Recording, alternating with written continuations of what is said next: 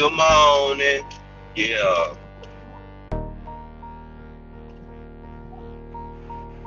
Well, good morning. Good morning. Yeah. It's Monday, man. Better get this work week started off right. Yes, sir. Hope everybody had a productive and good weekend. Hope all the mothers enjoyed their Mother's Day weekend. I hope y'all got y'all love. You know what I'm saying? Y'all family showed y'all a good time, showed y'all some appreciation. So shout out to all the real mothers, and hope y'all had a great Mother's Day weekend. We back to the normal Christian now. It's Monday. What's going on? Jose Diaz, what's good, bro? Just do. What's good, my brother? DP Rocker, my brother, salute.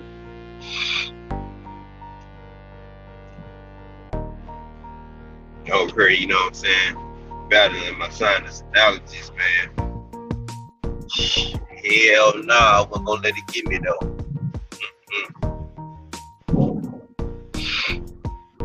But you know what I'm saying? The show must continue, my people. You know what I'm saying? Like I still gotta do my due diligence, you know what I'm saying? And maintain my consistency. So hey, we here. We are here. And you already know what's first up on the menu for today. Lamb chop shouted. Saul Canelo Alvarez. Yeah, man. Now, you know what I'm saying? I look at Canelo like one of those, like a train that's been on course, it's been going. They've been just killing everybody for the last 12 years or so, right? Eventually somebody gonna derail that train. And I think that's what's going on with Canelo, man. I think, you know what I'm saying, the gravy train that he been riding, you know what I'm saying, the luster is being lost on him, you know what I'm saying? And,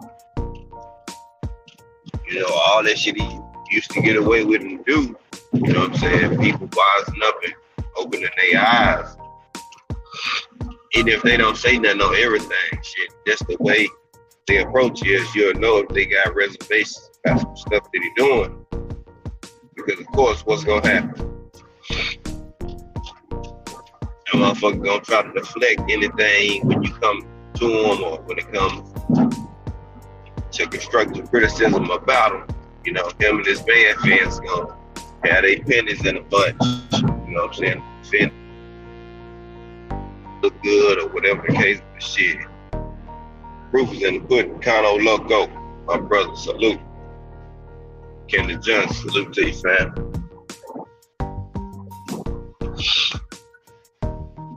So what we seen is something that what we saw is something that we've been seeing in Canelo, but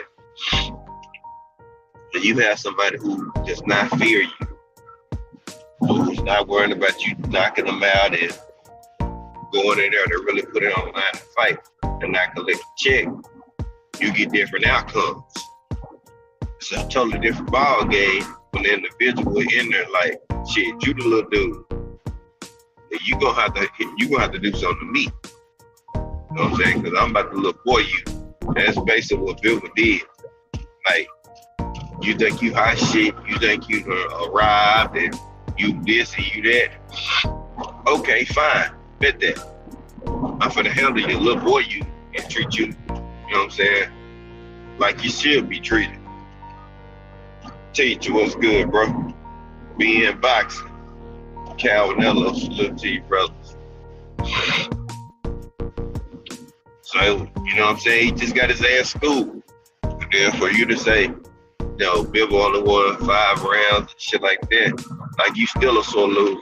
Like, take, you know what I'm saying? Keep that same energy in your loss and your defeat. You just mad because the ref them didn't give you the 9 like they usually do on the cards, but they still tried to give your ass some love. You butthurt because you lost. And it wasn't Mayweather, so you can't use that. Mayweather lost as a staple. Because now, yet again, you lost to Dimitri Bivol. Are Bivol and Mayweather in the same class? No. They're not. But Bivol is a damn good fighter. He's talented. He's young in his career. I mean, he's 31, but I mean, what, 19, 20 fights in? So, I mean, he got room still in his prime. He can get better. But he's good, damn good fighter now. But he showed me something. Like, I feel like if he was going to win, Jelly Bean, salute to you. Quick, what's good, honey bun? What's going on, my lady? Pink Meadow, salute to you, Queen. I feel like if Bivol was going to win, he was going to have to control the range and distance. But like I said, keep a jab in his face all night long. Keep the stick in his face. Even if it's not the hardest punch, anytime he try to run inside, he gonna get met with a jab.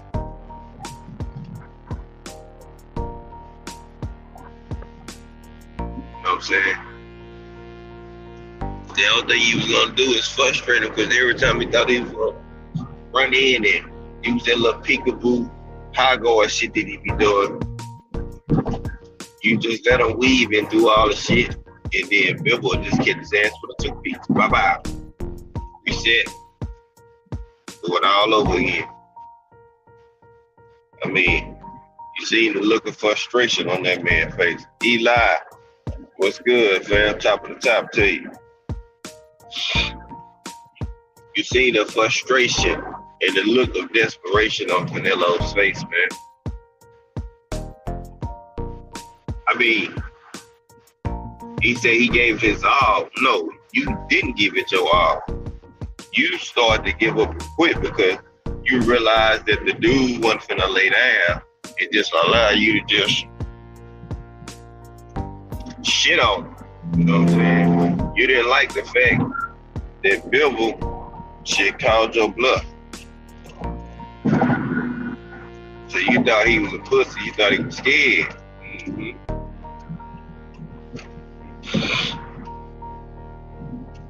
Yeah, see, that's what they thought. They thought the boy was a pussy. Cause he quiet and nice guy. Canelo took him easy, took him lightly. Eddie Reynoso in his camp, man, they load up on punches. They're not teaching boxers. Like, shout out to my brother Ricky Williams last night. We did fighter race on Canelo Alvarez, and a lot of people not gonna like it, but there's not a whole bunch of flash, ass and shit. And Canelo game, I mean, really basic if you ask me. He just learned how to use what works for him and be effective at it. Like I said, the combos that he throws, those combos that he has mastered already. So when they're in there throwing those combos, the outside looking in, look like this hella foul. But in actuality, he's not. Those are just the combos that he knows and they work for him. And they his bread and butter combos. So if somebody see him doing it over and over, it looks like he's such a fluid boxer and all this shit, but he really not. He's just a glorified street fighter with some ring IQ. That's all. Because he is a smart fighter. I won't say that. Not dumb. Judy Ben is real. What's good with you, bro? And Walt Willis. Salute to you, bro. You know what I'm saying? So it's just not a whole lot, but you know what I'm saying? the machine and the old media done painted this picture that he the best thing since sliced bread. And I'm glad he got a piece of humble pie, man. Y'all, man, I am real happy about that. So you see what the fans doing now. These niggas silent, they mad, they in their feelings and all that good shit. Cause they already know what it is. They know. They know what's going on. And we sitting back and enjoying this. What the fuck you get? Buterol level raised up weight. So how the fuck we know if you ever played? That's because you ain't got caught. But you won't get caught because they did you a service. So you can just, add on some more juice, to what they already give you. So at this point now, shit, you got what you deserve. Might bring your ass back down to earth. I'm thinking that you just 5 years ahead. Can't support top of the top, damn it, man. And Bill took your ass to school. I mean, schooled you, bruh. Had you look pedestrian out there, tired, winded and shit. I'm like, oh yeah. Mm-hmm. And what happened, they thought she was gonna be sweet. So Bill was gonna come in there and be like, yeah, oh, this is King Canelo. Oh, I gotta lay down. Nah. Mm-mm. That wasn't the case at all. Bill came in there with his mind made up that he's gonna whoop your ass. Now you want to talk about rematch and robbery and shit like that, man. Take that L like a man. Shit, hold that L. Ain't nobody finna come cater to your motherfucking ass because you took the L. Nigga, you lost.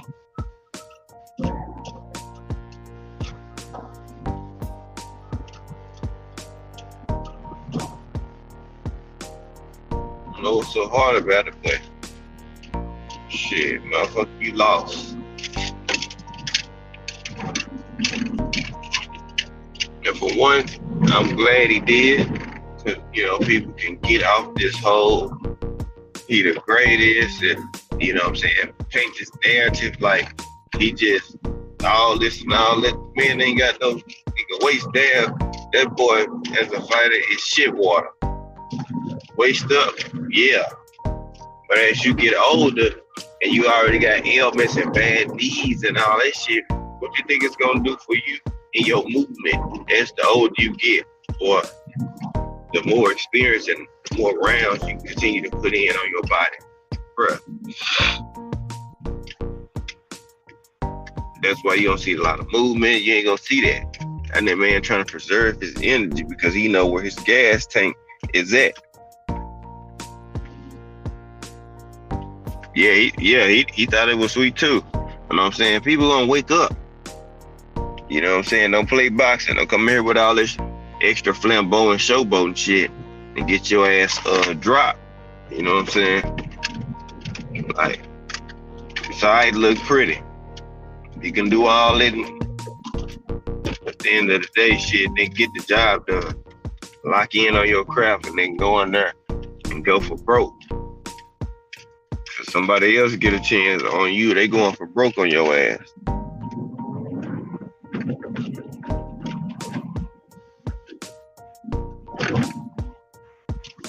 Yeah, Eli, exactly.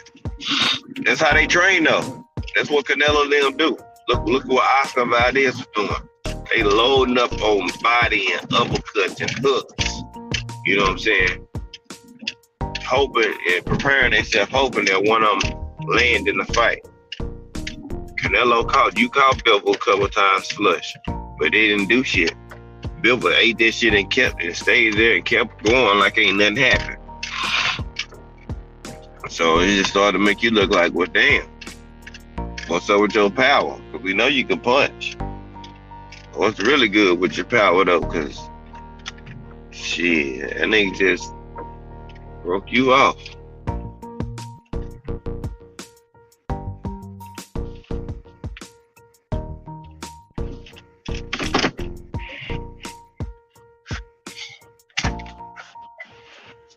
Mm-hmm. Yeah, he control that shit. Like, I don't want to hear shit from nobody talking about Canelo this, Canelo that. Look here, man. Bivol just handled him thoroughly. I mean, thoroughly. And he did it easily. That's what people keep overlooking. How easily Bivol did it. You know what I'm saying? Like, Bivol didn't have to do nothing crazy, bruh. He stuck to the basics and executed the plan. You know what I'm saying? This just goes to show. You don't have to do all this extra and this, you know what I'm saying, crazy shit to win a fight. This is showing you, man, you can stick to the basics, man, and do your job, and bam, come out with the victory, man. You guys gotta go out and execute it, though.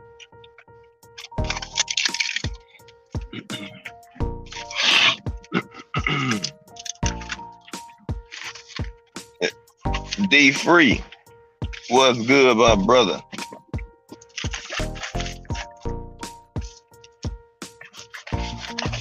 You know what I'm saying? Even with all the favor that's on your side and all that shit, I mean, you still could get over the hump. So,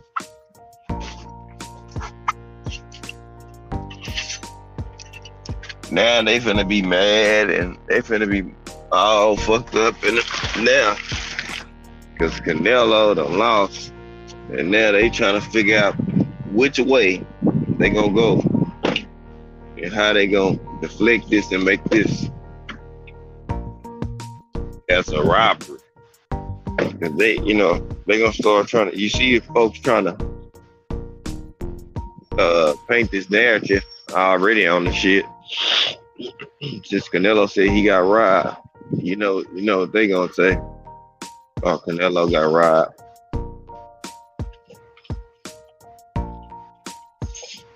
Man, the only robbery that happened was the refs going and closer than what it was. That was the only one. It's good, right? Chill. See, busy.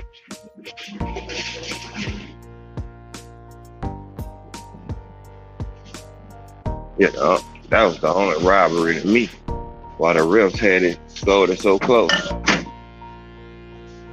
Bivol was at least 4 or 5 rounds ahead.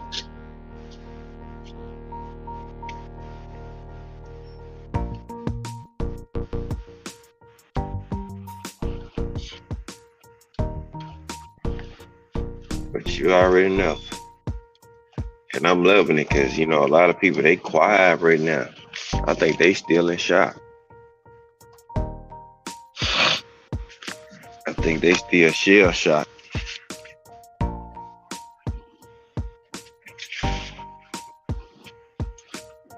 Shell shocked like a motherfucker.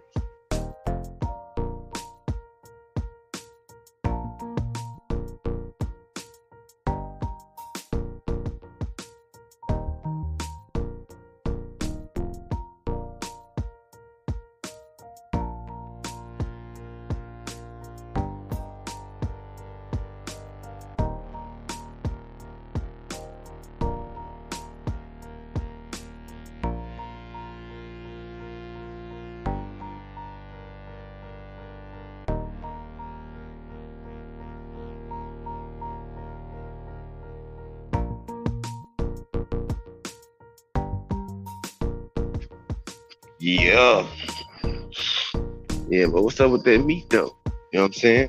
What's up with these tacos and all this beef? Where the beef plug at? You know what I'm saying? Canelo plug ain't looking too high right now. You know what I'm saying? It was all hunky dory and all that shit when everything was clicking for him. Now that shit ain't clicking.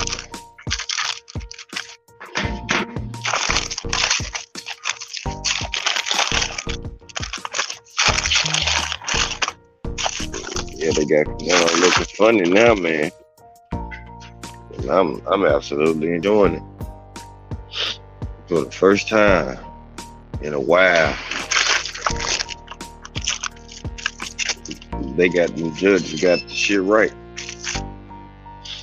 They still try to fuck him, but at the same time, they got the shit right though.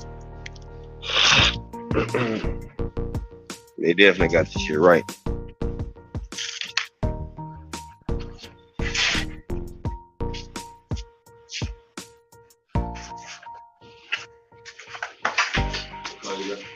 Step green. Appreciate it. They finally got it right, y'all. Man, I'm so glad. Like him losing after they did all that and Reynoso and all the bullshit they done, you know what I'm saying? They done got away with. Feathers they done ruffle, man. I'm saying karma's a bitch. That's all I can say on that. Winston Lee, salute to you, man.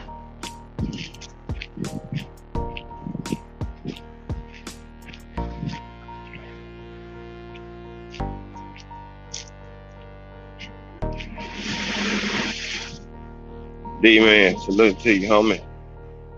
What's good? Teacher, what's good, bro? Tim Muzzy, what's good, my brother? The Skywalker in the building, you know what I'm saying?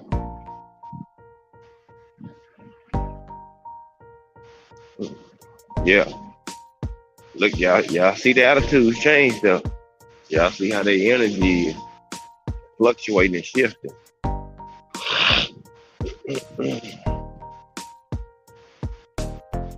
I'm sitting here like, yeah. That's when you gotta eat crow and take that air.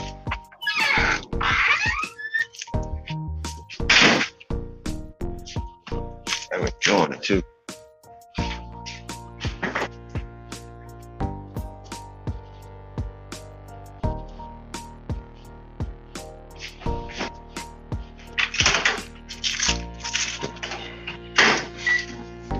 Everybody counting him out though. There's too many people give him a chance and knew what he was up against.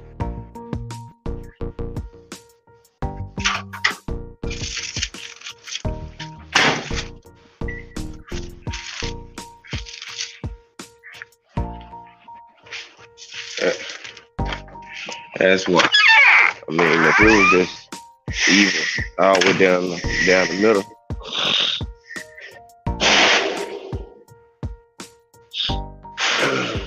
Folks won't be tripping so hard. But the fact they know that Canelo is not on the even playing field, then everybody in boxing, shit, people know what Silva would have to beat and go against to get the win. So here we are. So the fact that he was able to win a decision and UD Canelo, that's the thing, unanimous. All the judges saw it. They saw it the same way. They got it right.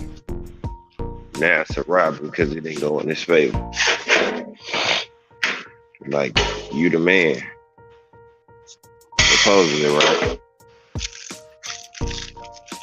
But goddamn, your power must be starting to dwindle on down.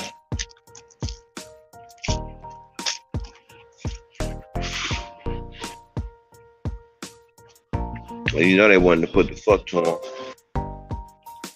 Even with him getting the UD, they still wanted to give Canelo the fight, because they made the fight closer than what it was. And all three judges had the same scorecard.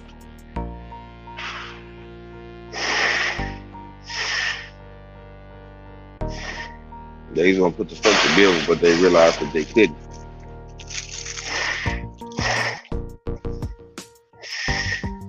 because Bivol clearly beat him decisively.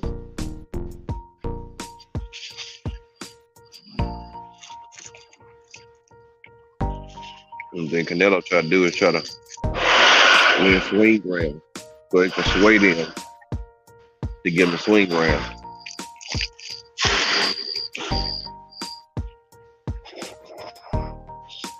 Well, I will say,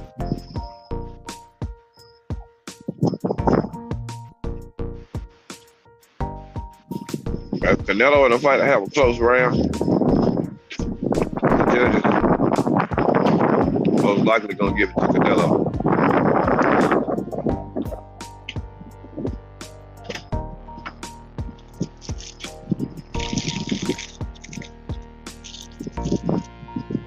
James, I got what it is.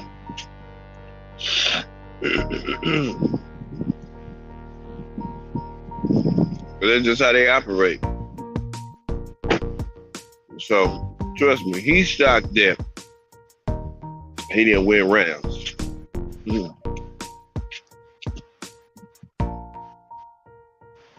I'm not, though. I'm just glad they got the shit right. Now everybody outraged and uproar because Canelo didn't get the decision they thought he should get.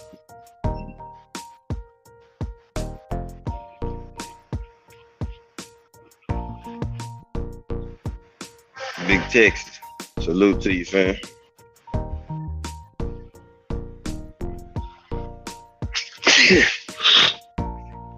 Excuse me. But he's honestly, that was just kicking my ass.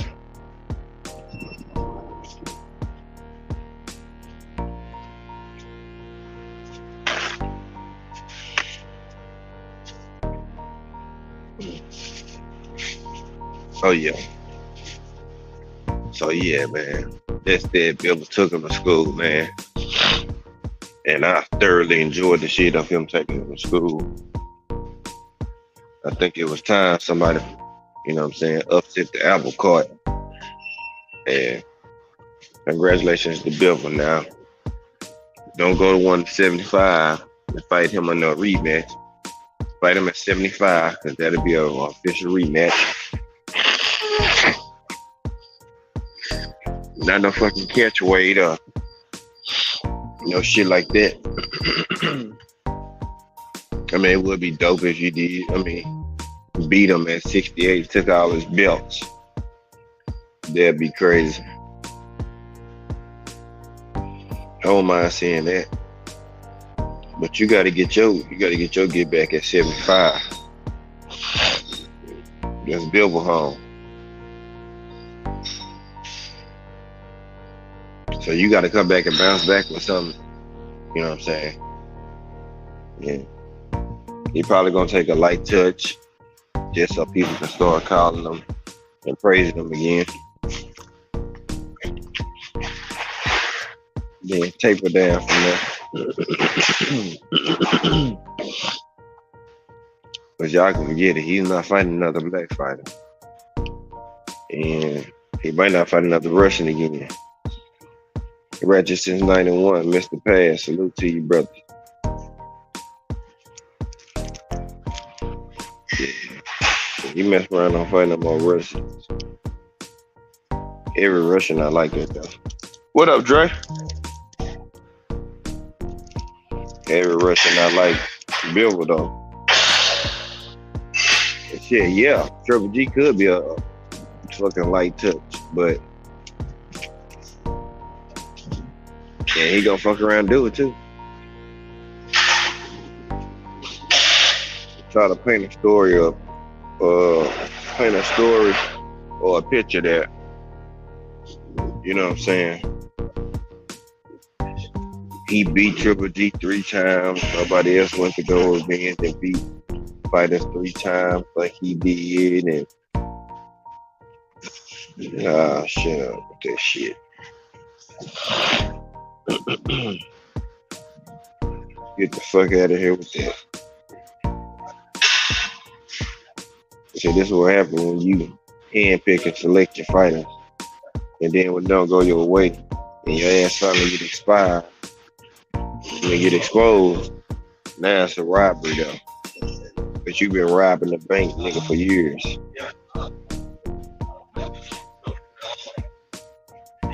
Hmm. All the years you been robbing the bank. Now it's a problem.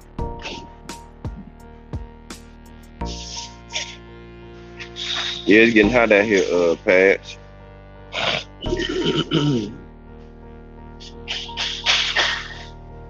Yeah, if he can make 168, bro, the same thing gonna happen, bro. And now Bill would know what to expect from him too. Oh yeah, go ahead. Trouble.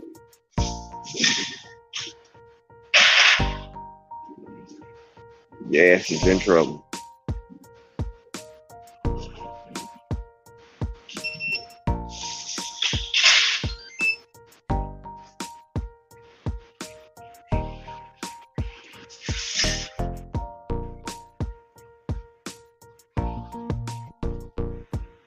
Yep.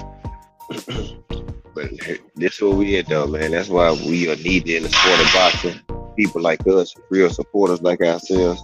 Because look what the fuck is being done or being preached or being taught or being accepted from the people that are in position of power or over networks and things of that nature when they cater to a fighter and try to manipulate the system just so they can allow their star pupil to excel. Like, nah, bro. But this is karma being, this dished out back upon Canelo, man. You know what I'm saying?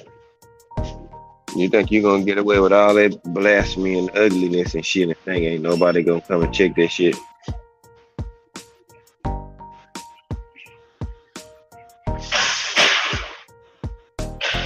Okay.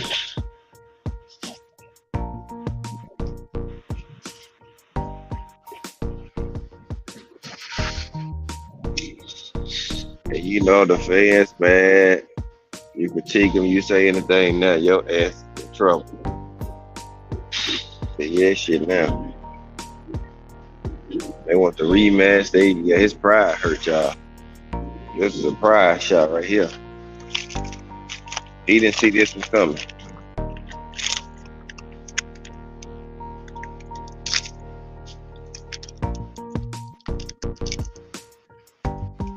No, he didn't see this one coming.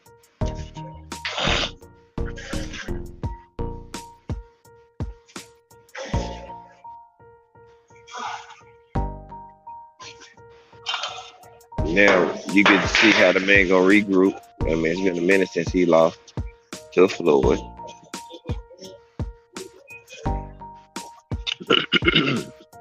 And he really ain't got too much better, man. He got good at what he do and learn how to manipulate it and effectively choose opponents that his style is a bad matchup for.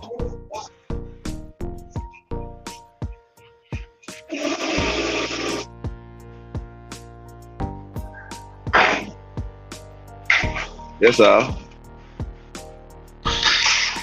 You know what I'm saying? The world is shocked right now. The world is in shock right now, y'all. Because of this shit. His pride, he's the face of boxing, all this shit you got in your face, but you still lost.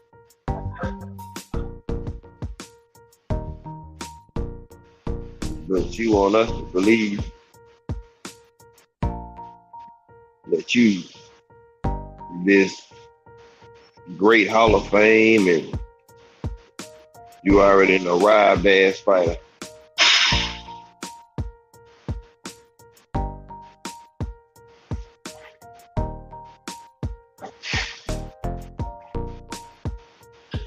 We gonna go ahead and drop the link.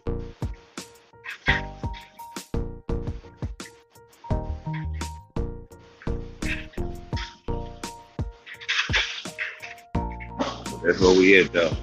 But on to the next one, since somebody else want to come up here, click on that. We got Charlo and Castano, man. Gonna be an action-packed weekend. Undisputed is here again. And I got Charlo pulling it out. I think he's gonna be laser focused. Laser focused, laser sharpened. Go in and get the victory, man. That's what I see. I think, me and Kano talked about, it was a 70% Charlo, and he gonna come in on top of his game and, listen to Derrick James and get the job done. Appreciate that KSFK support. Damn it, man, my brother. So now I think Charlo's gonna go in and focus. Get this win, get these belts. And shit, go on from there.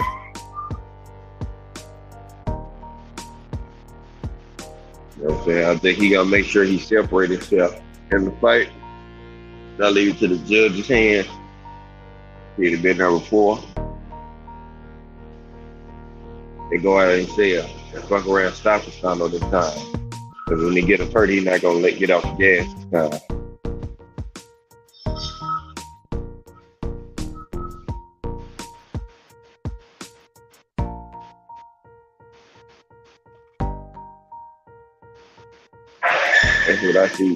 That's what I see. I see Charlo stabbing his jab early, often, and effective. Working the body early, often, and effective as possible. And then just regroup. You know what I'm saying? Reset. And do it all over again. Get on the inside. Make sure you're working his uppercuts. I think he'll do just fine. I think he's just gonna be totally dialed in. You know what I'm saying? Get this victory. Because he don't want to leave no doubt. You know what I'm saying? He don't want to leave no doubt.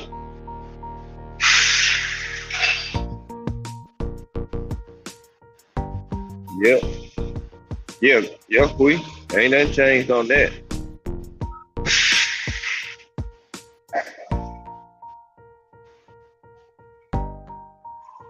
Ain't nothing changed on that.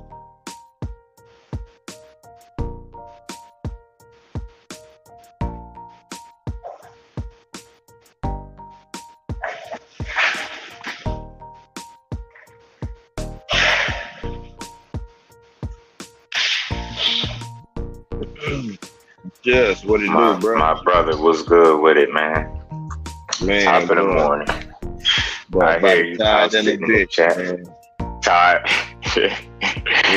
Yeah. With your multitasking ass, I ain't surprised, bro. You be on go till you stop. Man, bro. You know what I say though? At least you tired doing the right shit. You could make peace with it, right? Mm-hmm. Yeah, man. You productive. It ain't like you wasting your time type shit. So. Then the sinus allergies whooping my ass. Pushing. Oh yeah. My daughter and my girl deal with that. I'm good on that, and I don't really have no allergies, no sinus. I don't really get sick, thankfully. Her ass had COVID around me. And, they be like isolating, quarantine. I'm like, man, fine. I'm laying right in the bed, right next to her. Whole time, I ain't never get sick. Glad I really get sick once or twice a year, if that. I'm thankful for it because I hate it. I get sick, I don't be good for nothing. Be like a damn kid when I get sick. D-Free. I think that's my boy D-Free right there. What's good with it? What's good, D-Free? Bruce Gas. Look to you, OG. Salute, Bruce. Bruce, OG. Bro, I have boy. I got this clarity in my system. Let that shit release that pressure. But I'm good. Mm-hmm. Do Mucinex work? Yep. Because I hear that shit is good. I hear it. I hear it's good. It work good for that type of stuff. You looking for me? You looking for me? No. What's that? Your skin looks nice. What's happening, fellas? What's good with it? What's up, my brother? Pressure Lot Legend. What's going on, Rolly? You know how it is. Bruce Gas, what's up, man? Salute to everybody out there in the chat this morning. Oh, man, I had a wonderful He was in office. Andre. weekend, man. May I say thanks to you, great people, with y'all sense of humor, y'all intellect, and all these other things, and watching these fights this weekend. I had a fucking ball, man. God. Spontaneous on the spot ratings. It was an ER rating last night for Canelo Alvarez. Shout out to I heard that. I seen a comment. He really did a fighter rating on Nello. Yeah. Shout out to the guy Ricky Williams. The best boxing I've seen in a lifetime, and my little ass be a part of it. That's what's up. I never thought I'd be doing this at this rate. Trust me, I didn't know how we was gonna be able to talk about boxing amongst people, overall. But because shit is therapeutic. Yeah, it's therapeutic, and because of technology, we're able to do this.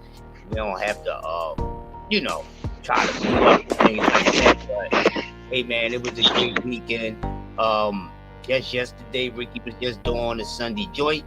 Canelo name came up, and then he did it on the spot. He said, "Fuck it, let's do it right now." That's crazy, man. Listen, boy, we was looking our chops, man, and we got right at it, bro. The lowest ratings so far. He has broke the record for having the lowest ratings on Ricky Williams. Fighting ratings, yeah, man, it was dope, bro. It is what it is, and we all loved it or something last night with the rating on Canelo. Got to see how other people's perspectives was. I didn't think so many people perspective about this guy overall would be damn near identical or somewhat close to mine. The scores is crazy, but this is how people really felt. And it's crazy that one fight. Listen to this. It's crazy. One fight will make you realize what a motherfucker really is. So shout out to motherfucking Bivol, because he didn't get the shaky leg, weak at the knees while he was on the swivel. He handled his business. He got he's not a fan friendly guy like that. A lot of people felt as though, hey, you didn't really need to do much to beat him. Well, that's the thing, man. You don't really need much to beat a lot of these guys. And that's the point that we all came across last night. Some of us didn't do that shit, but definitely with that fighting rating on Canelo Alvarez last night really shows. So I'm pretty sure a lot of people is even going back and watching the fight again if they didn't already do it. Then it might be a third time after checking out the fighter ratings. We know some people disagree with it a little bit, but so the fuck what? It's our fighters rating. You don't like it? Okay, get your rating. Your rating gonna be your rating, but when the overall come out, it's gonna be what it is. So sadly, cinnamon clitoris, motherfucker loaded motherfucking meat. I don't know what to call this motherfucker, but I know he's very delusional. I think that meat was getting him high. I think he was getting some sort of high off of that shit. Because to get your ass whipped like that and say, I think I beat him, you were a sore loser, or that shit was getting you high more so than having you being able to have so much of a little advantage. And overall, everybody knows if there's anybody in boxing who doesn't need to cheat with, far as Pez or anything like that, it's Canelo Alvarez, because this motherfucker already be 4 or 5 rounds up in every single fucking fight. This guy been doing too much. He's been in overkill for years. It finally caught up with him. When he bounce back, of course, he gonna bounce back, but it's gonna be even more manufactured than it is now. Thank you very much. Y'all can go ahead and click on whatever you want, but it was fucking amazing, bro. Hell yeah. I mean, and to the people that got a problem with the rating, it's 10 slots open. We had like 7, 8 people up there. There was 2 more slots. If you disagree with a first rating, get your sorry ass up and hop on the phone and speak your piece. But don't get up there and can't explain your explanation why you have that rating that way. That's the thing. If you're gonna get up there, you gotta explain yourself. So when they ask you why you feel this way, you can answer the shit. Facts, man, facts. That's how it is. Hopefully someone from his camp or something checked it out, because they be lurking and watching. So hopefully get your shit together, bro. We don't care. I want to see you get back in the ring and see if you really good like that. Or to be honest with you, I'd rather for you to get a couple more L's that you've been fucking ducking. So it's finally catching up to Canelo Alvarez. With him being looked at like a Jesus or whatever, because people be looking at some of these boxers or fighters like they're a fucking god. I mean, we all are gods, you know what I mean? But come on, with the nonsense. It's a sport. It's a combat sport, very deadly sport. It's people from all over the world that's into this sport. Trust me, everybody can fucking lose, But just because a person don't have a defeat on the record doesn't mean that they're unbeatable. The shit just didn't happen at the time, or they took a loss a different way. You see what I'm saying? A lot of people could be winners in the ring, but take a whole bunch of L's outside the ring in softball. So it's just a lot of ways to take an L and then find a way to get a win and kind of make you feel a little better. But I don't know how mentally damaging it's going to be to Canelo. I'm not saying from punishment punches. I mean, he could have got did even worse, but from a mental standpoint. Yeah, fortunately for him, Bivol is not one of those type of guys. You know what I mean? So just imagine Bivol was one of those type of attack you get on you, break you. Imagine that was fucking Earl. In there. Don't matter where it's at. Your style is your style. The way you fight is the way you fight. Imagine Earl fighting this motherfucker Saturday. It would have been worse than Ugas. Trying to tell you. But yeah, man, so I want to see how this guy mentally prepared is he gonna be. Is we gonna see a little drop in his courage because kind of fucked up his head? Because sometimes it's kind of hard for these type of guys to bounce back, especially when they've been having the silver spoon treatment, the red carpet laid out, this, that, and the other.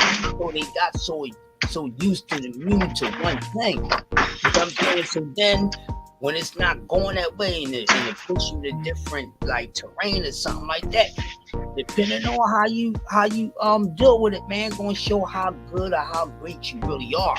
And for Canelo, the terrain was different Saturday, and it was bound to catch up with it. Cheating, it will catch up with your ass. Yeah. In life, period, but definitely in boxing, and it's going to show up in so many ways. And that's what it is with this guy. So what are you going to do? Is he going to continue to do that, or now is he really going to bite down? And I think he ain't going to really bite down. He's not going to be one to do that's going to try to, step it up again and that, hit out that loss that he just had. But people are acting like this is the first loss. This is L number 2, and it might be an L number 3. You don't know what's going on. This dude might fuck around a week later talking about, what, I don't want to do it in a month. I'm gonna retire. I want to see how this guy, where he's at mentally. Tay, salute to you, Queen. PGA's big dog. Salute, homie. What's up? Here it go. What's going on, salute, my man, T-Man? So that's the thing for me, man. I gotta see where he at. I want to see how he is mentally, because he's been very fucking arrogant for all these fucking years. Then all of a sudden, he lose the fight. He don't know how to speak no damn English. The motherfucker been speaking damn English for the longest.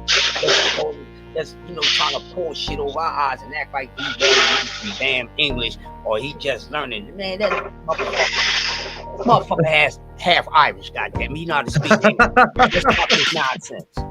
Let's stop this nonsense. All right, the dude is half Irish. Yeah. He's half Irish, not Mexican. He's half Irish. Look at his mama. Her last name is Gallagher. Huh? He's half Irish. That's where you get them red kids. They have a drop of something in them. That's why you don't have so many with red hair. There's only a few of other shit in it. And that's why the Mexicans that ain't really true motherfucking goddamn shit. Hold on, y'all. Yes. Hello? Oh, cool. That boy Chris said hello. Yes. Yeah, like the whole thing with Canelo though, if they do have this rematch, I don't see a different outcome. I don't either. Bivol winning. I mean, it might be by knockout. He said he said next time he's gonna try to go for the knockout. So it might be by knockout, but Canelo Alvarez don't fight different. That's the only way he know how to fight. So he gonna come in and try to box? You gonna get beat up even worse trying to box because that's not what you do. So I don't see a different outcome. I see him losing. That's why I don't think he's gonna fight him in a rematch. I think he said that because he was mad that he lost, but I don't think they're gonna go through the rematch. I don't either. Like Puff said, if he does get 2 consecutive losses, which he never had in his career, if he does get 2 consecutive losses, he might be tired. He might say, hold up, I can't beat this motherfucker.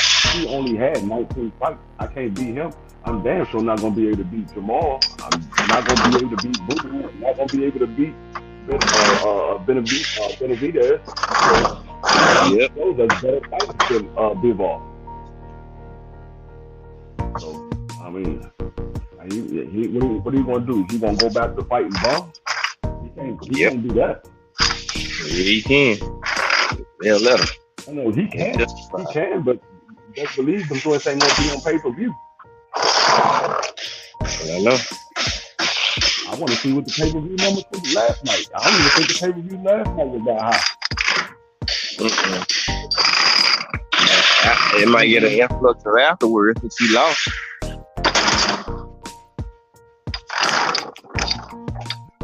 2, 4, 6, 8, 10. What's up, girl? I don't know what's next for that man. Only thing I can say is go back to 168 and defend your daggone undisputed title. 175 is not going to cut it out for you. I've been said it. I told everybody he's not fighting Arthur Beterbiev because he would get destroyed, and we saw that Saturday night. Yeah, Bivol doesn't hit as hard as Arthur Beterbiev. Arthur Beterbiev would have knocked Canelo Alvarez unconscious. That Canelo Alvarez that we saw Saturday, he would have got knocked unconscious again. Yeah, Beterbiev would have punched through them guards. That nigga punched too fucking hard, bro. You can't just sit there and shut up against Beterbiev. He gonna break some shit. Yeah, he gonna break you down. You can sit on the rope and try to weave headshots with Arthur Beterbiev. He gonna go to your body. He go to your body. You know it. He goes to the body. So you gonna move your head for a little while. After a while, your head gonna stay still because you gonna be worried about them body shots. Mm-hmm.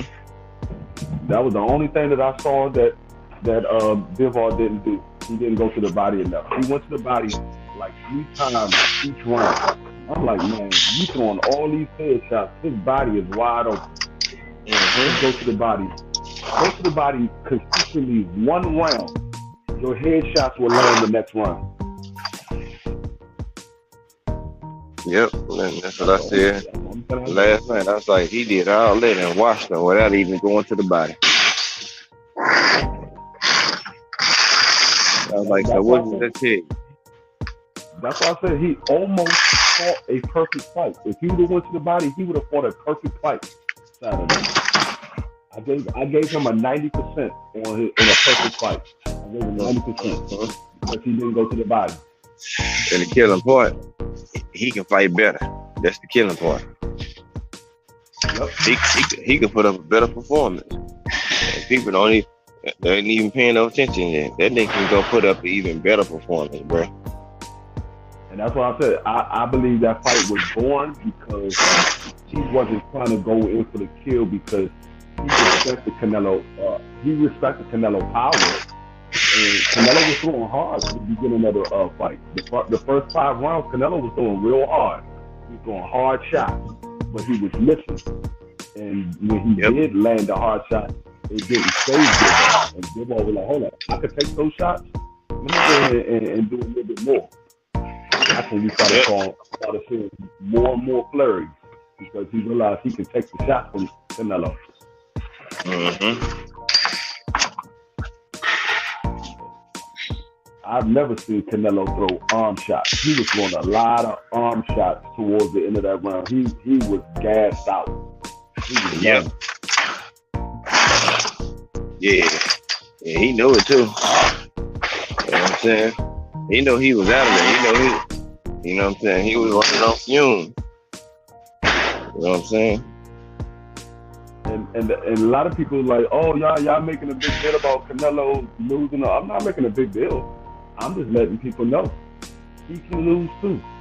Y'all was riding high on all these daggone consecutive wins he had since Floyd Mayweather, like he was unbeatable. You know, he can lose too.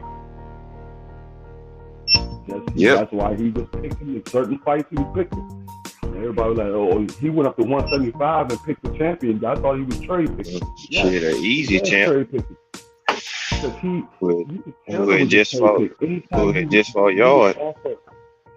You was offered $100 million to fight these 2 fighters over here that been calling for the fight. You decided to take less money and fight somebody that had only 19 fights. That was a cherry pick. It just so happened Bivol wasn't what you thought he was. Flawless mentality. Salute to you, Dr. Martin. Powered by the JT Mo. Salute, fam. Yeah, I'm making a big deal out of it too. We're gonna speak on it. We're gonna talk on it, man. Fuck it. It needs to be talked about. Like somebody in another chat said, y'all should be ashamed of yourself. Y'all happy that Canelo lost or whatever. I thought I said, that was a Mother's Day gift to my wife. I should be happy. Right. My whole thing is, I'm happy because I'm not a Canelo fan. I'm supposed to be happy. I'm not a Canelo fan. If I was a Canelo fan, then I'd be mad. But I'm not a Canelo fan, so I'm happy that he lost. I'm not a fan of Canelo. I'm a fan of boxing. I'm not a fan of Canelo. There's other fighters that I'm a fan of, but Canelo is not one of them. EOT, salute to you, bro. Yeah, the killing part about that, though, man. He's a good fighter, bro. But he only gonna get better. Him beat Canelo, bro. The next fight he got, bro, his confidence gonna be through the roof. Dog. And that's the reason why I said Canelo was never on my pound for pound list. Part of it was because he got caught cheating, but the main part was I don't believe his style is that good. And I know 10 other fighters that have a better style than Canelo. Because he ain't been on my pound for pound list. You know what I'm saying? I'm like, as soon as he found out, it was found out that he was popping dirty. Then the way they moved for him and the way they did it, bro, that shit, you know what I'm saying, made me go sour with that nigga, bro. Okay. I know a lot of people was putting him on the pound for pound because he moved up and he got this championship, he's undisputed. No, that's not the reason why you put him on the pound for pound. Pound for pound, you look at the style and say this style can beat this style. That's how you make the pound for pound list. Not because you got championships. You got championships because you put in position to get a championship. You got other guys that put in position to get a championship. Like Bruce Ennis, he's not put in a position to get the championship. But we know his style is a pound for pound style. Mm-hmm.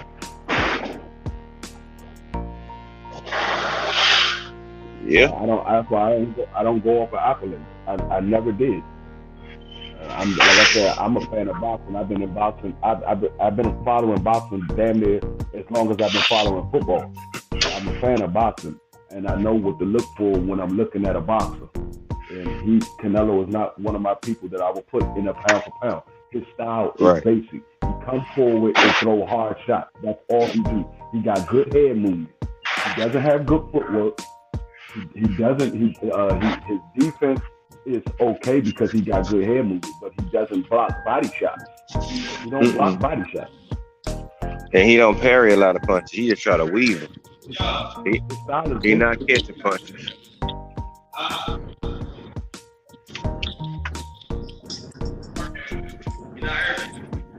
Yeah, he don't carry him. Parry him, but punches.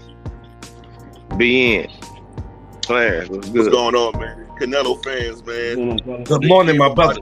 With a lot of hate, brother. They came on my channel with a lot of hate. I mean, I couldn't even. They don't even want me to celebrate. Not only that, I was celebrating the Canelo loss. I was celebrating that the judges halfway got it correct. The judges halfway got it correct. I mean, even though I didn't like the score, they still gave it to the right man, and that was the biggest celebration of it all. Canelo didn't do enough, and his power didn't transcend to the 175 light heavyweight division, and therefore he got his ass whooped. You know, he got exactly. He needs to get humble. I didn't see him walk in. I was looking through the door.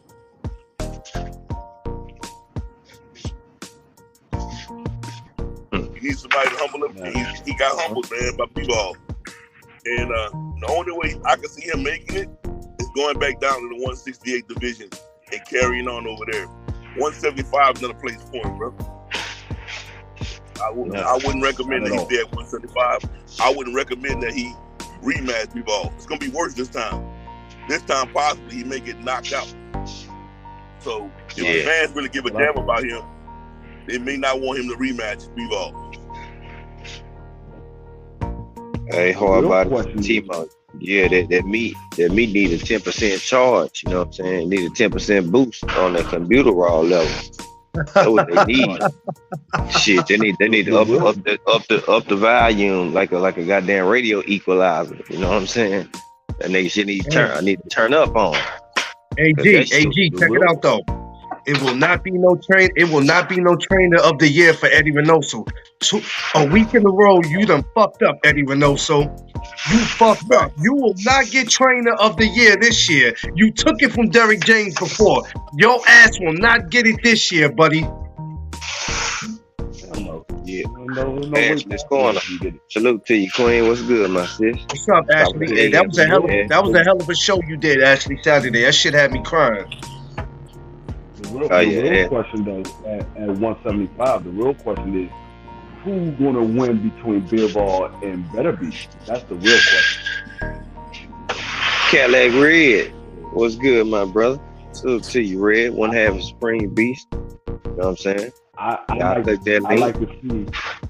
like to see how Bivol hold up to Beterbiev power. Yeah. Well, the difference is Beterbiev ain't going nowhere. He not gonna pull no Canelo and lean against the ropes. No, not happening. That man getting active. He's like the same style as Canelo, except for he hits much harder. And he got more dog and he got a ton of heart. Shit, that cut that he had on his head against Brown, shit. Most folks would have been crying and looking to tuck their tail. He like, man, fuck this, man. I don't care about the bleed. It's not in my eye. Yeah, he's getting ready to. If I'm not mistaken, I posted it. I just don't have a date yet. I believe he's supposed to fight Joe Smith Jr. He is. July 14th. I think. July. Yeah. 18th, yeah, that's gonna be man. That's gonna be a recipe. That's gonna be a recipe for disaster. Yeah, Joe Smith already got beat by Bivol, so yep. I believe he's gonna get knocked out by Arthur. I think Arthur gonna knock him out. If not knocked out, even possibly stopped. It can happen. No, I think he gonna get knocked out. He gonna try to come in and act like Roy Jones and gonna get caught. After what I seen Bill do to Canelo, shit, it just made the Better Beef even more a 50-50 fight. I mean, That's why I think he showed that he can move and he can, he can absorb a punch pretty well, and he know how to use his feet and his footwork, and his gas tank is good enough to go hand in hand where he can move for 12 rounds. And some people got movement, but their gas tank don't match. They moving, so they die out. No, this man, his gas tank was on 10. That nigga wasn't tired, no nothing. You would have thought Bivol was on the 10 clean. Yeah, I was gonna say, Bivol don't do a whole lot of unnecessary movement. He moves just enough when he has to. When he see those punches coming, that's when he moves. Yeah. He don't do a whole lot of unnecessary movement. Yeah, shit, it don't matter. That's just a stylist to match up. It'll happen again. Well, we seen the fight one, it'll be in fight two. Hey, but my question is, gentlemen, it's Monday morning. Where the hell are the Canelo fans? It's quiet. Where they at? Shit, they on suicide watch. them motherfuckers will cut their ankles, they wrists, and then call the police. I just cut myself. Sit y'all motherfucking ass down. Fucking weird. The only Canelo fan that showed their face was daggone Money Brown, because he's a boxing fan, but he likes Canelo. He's a boxing fan, but he likes Canelo. He's the only one that showed his face. Everybody else, they pretty much stay hidden. They might show their face later on this evening. They ain't gonna show it right now because they know everybody's talking about it. No, they out trolling, man. They out trolling. They're not showing their face. They just coming on your channel with a whole bunch of racism, a whole bunch of bullshit. Those all you Canelo fans, I promise. Yeah, they sitting in the background. They just not saying nothing. Hey, check it though. Give it a minute. Give it a minute, G. They gonna jump on you. They gonna jump on your shit in a minute, G. Give it a second. They coming in. They waiting to hear what's going to come out of the Canelo camp before they say something. Yeah.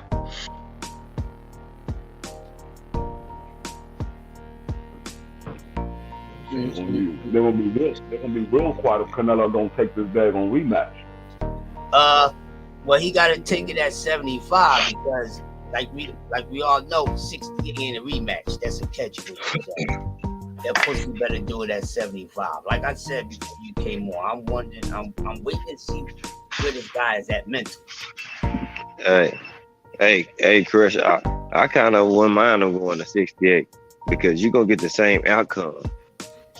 I mean, I wouldn't mind it, but because it's going to 68, then it don't really seem like a legit rematch because it's not the same weight class. But I like to see it again. Yeah, it's not gonna be a legit rematch, but the reason I want to see it so bad because Canelo think about taking him down to 68 that gives him the advantage. That's why I want to see it. Because that's the only reason why they even mentioned it, because they're trying to find a way to get the advantage. I came up to his weight. Okay, he got me there. My whole thing is it's 7 pounds lighter that he got to weigh in at. He can weigh in at 68. That doesn't mean he got to come in at fight night at 68. Oh hell no, he gonna come in at what he used to come in at. He probably come in at 178 on fight night. Right. You know what I'm saying? 175 at least. My whole thing is that's not going to give Canelo more power by moving down. You're not going to get more power. Nope.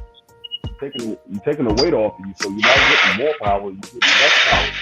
You might Scotty. get the same. What you might do is fuck around and get a quicker Bivol by him losing 7 pounds. You might be faster. Yeah. You know what I'm saying?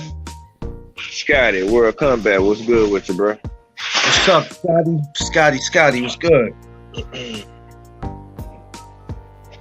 Yeah, he could be, but it's, I don't see no outcome changing because his boxing skill and his punch output not gonna change just because he's 7 pounds lighter. His fighting style is not going to change being 7 pounds lighter. Right. Nah. So do you think Canelo take the rematch or he just capping? Well, shit, his pride hurts, so he gonna have to do something. He'll have to do something. But the whole thing is, he's gonna have to give Bivol the A side, not money wise, but everything else. That's why he trying to. That's why he trying to what's the name? Get it to 168. Well, he's champ because it'll still give him A side leverage. So I'm gonna ask the same thing I asked yesterday on Southern T. If he goes in there and he gets his ass demolished by Bivol a second time, what positions does that put Canelo in now? Shit, he gonna look even more like a hype job. They gonna start. People gonna start to slowly start looking at him like Teofimo now. Like, yeah, you doing good against these fighters that you fight, but the ones you should fight, you don't want to fight. And now we know why you didn't want to fight. Hey, I'm telling you right now, if he loses another fight against Bivol, Eddie Reynoso ass is fired. Nah, I mean, if you look at everything, Yeah, Canelo is already saying that 175 is not his weight class. Eddie Reynoso ain't gonna be fired, but Canelo ass is definitely gonna be retired. I don't think he's gonna fight again. Yo, I'm telling you, Eddie probably went home that night drinking. I don't know if Eddie looked like he drank. I know he had to go home after that fight, and he had to do a lot of drinking. Like, God damn, happened to me 2 times back to back. Shit, I felt bad. Nah, I don't feel bad. Fuck it, it is what it is. That's what happens when you don't teach boxing skills and you just teach power. Going in thinking you're just gonna knock everybody out. That's what happens. Hey. Same shit Tio did to Ken Mosa. Exact same shit, coming forward trying to bulldoze his opponent. And like I said, he already put this excuse out there. 175 is not his division. So I don't foresee him going back to 175. You know what it'd be real you know what it'd be real foul? Now, you know Andy Luis got a fight coming up in July against King Kong Ortiz. If he go in there and he get his ass knocked out or stopped, it's over for Eddie Reynoso. You understand? For that camp, it's over. He better pray to God Andy Luis can save him. He better pray. Because it's going to be over. My whole thing is, it looked like Canelo came in there with the same game plan that Oscar came in there just to try to knock him out. He did the same exact thing that Oscar did. The first punch was a hard right hook. That was the first punch that Oscar threw. That was the first punch that Canelo threw. A hard right hook. And both of them missed. Yeah, E. Ortiz, yeah, that part. He is the most ducked heavyweight. Yeah, that part. They making fun of King Kong's age and all, but they don't really want no smoke with him. They out here ducking that boy.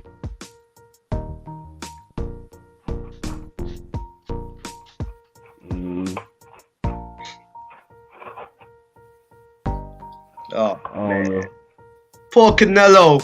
Oh, poor Canelo. Well, they sick. They cracking about 6 packs of Heineken right now. They sick. They are sick right now, G. They don't know what to do. Yeah, they got all the Canelo fans got the Ebola virus right now. That's why you ain't seen them come out and say shit. Then they got sprinkled with a little side of bird flu. You know what I'm saying? So you know what I'm saying? They got another little side of smallpox and shit. So they sick as fuck right now. I don't even know why they hide. It's not like he lost a belt or anything. He wasn't a champion. He was moving up to fight for a belt. It's just one loss. That's what happened when you create a false narrative about a fighter to make him look like he's more than what he is. And then when that shit start to fizzle out and the shit don't line up to what reality is actually showing us, you know what I'm saying? Now you gotta produce those receipts. And see, they don't want to face that music. I got a perfect excuse for them. I mean, they ain't gotta hide. I got a perfect excuse for them. Canelo was daring to be great. He moved up to 175 and fought Bivol for the WBA title. He lost. I mean, it is what it is. See, but they thought he was gonna come in. They thought he was gonna lay down like Kovalev. But they forget Kovalev was still. And you know what? That Kovalev fight, in my opinion, that shit was suspect. I don't know what it is. It was something about that fight that ruffled my feathers, man. Something about it. Even if it was suspect, even if it wasn't suspect, Kovalev old as shit. Kovalev old as shit. I mean, Canelo was technically Canelo was supposed to beat him. He's the younger, stronger fighter. Technically, he was supposed to beat him. But Canelo thought he was gonna go in there and pull one of those moves. Not with Bivol. Bivol said, "I'm not that dude." Yo, Southern. Yo, T said send the link. Southern T. Yeah, man, that shit bullshit. One thing I do know about those Russians, them motherfuckers, they come in there to fight. They come in there to fight. Even Freeman. Even in the amateurs, those Russians are hard to deal with, man. Yeah, they come in there to fight. So it's gonna be a long night. You're not gonna just get them out there easy. Now you might get a bum every now and then, but the ones that's legit champions, that's from Russia, them motherfuckers, they come to fight. You know what? And it took me a while to realize that Bivol was 19-0, and Canelo had what, 60 fights? 60. Exactly 60. Sheesh. That fight with Bivol was his 61st fight. He's 57, and two losses and 2 draws. Who would ever think in your 20th win that you would be facing Canelo and you beat him? Damn. That's what I said. That's what Canelo thought. Canelo thought the moment was going to be too big for Bivol. He was going to fold. That's what he thought. That's why he picked him. He was like, he got 19 fights. He ain't been in there with nobody like me, a superstar in the sport of boxing. I'm a icon to him. He thought he was going to fold. Yeah, he thought he's going to freeze under them big lights. He ain't never been under big lights I have. I can freeze him out. He's going to get stage fright. And bam. He had a Caleb Plant moment. That's what he thought. He thought, oh man, you know, Caleb Plant had like what, 21 fights or whatever. That's what he must have thought. Well, I'll just treat it like I treated that fight, and I'll go in and it'll just be an easy victory. I'm gonna tell you what the problem with Caleb Plant was. He was doing too much moving. That's what his problem was. That's how he gassed out. He was doing too much moving. Too much talking. That's what Bivol didn't do. Bivol didn't move a lot. Bivol moved a little bit. He hit him, and then when Canelo started throwing something back, then he'll move. And then he'll hit Canelo again. Canelo started throwing something back, he'll move. He fought that shit so Canelo. The plan would hit Canelo and then move. Hit Canelo again, then move. Like, dog, you moving for no reason. He ain't even throwing shit back. Fuck is you moving? Keep hitting him. Fuck is you moving for? Keep hitting his ass. His ass wasn't trying to feel that power. That's what that was. He wasn't trying to feel like Canelo respect with the power. He gave him too much respect with the power, and then his gas tank was empty because he was moving for no reason. He was doing too much moving. And then he in the ring talking to him and asking him, yeah. I'm like, what? You in here having a conversation with this man? Bust his ass. You ain't in here for all that. Yeah, that was the problem. He did too much moving. Ortiz. Oh, I can't. And slow down. I mean, and lessen the movement. He probably would have lasted 12 rounds. They'd still robbed him, but he would have lasted 12 rounds. Hey, I don't think that they should take the rematch, but if they do, I tell you what, I wasn't interested in watching the first match because I wasn't too sure about how it was going to turn out. I'm going to be real with you. I'm not going to sit here and lie and say I knew Bivol was going to get the victory. I did not know that. I didn't see it coming. That shocked the hell out of me. And if there's a rematch, I might just be interested in looking at it. Not saying the same results can happen that happened in the first fight, but it's damn sure gonna be interesting. But I know Bivol made probably a nice little payday. I don't know how much he makes, but for him to have 19 fights and to beat Canelo, I know that was probably a little nice payday for him. Said $2 million. He made $2 million. Allegedly. Yeah, we talked about that D yesterday about that $2 million. I told, and you already told me what you would do if you had that $2 million. Shit, Right. give it to me. Yep. But I mean, Flip that motherfucker so fast. I didn't think that they were turn going to into give it to 200 Bivol million on the in score. your life, goddamn. I didn't think they were going to give it to Bivol on the scorecards, but I suspected that he might win. I said it. I said, don't be surprised if Bivol wins. I suspected he might win.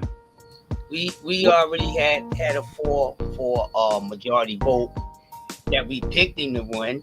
Now, did we know he was gonna win? I'm gonna be honest. I'm true confession, yo. That whole entire day before everybody caught up, me and T was talking about that shit all day before everybody got on. We said the same thing at the same time. I was like, yo, what you think about the fight? He said like this. He said, Crush, Yoda. Listen, I don't want to say I ain't sure. I got a real funny feeling. Even though I'm picking him to do it, I said, you know what, man? I got this I just felt it coming. I didn't know how it was going to end. And I'm like, you know what? We're about to see something this motherfucking Saturday, dog. And lo and behold, man, the verdict was in. And Bivol came in and did his thing, but I was impressed by his approaches, his demeanor, man. This dude was like very confident about what he was saying, you know, a little different than everyone else. You know, everyone else was saying it because it's the right thing to say, but you can tell that this dude was confident about what he said. So the first thing is, man, going there with no fear. You know, because a lot of times we know with some of these guys, there's a fear factor. Then you got to worry about a guy having 3 or 4 rounds up on you before the fucking ring walk in. So, yeah, we had a funny feeling, man. We was like, yeah, and look what it turned out to be. So, Man, I remember that shit because I was on the panel. yeah, you with was on the y'all. panel. Remember, And I was just, like, man, yeah. you gonna see I was something like, that took that fucking ass up. Yeah, because I said I picked Canelo. You know what I'm saying? Because I felt like Bivol had a uphill battle, and they weren't gonna give him the win, even if he did beat his ass. But then again, shit, he beat his ass so decisively that even if they did try to put the fuck to him, they had to go ahead and give it to him. It was just too clear cut that he whooped Canelo ass. You know what I'm saying? Similar to Ford, but we seen they still got a draw on one of the folks. So we had reservations about this shit. Rightfully so, though. Right. And I even said, if Bill was gonna be successful, bro, he's gonna have to keep a pistol jab in his face every night, all night. And if he try to come in, he's gonna get caught with that bitch. To just keep Canelo thinking. That's the key. You gotta make Canelo think. You know what I'm saying? If he feel like he just gonna walk you down and do what he want to do to you, shit, he gonna do exactly that. But when you make that motherfucker work, yeah, he had to work, and it wasn't working. Yeah, So. you know, bullies don't never really use their smarts. Nah, They just use the bare fact that they brought that muscle. You know what I'm saying? And basically that's what this guy was, a bully, because he was getting in there with the fight that he knew he already had winning. Because he was already up on the scorecards, you know, besides, you know, he trying to pick motherfucker from goddamn nursing home, senior citizen home, a retired guy who worked about 60 years in his fucking goddamn life, you know, trying to be manufactured.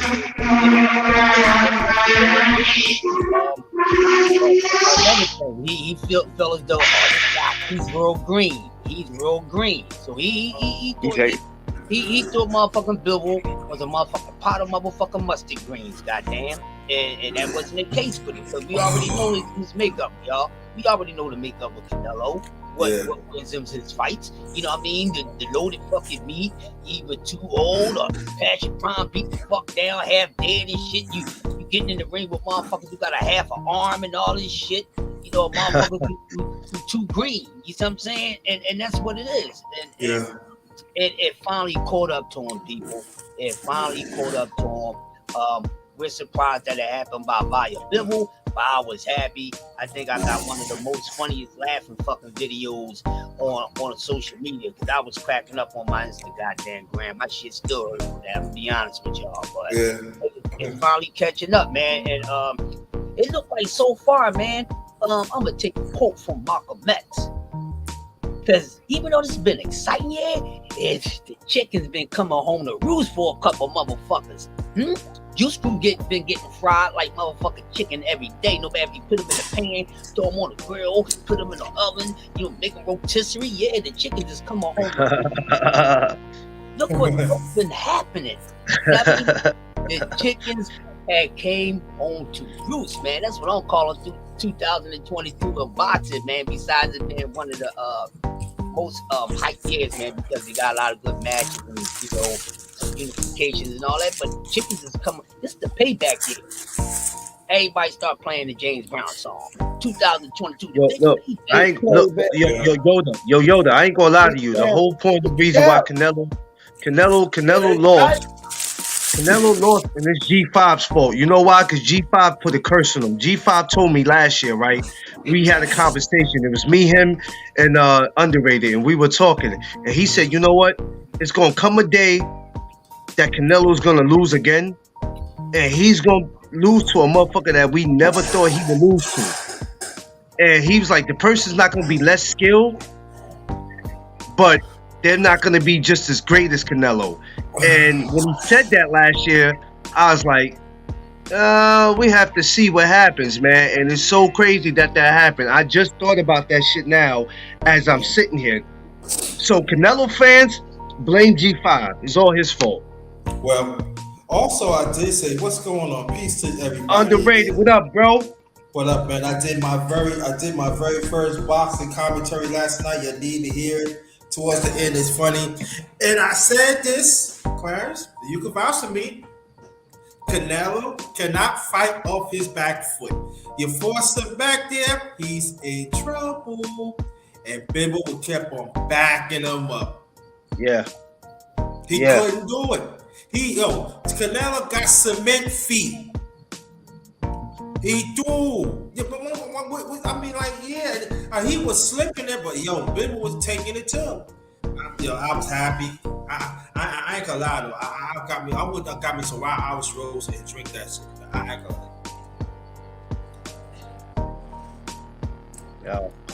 Yo, we better stop before we get jumped. We're not gonna be able to go to no venues, y'all. No boxing matches, no nothing. We all gonna end up getting jumped by Canelo fans. We gotta stop this right now. Let's end this live right now, G5. Man, fuck them. Canelo fans fuck them hoes. Yo, for Canelo fans insane. What's going on? What's going on, Detroit, BC? My brother BFTB in this joint. What's good, fam? Man, BFTB, bro, what up? We gonna get jumped, y'all. We gotta stop this right now. No, he ain't. Shit, they G5, all jokes aside. Shit. All jokes aside, it's a lot of them, G5. We gotta stop this. So let's all save our lives and get off this line. I got a bunch of bullets. Shit, and I got a bunch of ammo. They gonna get the same shit that they did when Deontay Wilder lost. So eat a dick and shut the fuck up.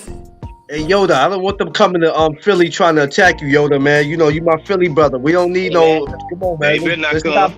They better leave Crush alone.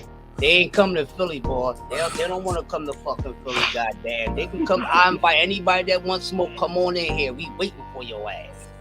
Waiting for you ass. You know these motherfuckers don't give a fuck about shit. That motherfucking sky. They try to make the clouds bleed and shit. They can come with the time you want. I'm a throw dog motherfucker. That's what I'm gonna tell you right now. I ain't no tough guy. None of that shit. I'ma throw the motherfucker and I will throw you to your ending, goddammit. Don't come following my little ass. I got a cheat code. Bang, bang. Send you to heaven, motherfucker. But it's so funny. You ain't hear no peak for these motherfuckers now. Talk up now, Canelo fans. Talk up. You gotta go pull them out of the rock. You gotta go get them out of some of them then jumped in them fucking goddamn tanks and shit with be froze for years. They try to preserve themselves. They try to come out when the world blow up after all of us is gone. Man, fuck that. Every chance I'm getting, I'm cooking. I'm cooking Canelo. I'm cooking today. I'm cooking. I ain't never seen it this quiet though, bro. Even like when Wilder lost, we all still jumped on panels and we all spoke our mind. You know what I'm saying? These dudes is ghosts. Nowhere to be found. You ain't heard nothing from them. Damn. I'm telling you, they cursing Eddie Reynoso out right now. They standing in front of his house. They burning crosses. Too. When they do come out, trust me, they gonna come out with slander and hate. Yeah. They're gonna be so racist. All in the same place right now. They got to think of a game plan when they come back. And plus, they so delusional. They gonna say something stupid.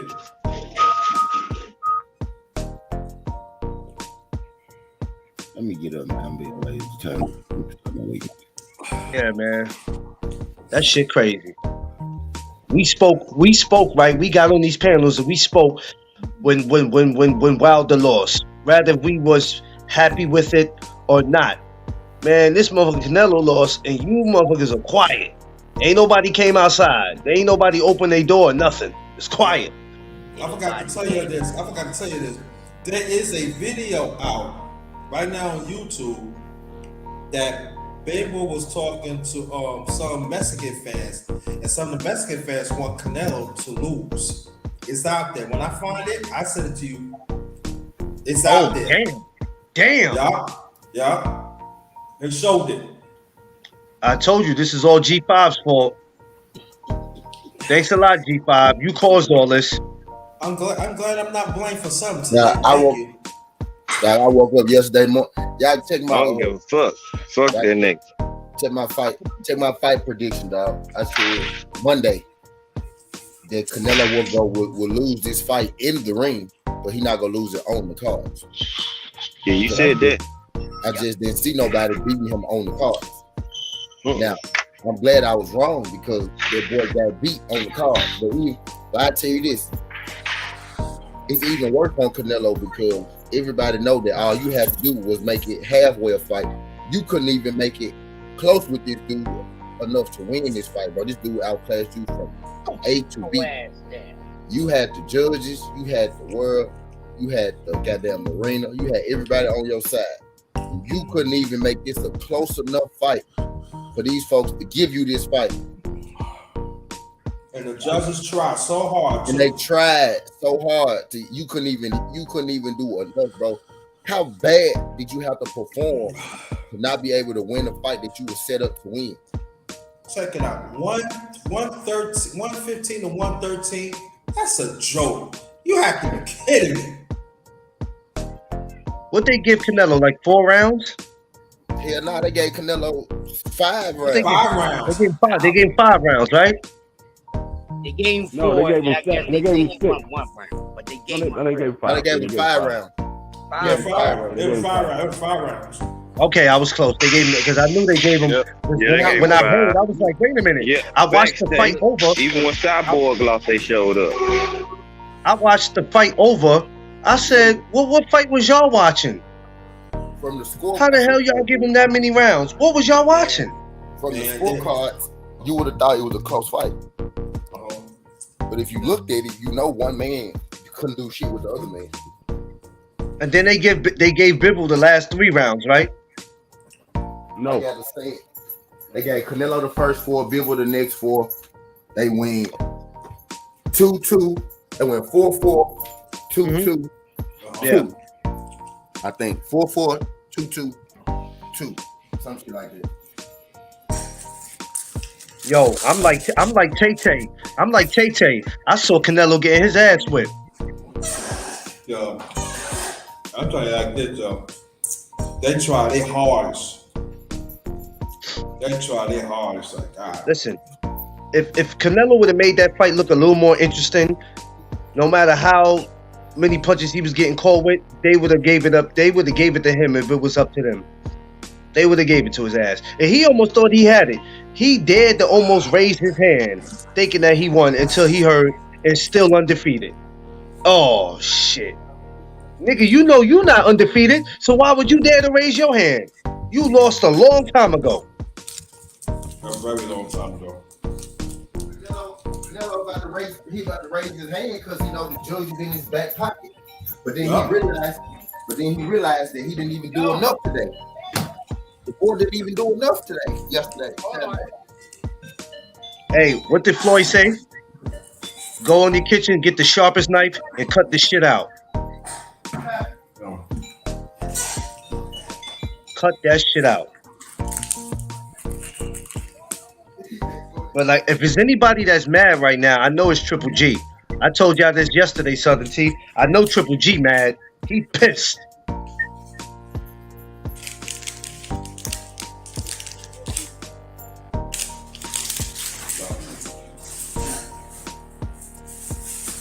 I'm just saying, listen, y'all, cherry picking do not go your way all the time. One way or the other, you're going to pick the right cherry and you're going to get beaten. Remember that. How many times underrated have we talked about that? How many times have we done shows about doing that? Yup. And now, Canelo, you're just added to that list now because it's like some people say there's good cherry picks and then there's bad cherry picks. Any way you look at it, you went back on your European tour and underrated, we said this. And G5, we've talked about this offline that you gonna pick one of the wrong Europeans, one of the wrong people to fight, and look what happened. Listen, he picked the rotten ones from the tree. You gotta be understanding. He know that he can be beaten, but he picked the right one. Now he didn't cooperate. But that's the other ones.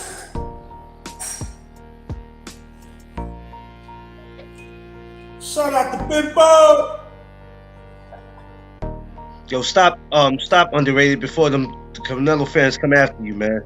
Okay. Stop. They gonna come after all of us. They gonna start leaving us notes. They gonna come in our DMs. They gonna attack us.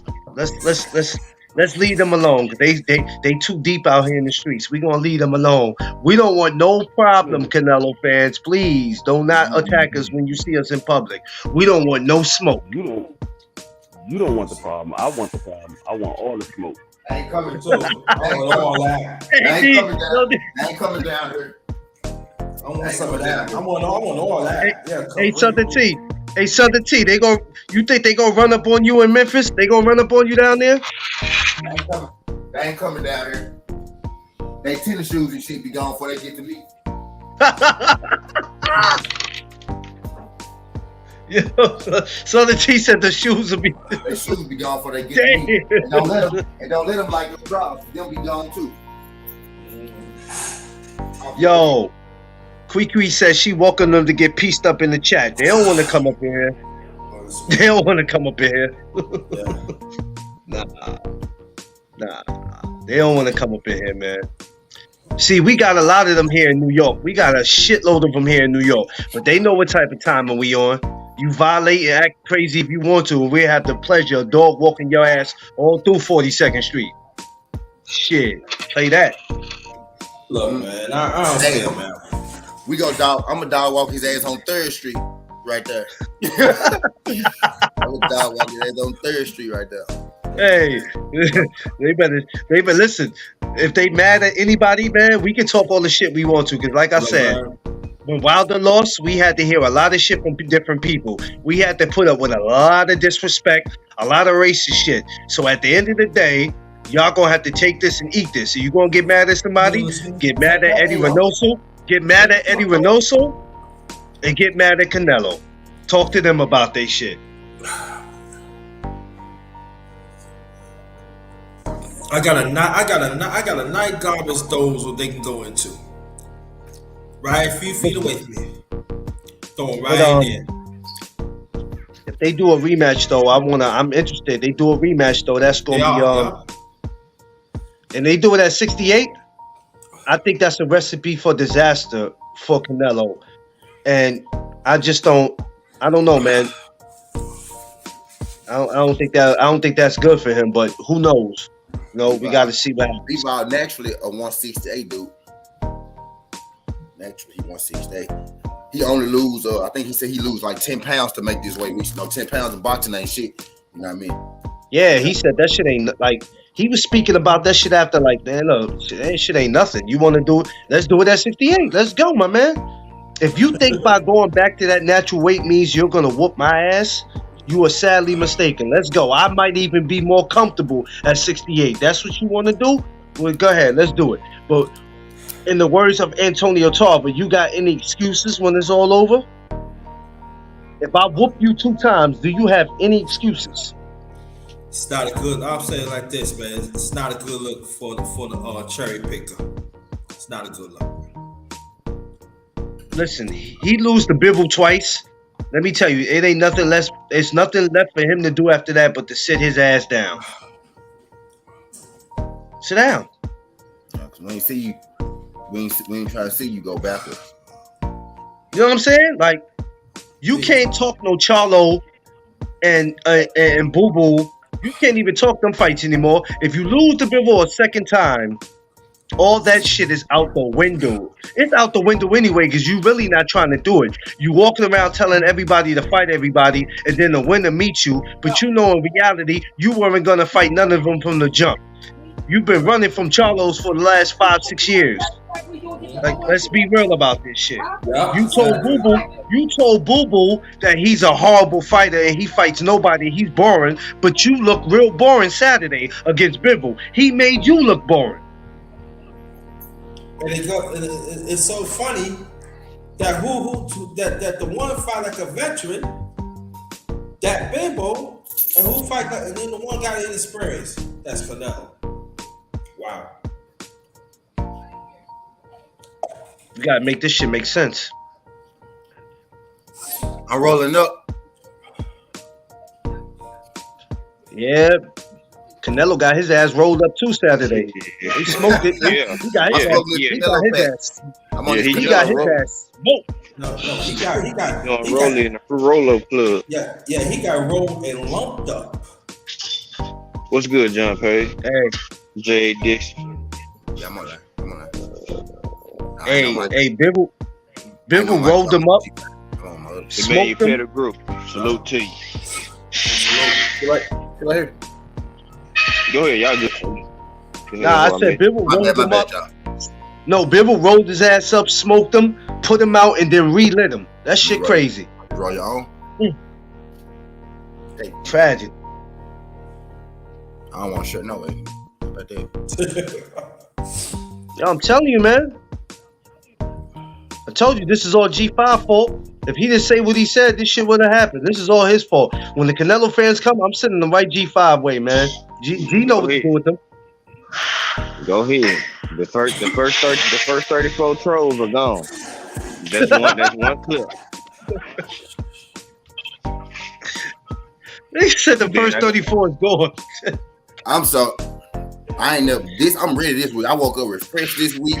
It's something. I heard the birds chirping. Goddamn.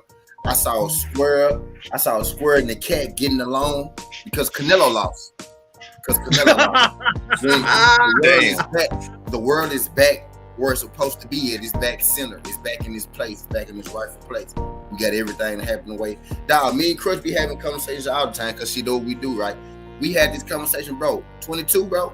Boxing is putting everything back into place. Now they got that Katie Taylor thing from us. Serrano was supposed to win that one. They took that one, right? But yes, sir. I feel like that's the one that they was gonna get regardless. You know what I mean? They was gonna get that one regardless. But everything else kind of playing itself out. Manny Pacquiao, had to fight Ugas. Now we can say this about it, or whatever, but they took that belt from Ugas. You know what I mean? from Manny and gave it to Ugas. So they really were supposed to fight each other anyway. It happened the way it was supposed to happen. You know what I mean? So we got that fight that happened the way it was supposed to happen. And plus, Errol Spence was gonna kill Manny Pacquiao. So that's why that ain't happen either. You know what I mean? We ain't wanna have to see Manny Pacquiao get his ass beat the fuck up like that. So that happened for a reason. We got we got motherfucking JoJo had to fight Devin. You know what I mean? He had to fight Devin. We got motherfucking Kambosos had to fight Devin. You know what I mean?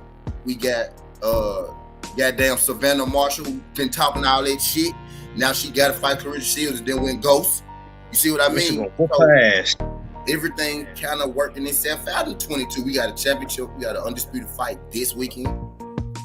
Yes, sir. We still have undisputed at 47 later this year. We could have undisputed at heavyweight later this year. We could have undisputed at 126 later this year. I mean, so I mean, this 22. What I say, this the golden. This we currently in the golden era. The fact that Canelo just lost lets me further. It's further confirmation that this is my time's golden era right now because everybody getting strapped up. Y'all know how many undisputed champs we got this year. Taylor, Cedric. I mean Taylor. I said Cedric. I'm bullshit. Taylor, Cruz, both Taylors, both Josh Taylor, Katie Taylor, Cruz. You know what I mean? Jermell this weekend. Yeah. 4 undisputeds out, bro. She finna get 22 a good year. So Canelo had to lose to keep the year going the right way. Yeah. And then we had Shakur beat Valdez. Oh man. Life's great. Valdez had to fight Shakur. You're right. That's another thing. He had to fight him. He ain't want to fight him. No, Canelo didn't have to lose. It was already getting restored in order. Now, this just brought back, you know what I'm saying, just let you know that, you know, you only can play boxing and you're only invincible for so long. All right, hold on. You notice that they see Canelo declining. So he ain't gonna have that same power he had once before. He ain't gonna be able to do what he wanted to do. You know what I'm saying? You getting older, so they gotta find a new face. Or how they want to push. As they should. You know what I mean? It's time for something new, man. And like Kui say, what was it that she said down here? Order has been returned back to normal. Let's go. Let's go. It's time to get this shit back the way it need to be. You know what I mean? Don't worry, Nello fans. There's somebody coming to take his spot. Don't worry.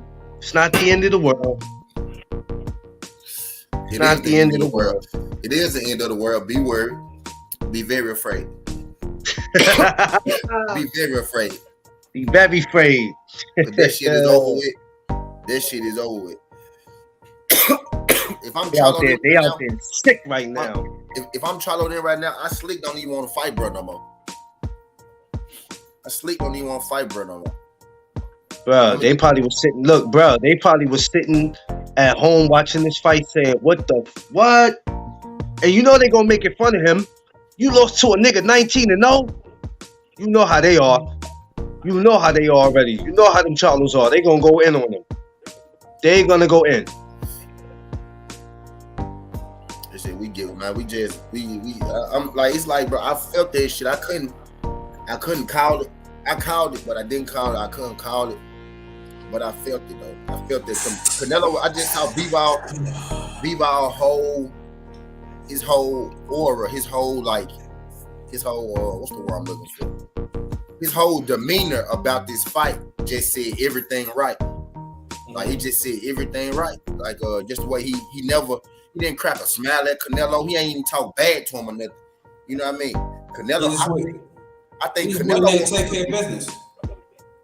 I think Canelo was a little confused because B-Ball ain't give him no energy back. He ain't really give him nothing to work off of. You know what I mean? Mm-hmm. I think Canelo was looking in his eyes trying to find an intimidated man, and he never found one. And Saturday it played out in the ring. You know what I mean? You know, that's a good point you said because he just went in there and took care of business. That's it. Canelo said, "You're going to see something special." You're going to see something special, yeah. And he turned around and his ass saw something special Saturday.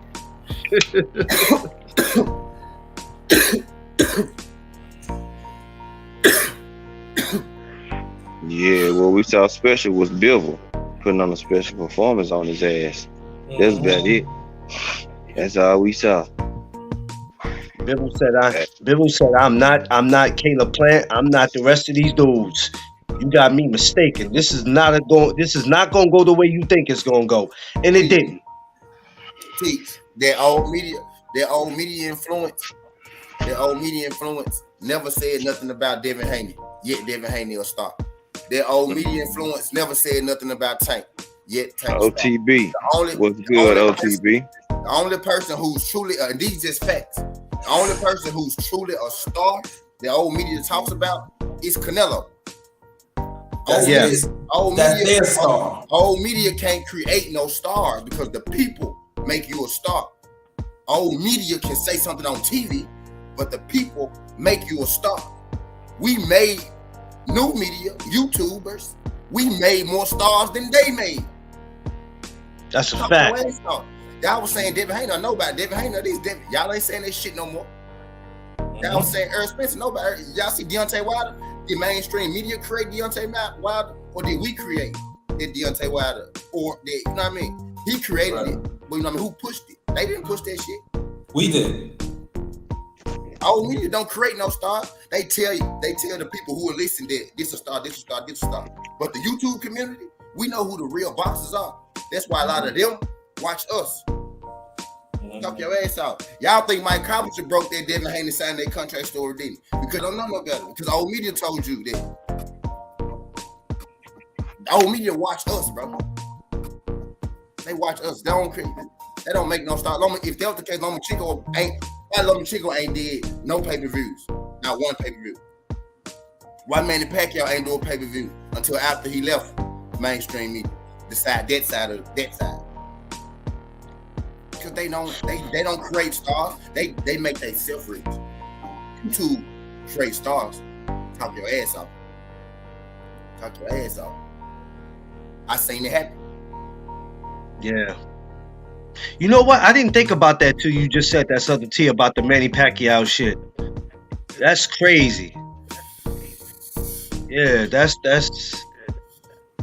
shit. Yeah, watch our boxers. Most of the boxers with boxers, it's about 50-50 on Canelo. It's about 50-50. Cause I can name you 2 Hall of Famers right now who see past Canelo, and they Mexican. Who see past Canelo? You know what I mean? You talk about the only people talk good about Canelo is all mainstream media and Rich Shields. She got respect for Canelo. I see her talk good about him. She talk good about everybody though. I know John Page. I know Dev ain't a star, but he a bigger star than most of these motherfuckers that don't get talked about on YouTube. And that is what it is. Yeah. It is what it is. That is what it is. Y'all telling me Dev ain't a star? Dev been getting multi-millions for years though. And I ain't got no horse in this race. I'm just going off the facts. I can't say that man ain't a star when his name ring the way it ring. And it wasn't ringing like that 3 years ago. His name wasn't ringing like that 3 years ago.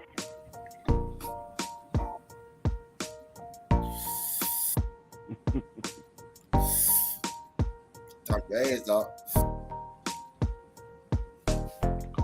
Tragedy.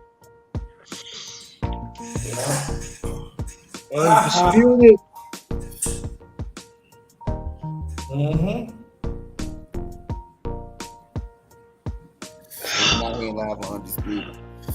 My man Charlo gonna catch a body this week. That man just mentioned Trick boxing was good, bro. No, I mean Dev a rising star, man. If you like him, or love him, hate him, in between. The mainstream media did not make Canelo a star. Floyd Mayweather made Canelo a star. Yep. And mainstream media did not make Floyd Mayweather a star. Floyd made himself a star. Old media don't make nobody shit. They just tell you what you think. They tell you what you think. Not me. Don't tell me what I think. They just tell you what you think. You know what I mean? They tell you what to think. The only reason we so shocked about Canelo losing is because old media just dressed him up to be this great. He's such a great. When that nigga really got 4 losses, he supposed to have 3 losses before Saturday. This loss wasn't even supposed to have too much impact because you already supposed to have the bitches with this one. You know what I mean? That's what old media do. They create stars in that matter. You know what I mean? They make sure they win and they say, oh, he's the best. But more people did not. More people, the biggest, name the 3-4 biggest names in boxing. Old media don't fuck with it. Only person they fuck with is Canelo. They don't fuck with AJ. They don't fuck with Wilder. They don't fuck with Tank. They don't fuck with Earl. They fuck with Canelo.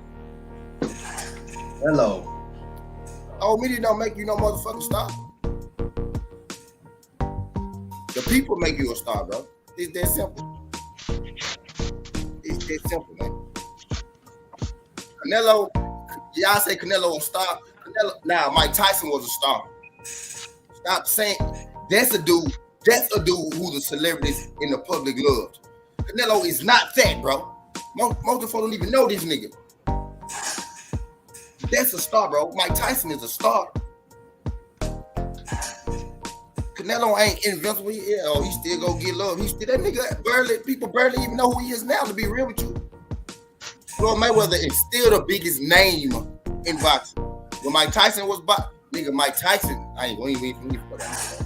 What I'm saying is, Canelo ain't too big to where he can't, bro. He ain't got that much rope. He ain't got that much rope, bro. For real. For realistically, he ain't got that much rope, bro. And y'all finna see. And don't let him lose the B-ball again. That boy act, bro. 2 losses, 2 draws. Yeah, they don't tell me what to think for sure, but yeah, they still influence the weak man. Yeah, that's what I'm getting at, yeah.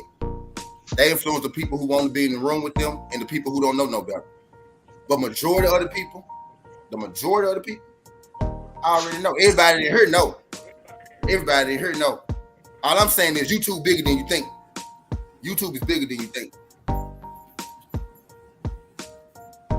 YouTube bigger than you think.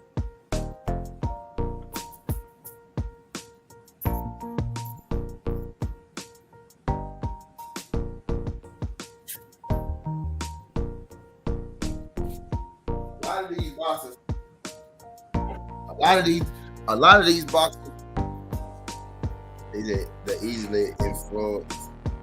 Go figure. Yeah. Quick, but sometimes a lot of times it ain't even their fault. Like it ain't their fault. You know what I mean? Because they just don't know. A lot of people don't know where to get their boxing information from, so they just believe what they hear. You know what I mean? The people who feel like Canelo, I guess my long story short, what I'm trying to say is that nigga ain't got that much rope left. And don't let him lose this fight to Bivol. Y'all gonna see this the end of it, bro. This the end. Like this the beginning of the end for bro. And if bro go right into that rematch, now I tell y'all this right now, fuck it. I'm on wax right now. He ain't fighting that man again. He ain't fighting him again. I bet you he don't fight him again. I bet you he still fight Triple G. The man said, I want to fight him again the night of. And then he said he came back, oh, I want to go to 168. He said that because he want to fight Triple G still. And then Bivol said, I go to 168. So now you gotta fight him again. Canelo trying to run from dude. I see the play. Go watch my 17. I be all over Canelo little moves. What he say? He talking about fighting Usyk before this fight. He talking, they threw that Earl Spence shit out there to get people to watch this shit that we didn't want to see. You know what I mean? That man trying to tiptoe away from Bivol. That man, only reason he fought Bivol is because he thought he would lose a fight that wasn't Bivol. Y'all think he finna go back in there with Bivol after he lost?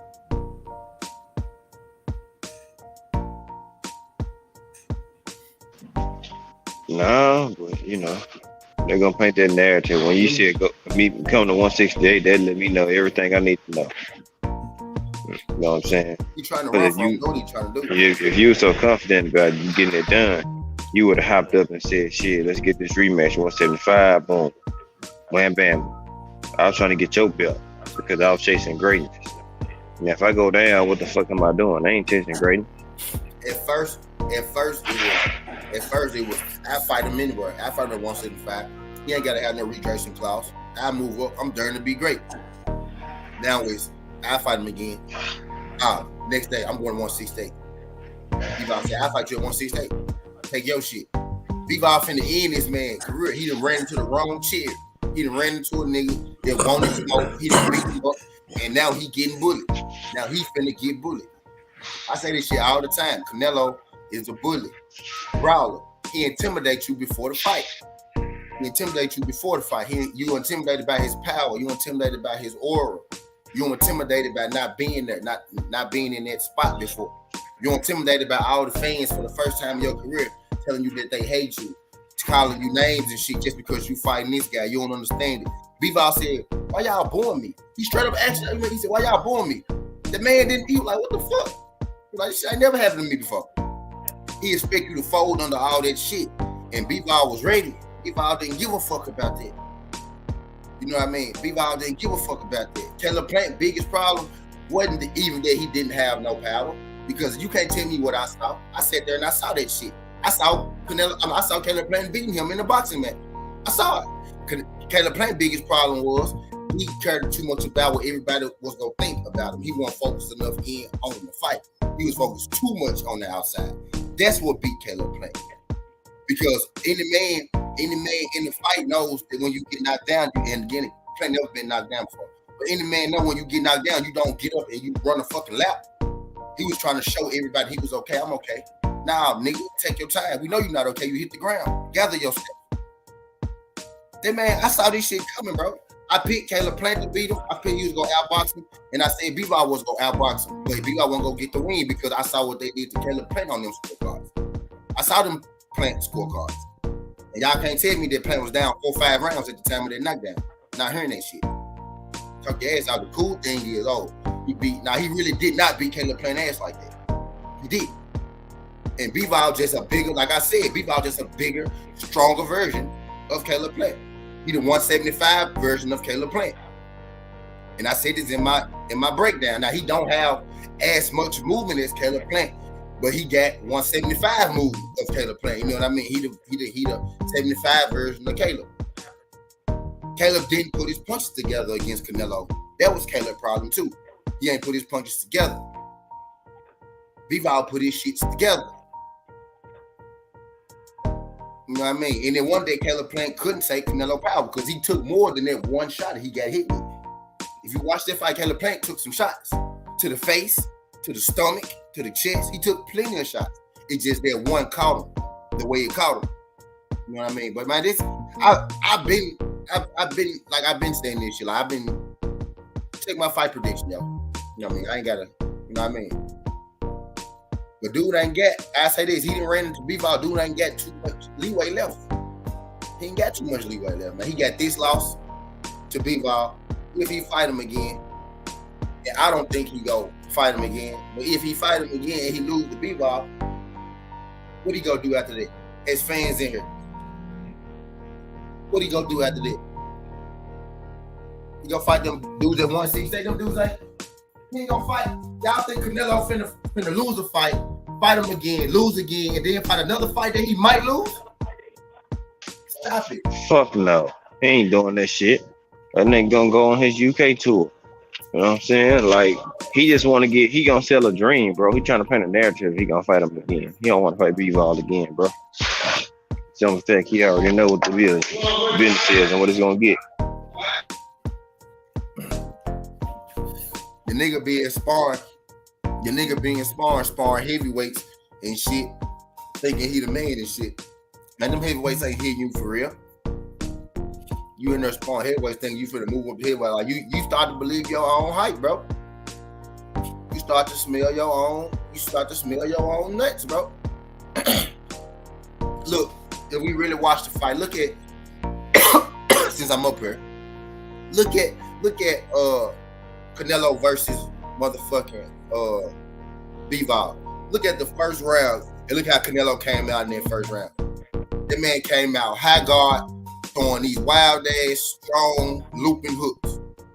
That's not boxing. That was a version of what Teofimo Lopez did. I'm gonna say it again. That's not boxing. That's a version of what Teofimo Lopez did. Teofimo Lopez was just a lot more wild with it. Bro, Canelo came out high guard and threw some wild looping hooks, trying to put a fear factor in B-Ball. Like, stay away from me. Like, I'm strong. Stay away from me. Instead of actually going out there trying to connect and box him, you know what I mean? Instead of actually trying to do something, he wanted to put a fear factor in him. He wanted to make B-Ball fear him. And then when that didn't work, he didn't have nothing else to give him. That's why I say he a bully, bro. He'll have, after that first shit didn't work, he didn't have nothing else to give him. After he realized that, oh shit, B-Ball can punch. Oh shit, my power don't hurt him. It wasn't shit he could do with dude. The first, I knew he was gonna lose that fight when it started, bro. He came out through them wild ass hooks. I said, bro, what is you doing, bro? That man really cannot box. Like, he can't box. He can't box. I said, bro, this kind of look like Tio Lopez. It looked like Teofimo Lopez versus Kambosos. I swear to God. Just go back and look at it. Go back and look at it. The shit look like Tio versus George Kambosos, bro. Yeah. Yeah. He never was in that fight, bro. Like, from the jump, Canelo never was in that fight. I think, and I kind of think he felt it. Just saying the press conference, the look on Canelo's face. I think he knew it. I think when he looked that final press conference is really the one that I'm talking about. I think when he looked in B-Ball's eyes, right there is when I got that feeling. And then that morning I told Chris, I said, hey, bro, I think something big will happen. Yeah, but when I saw that final press conference and I saw Canelo look at B-Ball, I saw B-Ball look at Canelo, I didn't see no unsurety in B-Ball. But I think Canelo was like, damn, that's the number energy dude. What I was feeling from that face-off was Canelo was like, bro, this man really not scared of me. B-Ball, and I saw it in B-Ball. B-Ball was looking through Canelo, bro. You know what I mean? He was looking through that man, bro. Like, I said, bro, he finna put hands on him. He finna put hands on that man. I said that in my video, my prediction video. He gonna put hands on Canelo. I don't think he'll get the nod. I said that, bro. He put hands on that man, bro.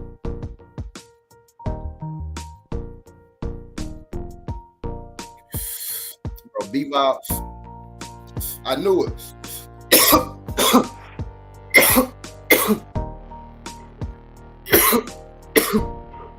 Once I saw how B-Ball wasn't intimidated, the shit he was saying, like when B-Ball said, What's good, Poor Counter? because I didn't know B-Ball had a personality. Once B-Ball said, why y'all booing me? I said, bro, this dude is aware. This dude know what the fuck going on. Mm-hmm. He was like, y'all underestimate me. He was like, I'm not scared of Canelo. Canelo, just like anybody else. When he said that, people was like, oh, he talk, you know what I mean? I was like, bro, nah, this man mean that shit, bro. He mean that shit. And it wasn't. And he Russian. So you know you mean that shit. With Plant, it was I'm gonna prove to y'all. With B-Ball, it was, y'all really think he that much better than me? You know what I mean? Bill was like, y'all niggas sleeping on me. I belong. With B-Ball, it was, y'all think this man can fuck with me? Like, y'all really think this? Y'all think he that much better? Watch this. Watch this. That nigga Bill said, hold my beer. Fact. Like B-Ball came out there, he got the pocket back and forth. Real tough. With the 1-2, he said, boom, boom, boom. Boom, boom, boom. Okay. And then he this the first round. And then he stepped back, he took them a couple of bounces. I said, he was getting out too easy. Every time he hit Canelo, he was splitting his guard in some motion. Canelo was too weak for dude. He was too weak for him. He was splitting his guard. Every time he was splitting his guard.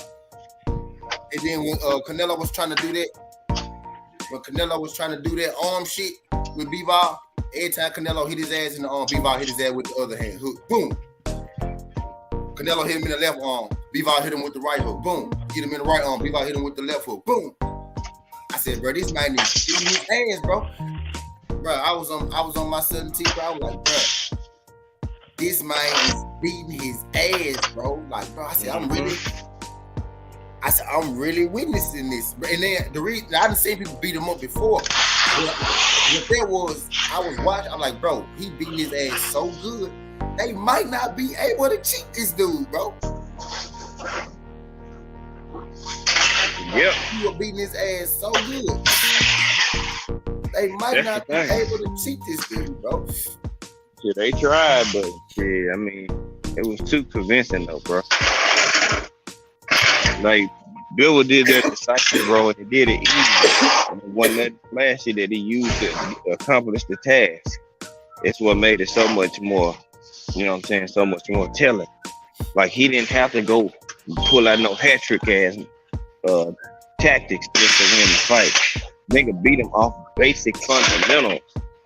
And you got beat by basic fundamentals with consistency of a jab. Shit, that nigga look, man, that shit said a lot about that nigga, bro. Whole lot. Fighter didn't even have to go pull out this abnormous game plan to beat you. And now look at him. Now it make you look even worse. Usually, you know, somebody have to pull out a hat trick to win, to beat a certain fighter. They're like, man, he had to fight the fight of his life. Nigga, Bill did what he did. It was a normal day in the office for this man and watched him. That's what make it look so bad, because he did a normal day and work for himself and beat his ass. This the first time that Canelo Alvarez went to a division and he fought the first fight. People were selling me this whole time. Oh, you mad? He chasing greatness. All right, bro, this the first time. The first time he did this shit, and he lost. The first time he fights somebody in a second time, okay, the plan was in his prime. And the plan was in his prime too. He fought two prime fighters back to back. You know what I mean? One went 11, the other one went 12. Yeah, just do. We mixing shit. You know what I mean? Is he really, let's just really think about it. I ain't finna like this shit right now. Let's just really think about it. His best fights of his career, bro. Floyd Mayweather, washed. Triple G won. A lot of people think he lost. Triple G 2, he won. Some people think he lost. Lara, a lot of people think he lost. You know what I mean? Caleb Plant, he knocked him out, right? Scorecards was ridiculous. I think Caleb Plant was outboxing, and I know a lot of people think that too. You know what I mean? And Bivol, he lost. His top 6 opponents is controversial everywhere. It's controversial everywhere. With his 6 best wins. Danny Jacobs, no, not hearing that. Not hearing Sugar Shane, oh, not hearing Cotto, oh. Y'all know that more. Just why I ain't name them. That's why I ain't name them. Just do say drop the link, G5. You know what I mean? This man, like, bro, if you really get into the context of shit, bro, we shouldn't have been as surprised as he lost, for real. Like, we really shouldn't have been. He really was working on his 4th loss Saturday. I know arms wasn't long enough to fight. He was working on his 4th loss, man. He wants good glasses. Yeah, he right. He said Canelo arms wasn't long enough to fight with Mother Russia. He was too gassed to use his flat feet. Yeah, he was too gassed to even hold his arms up, y'all. I was pointing out to the folks on the panel. I was like, bro, he can't even lift his arms, bro. He can't even lift his arms. Look, bro, he can't lift his hands. Bro, there was a time, bro, we seen Canelo hit the floor twice. We ever seen Canelo hit the ground? We seen that man hit the ground twice on his own, bro. He fell to his knees, bro. Bivol could have put that man out of there, bro. Yeah, he could have. For a second, I thought he was, though. I was like, oh, it looked like he about to go. You know the excuse that they're using, though? They're saying because Canelo is vegan, that's why He was so weak. Oh, here we go. I don't care. I don't care. I don't care. So, it's his fault. Who made him go vegan? He went vegan. That's his fault. I don't give a fuck. He lost. I don't care about none of this shit. There's always an all of a sudden excuse. because he weak. There's always an excuse when it comes from anybody that's out there at Reynoso camp. There's always some goddamn excuse. But believe me, if Wilder or Spence or Crawford was to use any type of excuses like that, they will crucify him. But it's okay for them to use excuses like that. Man, vegan. Man, if he don't get the fuck out of here with that shit.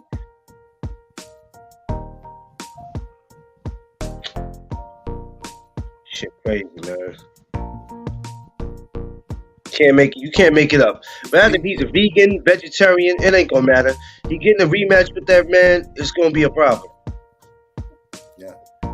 He ain't like he won this good. He won nothing. He won because of this. He won because of that. Won because he wasn't better than the dude that he was in the ring with. And that wasn't what I'm getting at. That wasn't the first time that he was in the ring with somebody he wasn't as good at. That wasn't the first time he was in the ring with somebody that was supposed to beat him. What I'm getting at, I'm glad that he lost, not because I just want to celebrate Canelo lose. I'm glad that he lost because now we could chill the fuck out on all this fucking Canelo talk. All this, his only loss to Floyd was almost not like a loss.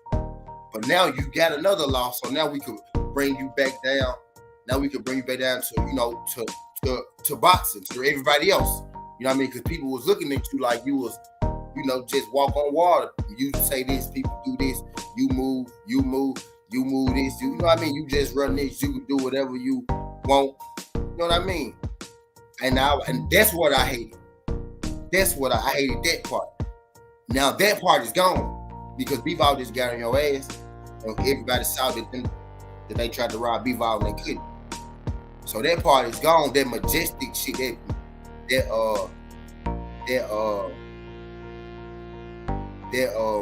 got them that fake aura, that God is that Jesus, that white Jesus shit, that shit gone now. You know what I mean? All the GQ shoots and that model shit. Now you still could do that. That shit don't hold the same weight no more though. You know what I mean? So now we back to where we need to be. Now we can put everything into perspective. Now, goddammit. You a decent fighter. You a decent fighter, bro. You a good fighter. Where we can be saying you a good little fighter, bro. You gotta be fighter. You gotta be B+. Be real with you in totality of it. Because whenever you fight somebody who on the same level as you, or when you fight somebody, who in their pride, you know what I mean? It's a controversial fight. You know what I mean? You gotta be fighter, bro. You fought an A fighter in Floyd, you got washed. Right? What is Triple G? B+, right? B fighter, right? You fought Triple G, he probably beat you. You fought him again, you beat him. You know what I mean? Motherfucking Lara. What is Lara? Let's just be real. Lara's not an A fighter, right? He a B fighter, right? You fought Lara, he beat you. You know what I mean? And I don't say B fighter is bad. A lot of people mean it's bad. When I say B, I mean behind the A. Not B as in you garbage. I mean behind the A. A, B, C, D, E, F. That's how I grade my fighters. When I say you a B fighter, that means you right behind elite. You know what I mean? When I say you a B fighter. So you have close fights with B fighters. You win some, you lose some. You lost to the only A fighter you fought. You a B fighter, my guy. And now we can bring them back down. Because at first I saw this nigga it was a picture of Muhammad Ali, Sugar Ray Leonard, motherfucking Floyd Mayweather, and they had Canelo in the front with a crown on. That's the shit that I'm glad is over with now. You know what I mean? I'm glad that shit over with now. That's why I was selling. That's why I celebrated. That's why I'm happy. I'm glad that shit done. That blasphemy shit. That shit blasphemy. I'm glad that shit over. So if I'm a Canelo hater for that, then I'll be a Canelo hater. But now we can put it back into his perspective. He's not Floyd. He's not Ali. He's not Sugar Ray Robinson, Leonard, Mosley. He more Mosley than he is Leonard and Robinson. Y'all get what I'm saying? He more Mosley.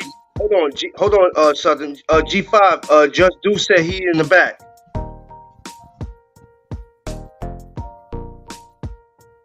You know what I mean? He more Mosley than he is Robinson, Leonard. That's all I'm getting at, man. He got 2 losses. Keep cooking. Huh? Damn, that man gonna leave. Nah, I said keep cooking.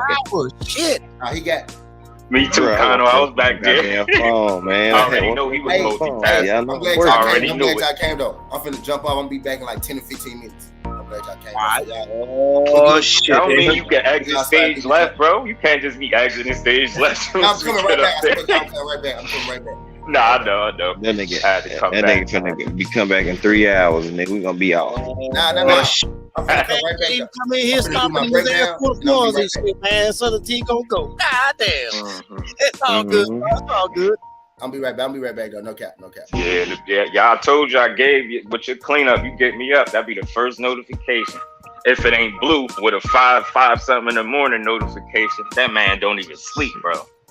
Fuck do he sleep? Yeah, I be trying, man. Hey, man, that damn excuse about the vegan thing, man. Let me tell y'all something, man. When you go vegan, you're supposed to have more energy in your body, not less. That was real, Connor? That was real? The vegan thing? I thought somebody was just joking when they said that. I'm just saying, if they do come out with it, I don't know if they did. I hear people saying it. But what I'm saying is, man, that gives you more energy instead of taking away from your soul. That's what I heard from Brian Jennings. Yeah, and he's a vegan. Brian Jennings said, he felt stronger. The heavyweight. Probably ain't fought in a while, but I'm pretty sure y'all remember Brian Jennings. Yeah, I remember. He's a vegan, but that to your point, he was saying that's what it did for him. Made him feel like he, stronger. So yeah, I think right now what people have, they grasping at straws because this loss was like so unexpected to some of these people that worship this dude. Yeah. I see Ashley in there.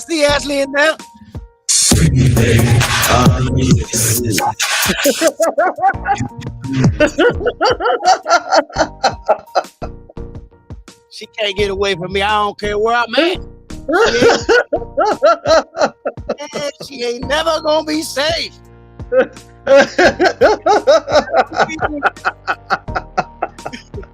Hey, bro, it just is what it is, man. When I turn around and told her, Clarence, like,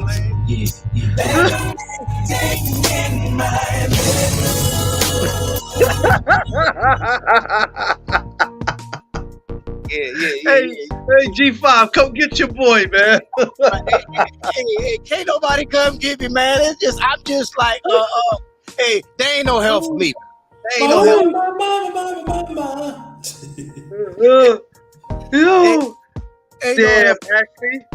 Damn, Ashley, what you gonna do about that, Ash? He trying to hit them corners. I'm gonna tell you what she gonna do.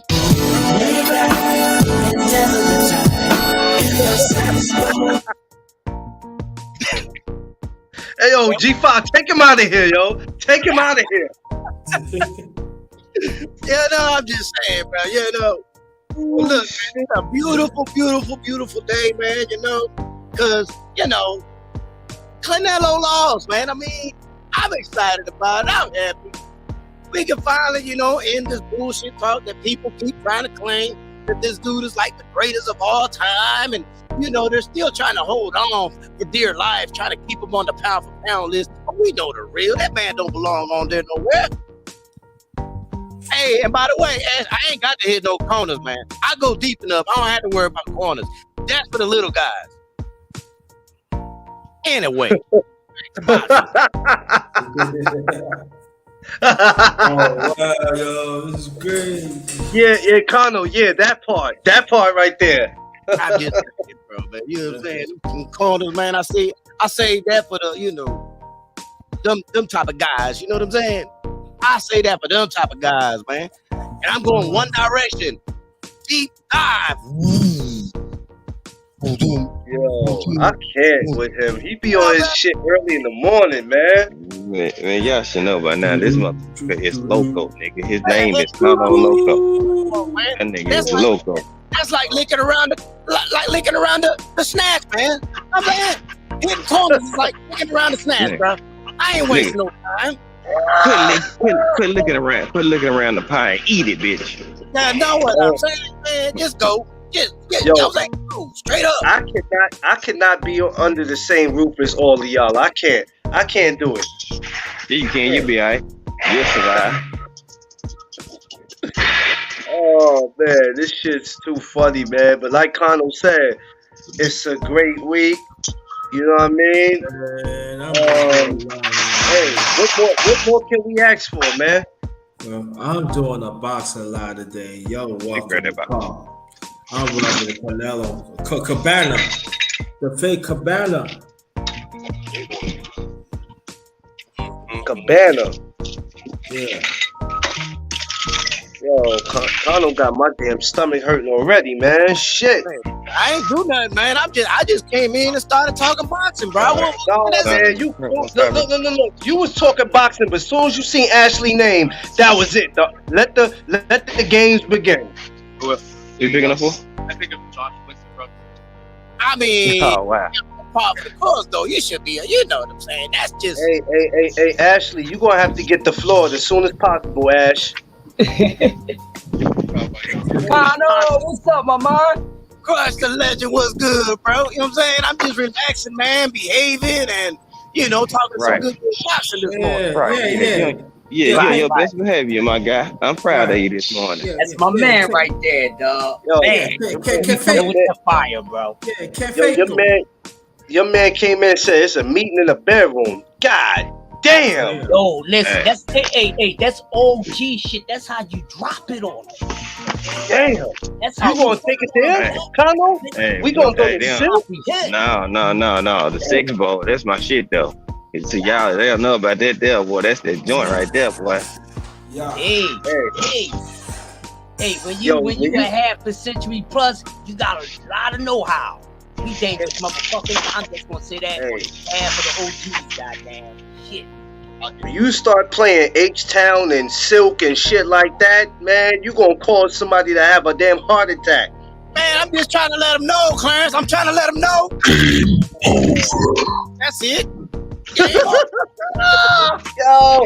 In the building, this game over. Yeah, man. Hey. This is crazy.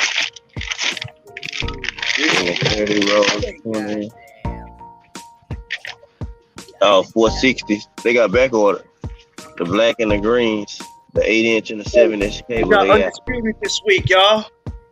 You got my man Charlo about to go in and catch him a body. Yeah, you know what, man? I got one of these copies I need you to sign. I got my prediction video on that. It's gonna be a good little scrap though. Yeah. Ricky Williams, what's going on, my brother? What up, Rick? What's going on, Ricky? Rick, what it do? What's up, Rick? Oh, Ricky, man, I like Ricky, man. I like Ricky a lot, man. You know what I'm saying, man? He be putting in some good work. He be some dope ass live. But he also gives some nuggets, man, to go live with. So I'm completely appreciative of Ricky all the time. Yes, sir. Yes, sir.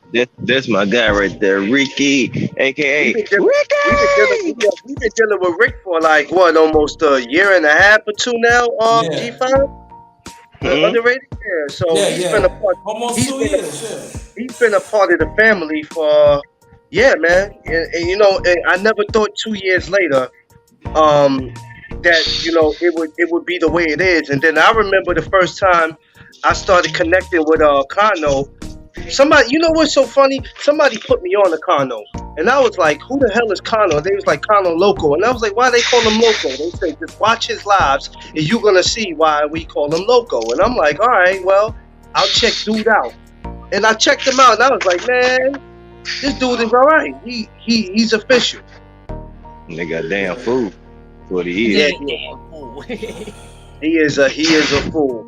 but he's all about. At the same time, he's a. You know, we all have our own ways. You know what I'm saying? But you know, we all good brothers on here. It's just that don't cross none of us. That's the thing that they need to understand. Don't cross any of us. If you see us in person, please go the other way. And if you ever see my brother G5 and Kano, please go the other way. Don't walk towards the way. Man. I'm approachable. Just I'm don't come just saying, up, don't come approach me with no bullshit. Don't come to them with no bullshit, because I keep saying this. They come from a place in the world where it's okay to put a bullet in your ass. Don't do it. Don't do it. Well, I might as well go ahead and say the disclaimer. Even if I was in a place that it wasn't allowed to do it, I'm still do it. Still gonna do it. I'm trying to tell you. There you go. You speaking my language, Kano. God damn it, boy. I'm telling you. Even if I wasn't supposed to have it, I'd rather get charged for having it with me than, you know what I'm saying, being slumped for not having it or being lacking. Fuck that. Right. That, because I'm gonna enjoy going to go roll up and smoke my blunt. Fuck what you heard. And rub on some ass cheeks, motherfucker. Fuck these niggas. Shit. Hey, bro, y'all stupid as hell, man. Nah, that's the whole fact, though. You gotta, these dudes out here, bro, they'll make you do something, man. They make you do shit that you ain't even really thinking about doing, man. This is what I tell them. This is what I tell them, Clarence. Chilling in the blizzard, I am Beethoven on the keys. I am Michelangelo with stone. I am Tyson in the ring, so progressive with the flow. Better hope you have insurance if I spot you at your job for trying to box with me. You'll be boxing with God.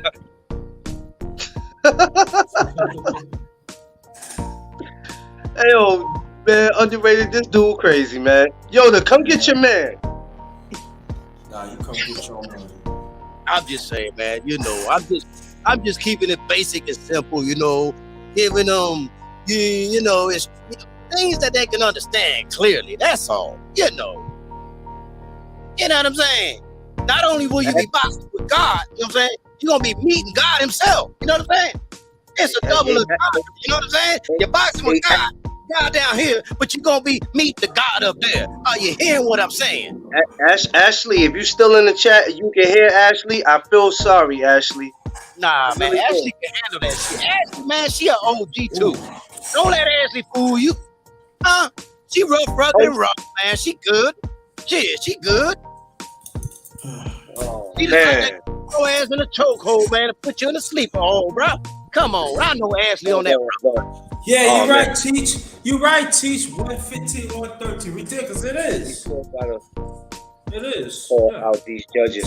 Oh, I mean, look at the whole Katie Taylor and Amanda Serrano. Look at that shit. I'm like, bruh, what fight was y'all watching? I hate to bring it up, but it pisses me off. Cause I'm like, what fight was y'all watching, bruh? Man, look, I don't even know if it's worth a rematch, bro. Honestly, I don't, bro. I know that she will want to get the rematch, and if it happens, she'll take it and all that. I'm just at a spot, man, where I'm like, man, I don't know if that's even a good idea going to damn Ireland to fight her. You know what I'm saying? Yeah, I was thinking the same thing about Kendall. I was thinking the same thing. I don't think it's worth it. It's gonna go through some. Hell no. If they fuck you in the States, they gonna fuck you in goddamn Ireland. Fuck the bullshit. Number one, I'm still nervous. I'm still nervous about Devin Haney going to Australia. I'm nervous about that because I don't know how that shit's gonna turn out. Yeah, and then on top of that, George Kambosos got the nerve to want a rematch in the same place. The first fight hasn't happened yet, and I'm nervous about that. Yeah, the difference is, the difference is that pussy is not Canelo. He don't have the power to sway the judges like Canelo does, or he gonna come in up three rounds on the cards. He ain't that. He not him. Right. You know what I'm saying? So he hoping that he can get there, but he's not him. He can't do that shit. He gonna have to sit his little bitch ass down. Hey Jet, to help Clarence out what he just said, listen, bro. You don't have to worry about that, just like the rest of us, because Kambosos just already came out recently and let us know that he's losing both of these damn fights. Because Why are you in discussions of fucking fighting Teofimo Lopez at 140? You ain't even received your first ass whipping yet. That's what's going on. So if you already planning on to agree to a fucking rematch with this motherfucker at 140, then nigga, you already know that you about to get them belts taken from you. He don't mind going up because he cashing the fuck out at that division. This nigga ain't the cash cow, but he's a cash cow. And Dev put him in position to do that because Dev gave up everything just so he can gain everything back. So this pussy fuck boy is getting via 2 big damn paychecks because of Devin Haney. You see what I'm saying? So he's able to do that. So he feels as though, man, I'm gonna wind up with about 20 mil after getting my ass kicked fucking twice. And I know I can't beat this dude. He gonna take the motherfucking belts. Yeah, I might would just go ahead and go ahead and get this dude another shot at 140. I don't know if he's gonna have the motherfucking belts when we do it, but guess what? It's gonna get me another fucking goddamn check. So he put a tag on his motherfucking ass, and then if you ain't got this fight together yet, why you motherfucking woofing talk about, yeah, sure, I'll do it to your female anytime. Anyway, class he wants. Shit, we can even do it at a heavier weight. So you already know you can't beat this dude. I mean, I've been new nigga. You can't fuck with him. Nobody over there can fuck with him. So this is how he moving. So he already had this shit planned, bro. So when you all automatically have this in your head already this fast, then you already know you gonna get your ass whipped. But you don't mind getting your ass whipped because you catching out a big ass motherfucking check. Yeah. And I dare this motherfucker to try to go dance at 140. He just gonna go to 140 to try to get another fucking paycheck because now his money, you know, tattooed to his ass. Not because he's the money man, but somebody put him on some fucking money. Same situation as Deontay Wilder and Tyson Fury, my guy. Same fucking thing. Nigga, you wouldn't even be getting this money if it wasn't because of me. It's the same situation. Yeah. So he already know what it's sitting for. I'm gonna get my ass beat. I'm getting some money that I probably would never make in a sport. Who else would have gave this man all this fucking leverage as far as money? Not a damn soul. So Yoda, he was in talks of wanting to fight Tio again at 140. Yeah, he just started recently talking about it, bro. Yeah, you know, I heard about that too, brother. That motherfucker tripping. And this is the reason why. This is the reason why. That's why You ain't even fought Devin yet. You tripping. Listen, he tripping, but he ain't tripping. He's telling us, I know what was about to happen to me. Yeah. Listen to what I'm saying. The dude ain't the cash cow, but he became a cash tag via Devin Haney. Get his ass beat, get those belts taken. Remember, it's 2 fights. So what is 10 mil each fight? 20 fucking mil. Okay, I done raised my stock up. Even if I get my ass beat, I'm still gonna make me some quick fucking money. You see what I'm saying? Because he would have been talking about that shit. It's getting closer to this fight, bruh. It's only 30 days out. Less than 30 days, 26 days. So why would you recently come out and even entertain that thought, homie? Unless you already had this shit planned. We already know that he can't sell us a damn thing because we already know Dev gonna beat the fucking brakes off. You see what I'm saying? We kind of disagree with the way the young champ is going about it, but we understand it. And this goes back to what my girl's been saying. Quee and Ash. That's why this shit got to fucking stop. Because this motherfucking goddamn dude don't deserve no type of money like that. But see, when we don't get these dudes out the way early in the motherfucking game, this is what happened. Now we paying these niggas. And then the shit get thrown back in your face. Tyson Fury would have still been fucked up if it wasn't for goddamn Deontay Wilder. And what he do? He shit on him. It's the same situation, bro. Yeah, so that's why is get these dudes out the way when the money ain't like that.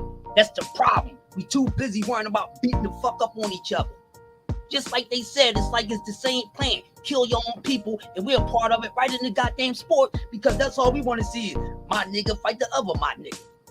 Dwayne Freeman and Southern T, they said put the link back up, G. We're about to cook now. We're about to cook now. Yeah, he just shut his live down. So this is what's going on. And that's why we don't need to be in position to put money in their fucking pockets. I'll be right back. I'm gonna smoke. Yo, should anyway. Fuck that. I ain't giving no money. Fuck that. This is why we need to get these motherfuckers out the way when the money ain't there for us. We both scratching. Get these fuckers out the way. Because I really don't, this dude don't deserve the money that he's getting. No, but the young king is so confident in himself. Bless you, bro.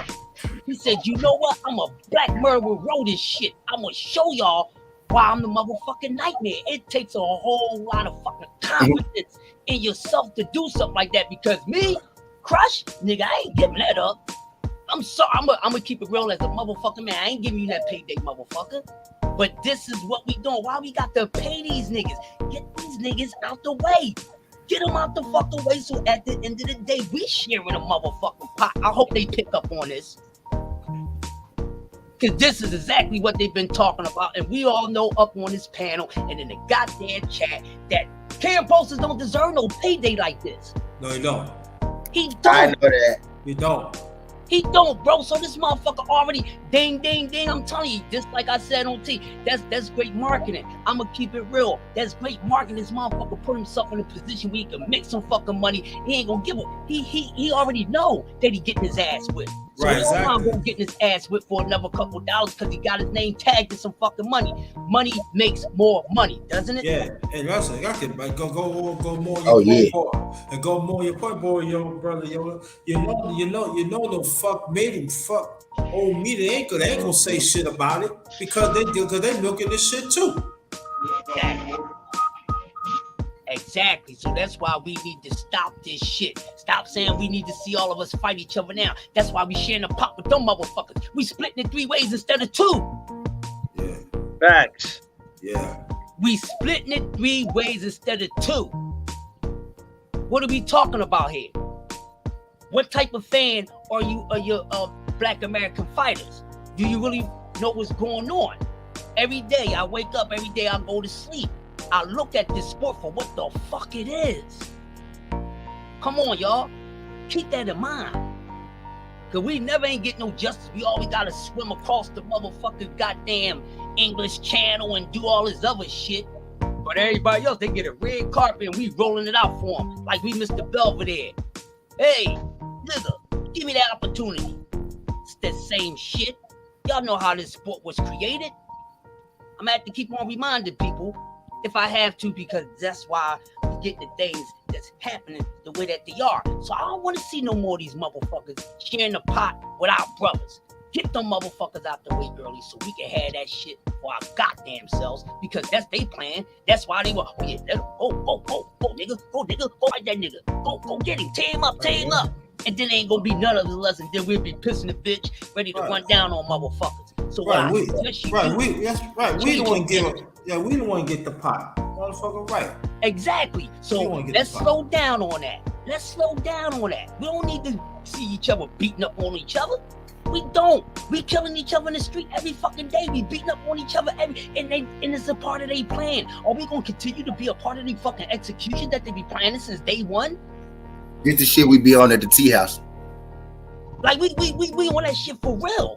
Never forget. I don't give a fuck how much you swim into the entertainment of the sport. Don't ever forget what it is. Yeah. It's a very racist sport. It is. And it's all created to make niggas beat the fuck up on each other and everybody else get a chance to beat up on motherfuckers for a penny or fucking 2. Exactly, man. Stop putting the money in their motherfucking pocket. Yo, you know what we gonna do? We gonna start our own league. Fuck these dudes. I've been saying to start our own Hall of Fame, all that. I say all that, bro. I mean that shit. Exactly. Look how they still treating on the black fighters even in the past.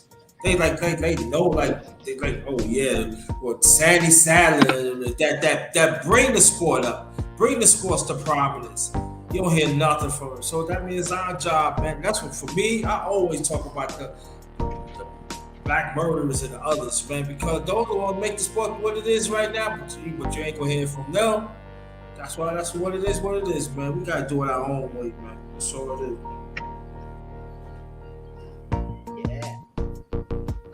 That's what we need to start paying attention to. I know we're very competitive people and we want to see our people, do their thing, but come on, we can't keep wiping each other out, y'all. We can't. And this sport is the same fucking way, and people don't even understand. That's why sometimes I be looking like, yeah, I get it, dog, but really? So you seriously? And then when your favorite fighter ain't getting the money that he should get, then you mad. Well, you have him sharing it over there. Yeah.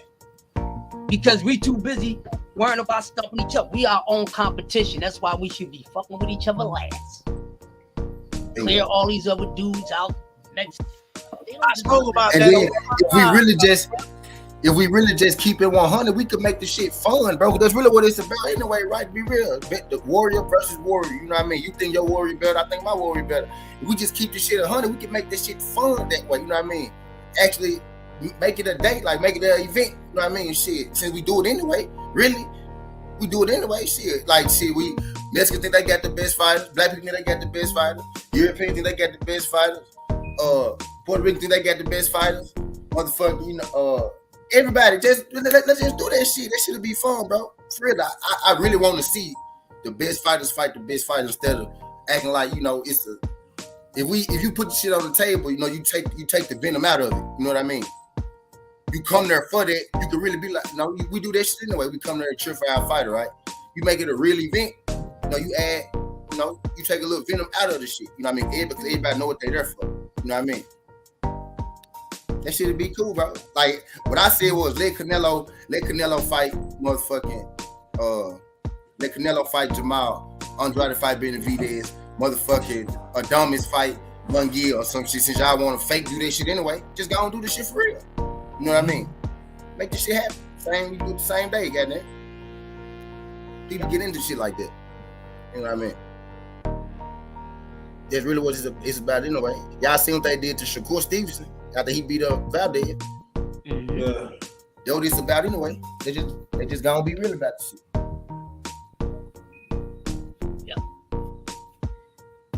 We gonna put in all this goofy shit, damn it. Start our own league. Stop They not gonna like when we do it though, but we gonna do it though. But you know, we always keep saying it though. But it's like when we get offline, we all need to really talk to each other about doing some shit and really stick to the plan though. Oh yeah, we all got each other numbers, most of us and shit, so that's no problem, man. I'll put my name in the back chat. Hold on. What up, Cletus? What up, Big Texas? I see you slid in this joint. Yo, what's good, y'all? I was just listening to y'all cook, so I had to jump on, man. Y'all on here cooking real good this morning. Yeah.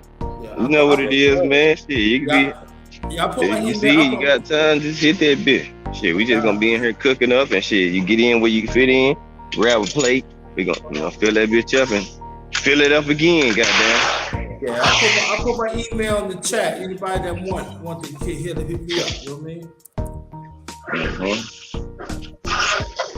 Man, what y'all think about the Charlo and Fasano? Y'all think how it's gonna play out? I think hello? I think home we go night. How you think Jameer gonna stop him? Yeah, he gonna go. Yeah, I think Charlo gonna get him out of there this time, man. Yeah, I think Charlo gonna get him out of there. I think come in playing none of them bullshit games like he did, letting him get against the ropes and all that shit out the door. I think he coming in with the game plan and he gonna stop him. Yeah, I think two ways. That's my opinion on it. It either ends in knockout or it ends in stoppage. It does not go 12 rounds. Not this time. We seen what happened the first time, and honestly, Jamel cannot afford to let it go 12 rounds again. So that's how it's going to end, either by stoppage or KO. I got it going 12. I think it's gonna be a decisive 12, but I got it going 12 for sure. I don't see him stopping Castano. I just don't think Castano got that shit in him. Be real with you. I don't think he's the type of dude who go get stopped. I think Jamel gonna beat him up though. I know. You know what I think? I think that if you look at Shakur fight and then you look at the fight with Alvarez and all that, I think I hate these things. They gonna fight for survival because if they know they engage, they gonna get knocked out. That's what I think. Yep. Yeah, my They don't want to engage. That's what I'm saying. When I was looking at the Shakur fight against Valdez, you gotta protect yourself in a fight like this, bro. For real. Like, for real. Like, I've been in fights in real life and shit. You know the niggas you can beat up, the niggas where you know what I mean? You gotta protect yourself in a fight like this. You can't fight him the same way you fight another dude. You know what I mean? I'm saying, but when that's why I think Jermell go win. Now, I'm agreeing with you. That's why I think Jermell go win the boxing match. You know what I mean? I think he go win the boxing match. Yeah, because some of these fighters today is not what it was before because they engage. You know what I'm saying? Fuck, I'm going all out. I get knocked out, got knocked out.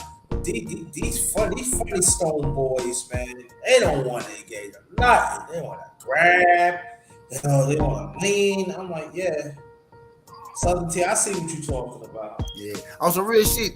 And like the moment Jermell could, be about to stop Castano could pop his ass and be about to stop him too. You know what I mean? Just to be real about it. Castano, put him. Now Castano ain't hurt him like Jermell.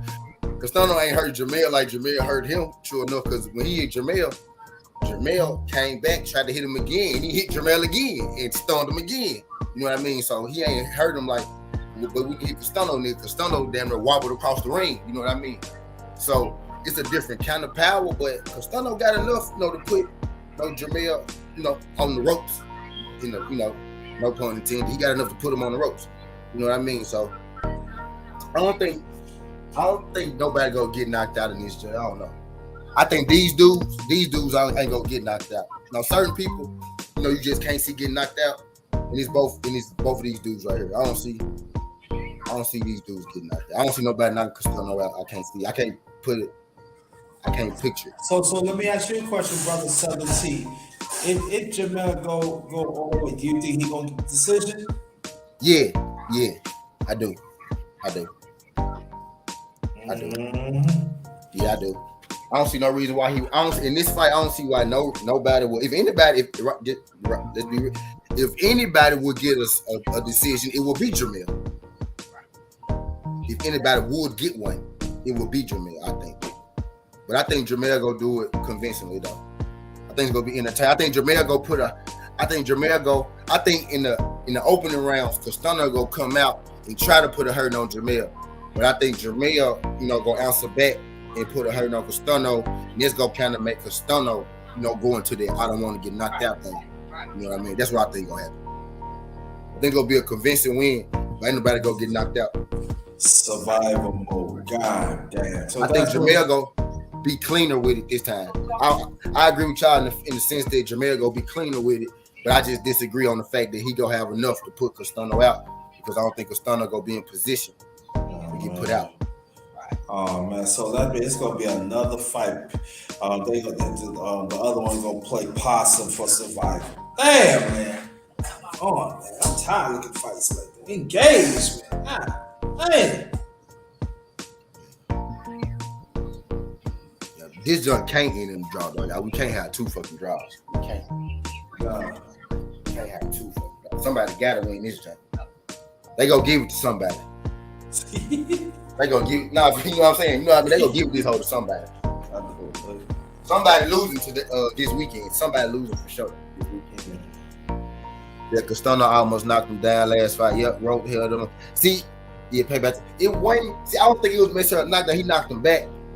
If the ropes went right there, Jermell probably just would have stumbled back and got his foot. You know what I mean? Because he hit him. He ain't knocked him he ain't really hurt him. He just buzzed him. You know what I mean? The ropes ain't keep him up. The ropes just stopped his movement in that case. Now I say this: when Earl was looking for his fucking mouthpiece, the ropes kept Earl up. Earl probably would have hit the ground on that jump. But when he hit Charlo wasn't off balance enough for him to hit the ground. He just stunned him a little bit. Charlo got hit like Earl got hit in that fight a whole bunch of years ago. That's how Castano hit Earl like that. Like he wasn't about to fall or shit. He just knocked knocked his eyes on for a second. He knocked him white for a second. You know what I mean? There was a white flash, not a gray flash. I gonna be on Showtime TV. It's free. Is it pay-per-view? I don't think it's pay-per-view. I could be lying. I don't think I'm lying though. I think it's a free fight. Nah, it's not pay-per-view. I didn't see anything where they're saying it was pay-per-view, and I looked 2-3 times. I saw nothing Yeah, that so said it's a free fight. pay-per-view. Yeah, it's gonna be on Showtime. Oh, it is. Yeah. I gotta see if I have Showtime, man. If not, man, I gotta be sure. Get Yeah, that. Nah, Showtime. don't worry about it. Hey, underrated. Don't worry about it because you know how I do already. I'll video chat you, put my Okay. tablet to the TV and let you look at it. It ain't nothing. Okay. Good luck. We look out over here. You know, it ain't nothing. Yeah, maybe my partner just do that. It's gonna be a good one though. Please believe that. Yeah, it is. Hey, Boots on the undercard. Yes. What? Yes. Castile Clay. Boots versus Castile Clay. Oh. Yeah, you know the great thing about that fight? Your man Yoda, being that Boots is from Philly, Yoda's been training him, man, so he's gonna be good to go. Ain't that right, Yoda?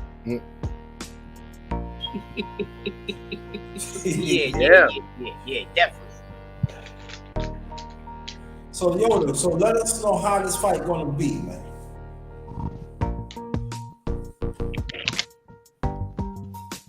Boots versus Clay. Yeah. Yeah. Break that down, Southern T. How would that fight go? I don't know, man, because I did it this morning actually. But No, I think I think early it's gonna be a battle of the jab because Castile Clayton got a good jab, you know. One of his best weapons. His second best weapon may be his movement, you know what I mean? So it's gonna be interesting. You know what I mean? I think it's gonna be interesting. Now he don't overly have the power, you know what I mean, which is the question mark of the fight. Clayton power, if he could hurt Boots when he land, that's gonna be the question. But Boots is fighting a dude with some feet. He's fighting a dude with a good jab. He's fighting a dude in his prime. He's fighting a dude who asked to fight him a year and a half ago, and Boots said no. So, not saying Boots ducked, but I'm saying he asked for this fight, and Boots said, you know, he wasn't nobody, he wasn't worthy, you know, wasn't the name for it. But I like how we came back around a year and a half later, and now they, you know, got to fight each other in the IBF Eliminator, a title eliminator. You know what I mean? So they got something to fight for. This is a fight that Clayton asked for. This is a fight that got some implications to it. This is a fight that, you know, this gonna be Boots' best opponent. Take it how you want it. This dude will beat Boots' best opponent, who is Sergey Lipinets, because this dude got a draw with Sergey Lipinets, and I think that he beat Sergey Lipinets. So I could say that I think he'll beat Lipinets. You know what I mean? This dude will beat Lipinets because he fought Lipinets already and beat him, in my opinion. So shit finna be good. Like this, I know we love Boots. I love Boots. Him and Highlight Real. I think he next up. I really think he right now. I gotta stop saying that next up, because if he win this fight, he the IBF, you know, mandatory, or, you know, one step away from it. However they go do that. But this gonna be Boots. This Boots' best opponent. This ain't his best name. This gonna be the best fight that Boots been in. But y'all know I'm taking Boots by knockout. I got Boots by knockout in the 9th round. I said I already to say Boots gonna knock his ass out in the night. In the 9th round? In the 9th round. I got Boots in 10.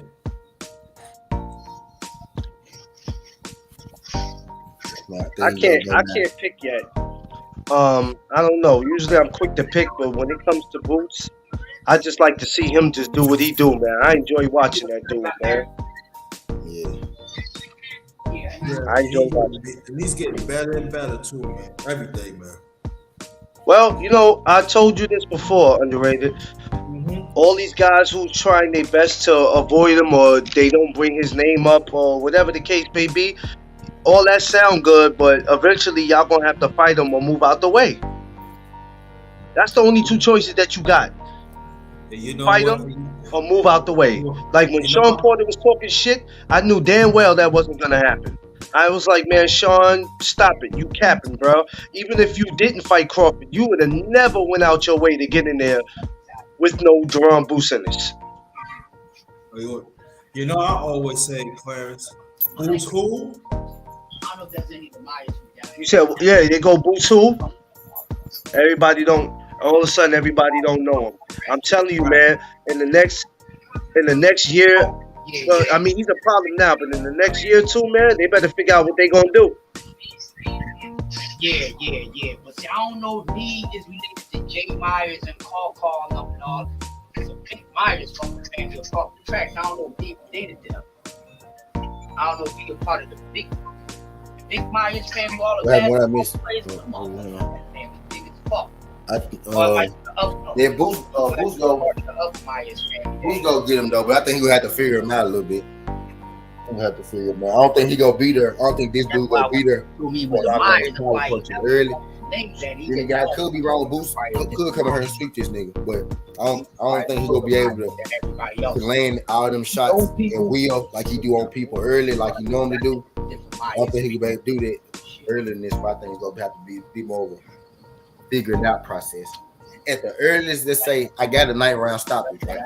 At the earliest, I could see him getting stopped in about maybe 6 or 7. At the latest, you know, I could see these bitch going, you know, about 11 rounds. You know what I mean? About 11 rounds. I think he gonna eventually be able to catch up to him though, because Clayton's arms so much shorter. You know, he can fight and all that shit, but his arms just so much shorter.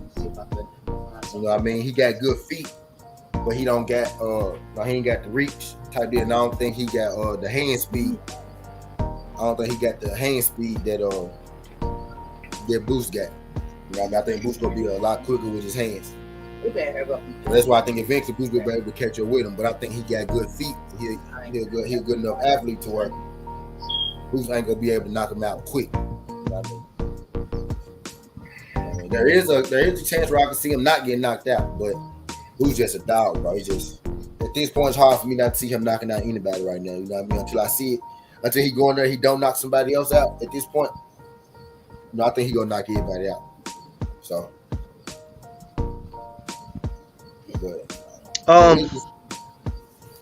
yo, go ahead. No, I'm just saying there is a scenario where I can see it going 12, but I would probably bet on the knockout. Not because Clayton bad, just because I don't think he got the reach for this dude right here. He got the reach for this. Yeah, we shall see though. I got Boost by stoppage, man. I think first half of the fight it'll be fill out. Boost will start to find his range, his distance, his timing. He'll have his jab going, and then Boost gonna start finding openings, and he gonna start connecting up some shit.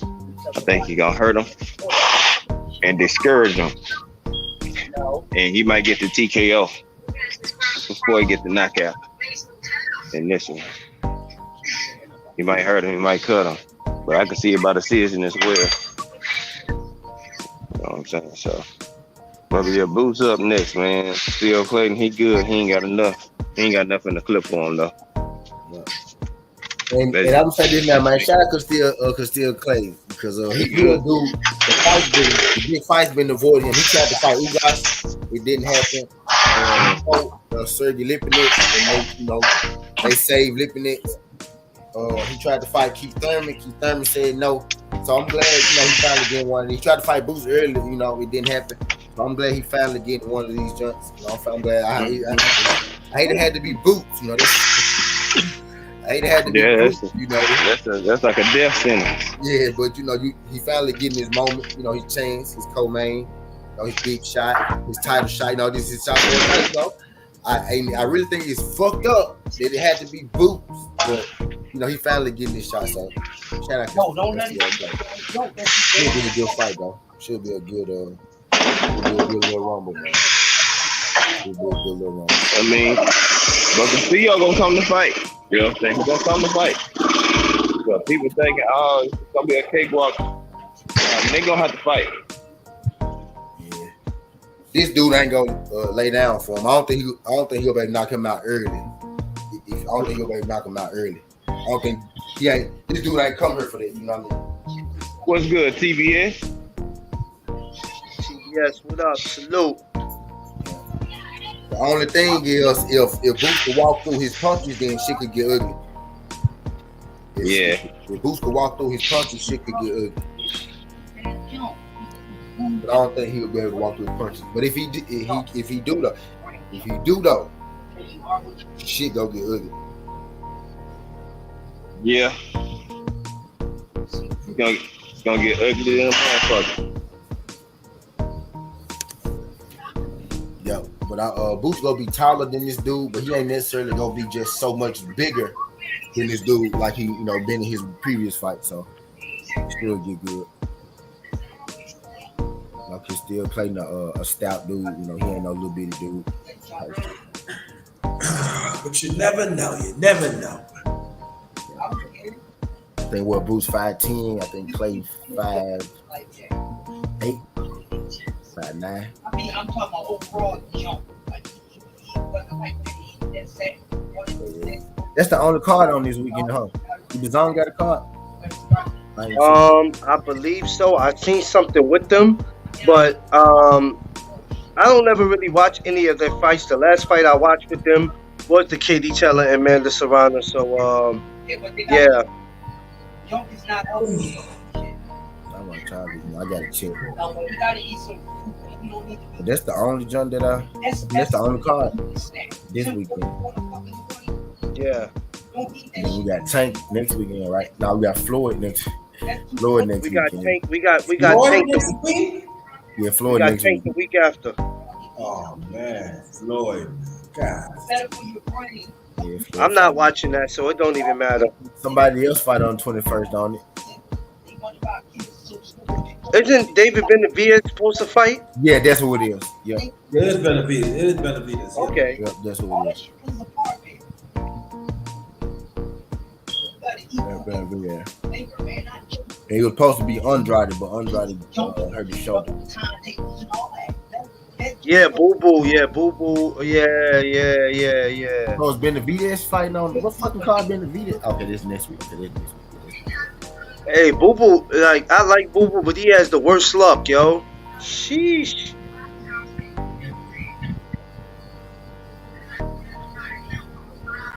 Yeah, he does. Yeah, he does. But I think they just postponed that fight. I think he's still gonna fight him. They just postponed. Yeah. It's just, his luck is like, Jesus. Can't see no good luck. Like, damn. Like, what do I have to do to get some good luck? Yeah. Andrade, man. Andrade. He fuck around, might get it. He fuck around, might get it. He fuck around, might get his shot next. He need to. If he got hurt, he need to go and say fuck that fight and fight Benavidez. And fight Benavidez after this jump. I think he should. That's the fight that a lot of people want to see. I know I definitely want to see it, so they should go ahead and eventually make that happen.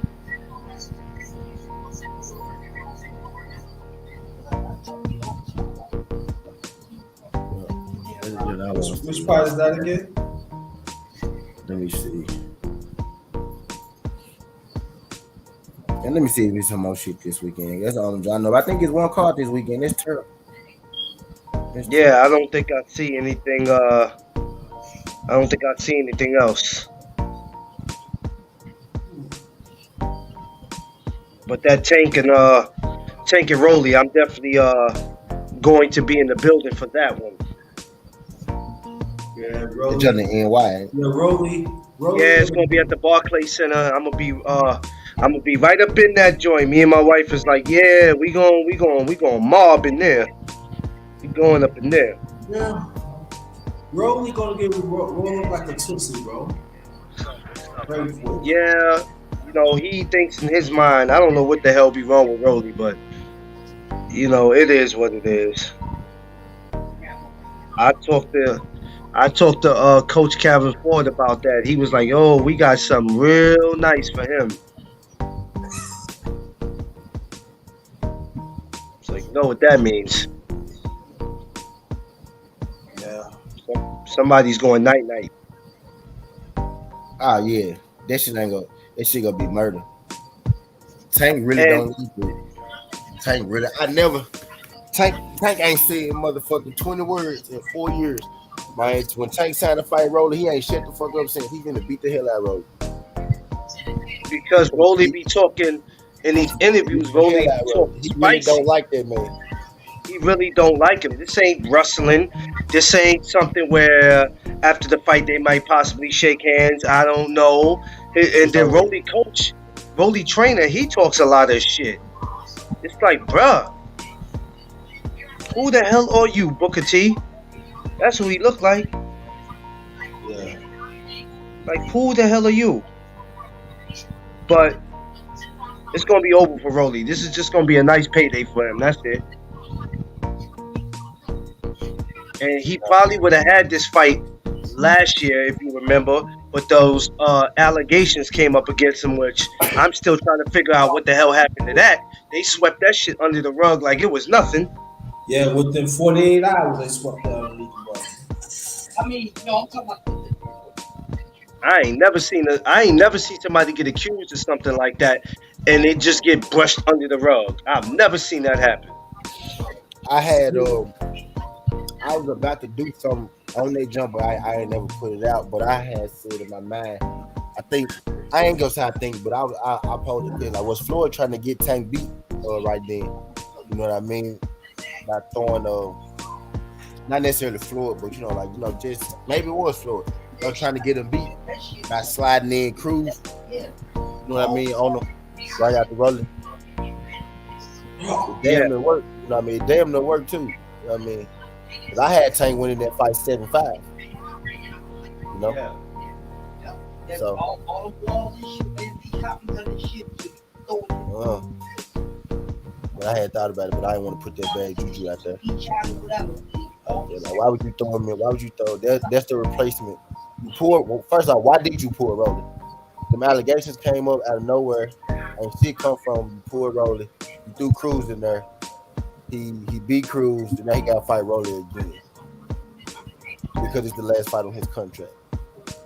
Did you try to get that nigga beat the fight before the last fight on his contract? Oh no, but hey, It makes you think, does it? a little bit. I ain't never put it out there though. I ain't put it out there. But I thought about it though. I was like, damn, was he trying to? I was like, what the fuck? I'm like, so he just go. They did that with Chris Colbert too. You know what I mean? They threw a top, or they threw an Olympian in there, undefeated Olympian there on. Maybe your backup fights be better than the original fight, and then the dude get hurt or some shit. You know what I mean?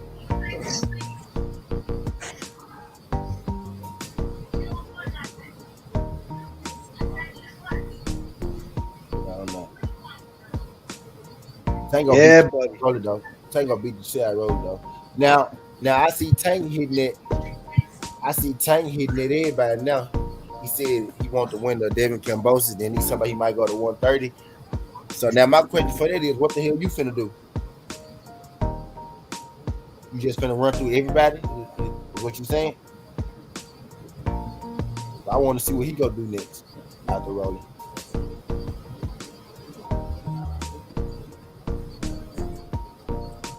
I want to see what type of time. I believe that 130 shit bullshit, but I don't think he ever going back to 130. I just think he was feeling good in the gym. He was like, man, I feel good right now. Getting down the weight. You know, he probably close to his weight. He's like, man, I can make 130 right now. You know what I mean? I think he had one of them moments. But he the mandatory for Kambosos painting. You know, so he's sticking around up there. That might work. But if in the meantime he talking about going down to 130 in between time, then that's different. Now that I'm thinking about it, he really could do that. But that mandatory shit ain't gonna hit, you know, until after the fight, after these two fights, because it's a rematch clause. Right. The mandatory ain't gonna hit. So Tank really could, you know, fuck around and sneak his way up down to 130, have a fight, and then go back up. He could clean house.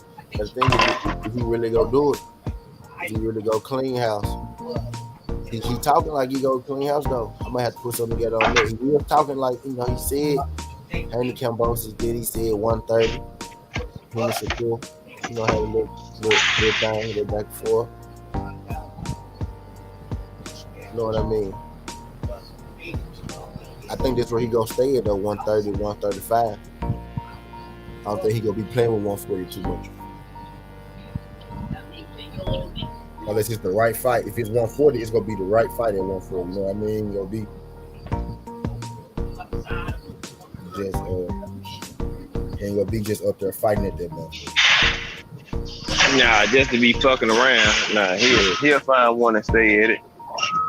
You know what I'm saying? For at least 3 years or so. And then go, I see him like 31 around Earl them age going to 140, being there selling. Something like that. Yeah. Right now, just keep building his legacy. You know what I'm saying, where he at. You know, try to knock off the loose end.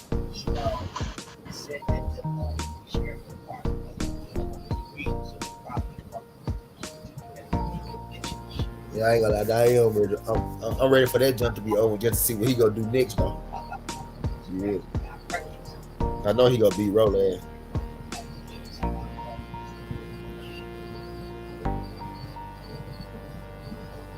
And Devin shit fight what? June 4. Devin fight June 4. So there's what, 3 weeks.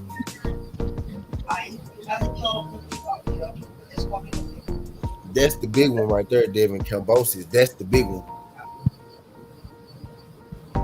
Yeah. He said, I hope Devin goes in there and whoops his ass. Straight up. I can't stand that George. Nothing. So I hope, you know, I'm sure Devin is going to get in. He's going to go over there and he's going to get busy.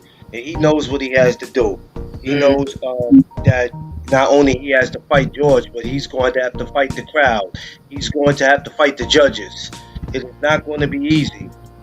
But at the end of the day, I wish Devin could hear us now.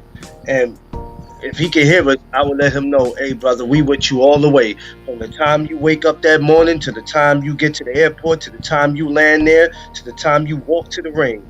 We with you, bro. If nobody else is with you that look like us, we with you, bro. Please believe that. Right. Yeah, give me a good birthday present because he's fighting on my birthday. Give me a great birthday present. All these, you hear everybody who look like us, you know, and some of y'all are a bunch of damn coons, straight up. Because I hear some of y'all speak so bad, and it's not people that's not black. A lot of it, like I said, look like us, and y'all just talk crazy about this dude, man. Like I don't get y'all, man. And those are the ones I'll never have a conversation with. Those are the ones that if I see them in public, they can never say anything to me, man. Because y'all are straight coons. Facts. It be your own people. Y'all will walk around and talk about how great Fury is, but then say Deontay Wilder can't box. Man, kiss my ass. Yeah, that's funny. Right. Show me one dude. When the next time you can tell me you're going to see a Deontay Wilder? You think when you wake up Saturday you'll see another Deontay Wilder? It will be a while before we ever see that. We might not ever see that again. So how dare you? But fucking Tyson Fury's the greatest thing since sliced bread. Man, kiss my ass, you coons. Facts. You talk about break a leg. I hope you break a leg. Yeah, the wild animal eater.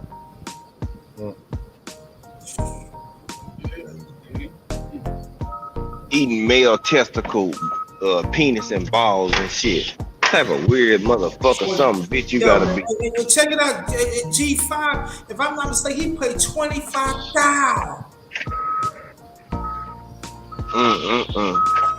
25,000 to eat balls. You can't make this up, yo. You can't make this up. to drink out something that he's dirty. You dirty already. But in the words of my brother Ricky Williams, this is your king. That's your king? That's your king? Huh? Man. It's dirty YN. Yeah, that's their king. That's their life. $25,000 worth. And you know what? It's sad, man. It's sad, man. But our own people, right? Y'all don't make it no better. Y'all don't make it no better, and y'all are sad. And y'all think because you know boxing or you think you know boxing, whatever comes out your mouth, and if it sounds right, then that's what we supposed to go with, man. Get the hell out of here. Y'all a bunch of coons. And then in the mainstream media, throw your asses away, then you want to come home. No, stay your ass over there. We don't need you over here. Stay your ass over there. Because you know they use you.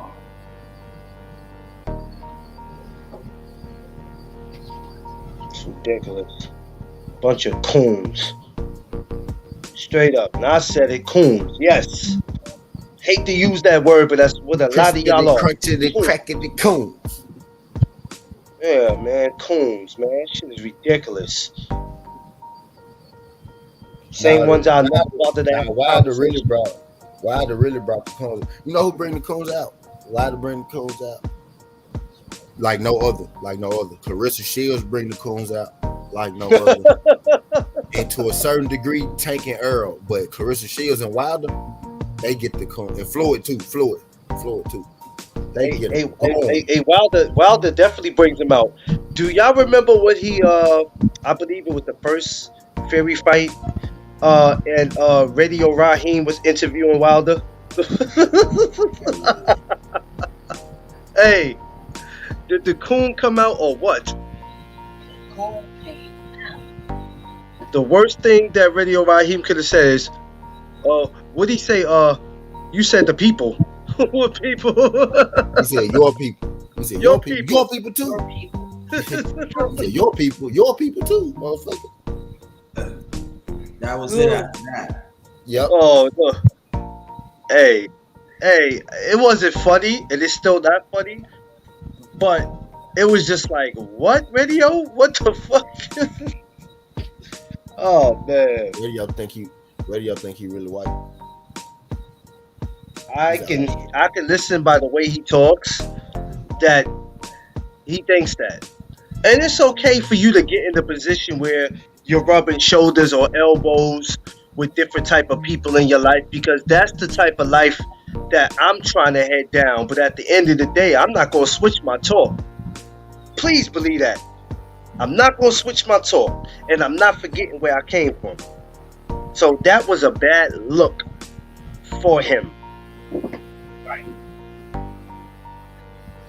But you gotta I thought Wilder, if you know, in the back of Wilder's mind, I don't know what he was thinking, but he looked like he really wanted to slap the shit out of Radio.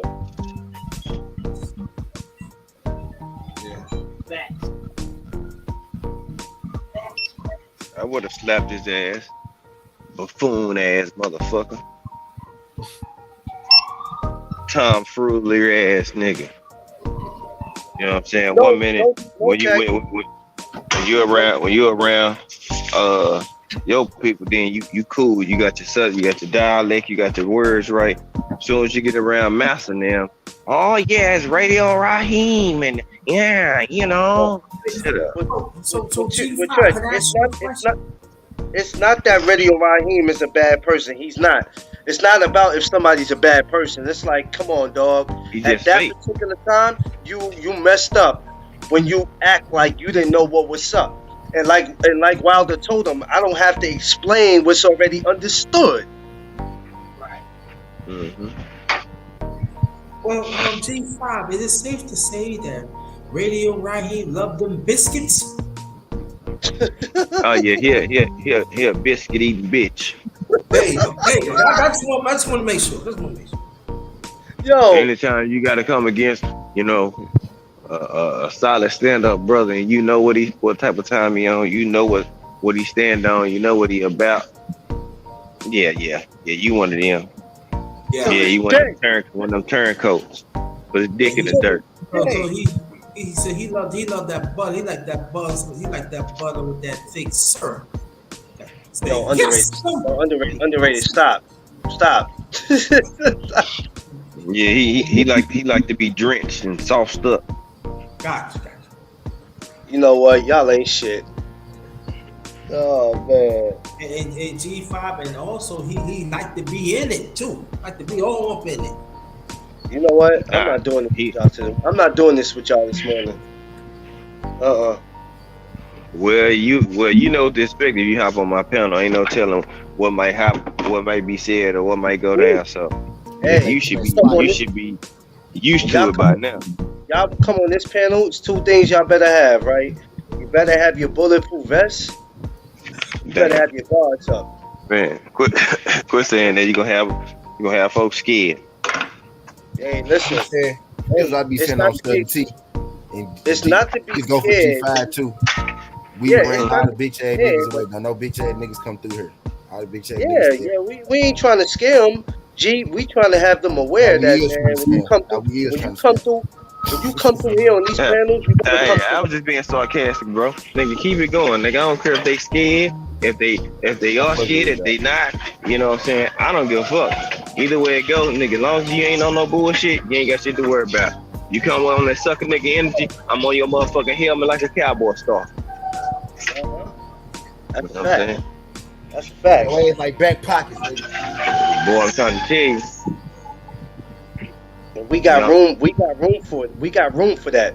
We don't want to, but we'll sure make room for it. We always make room for it.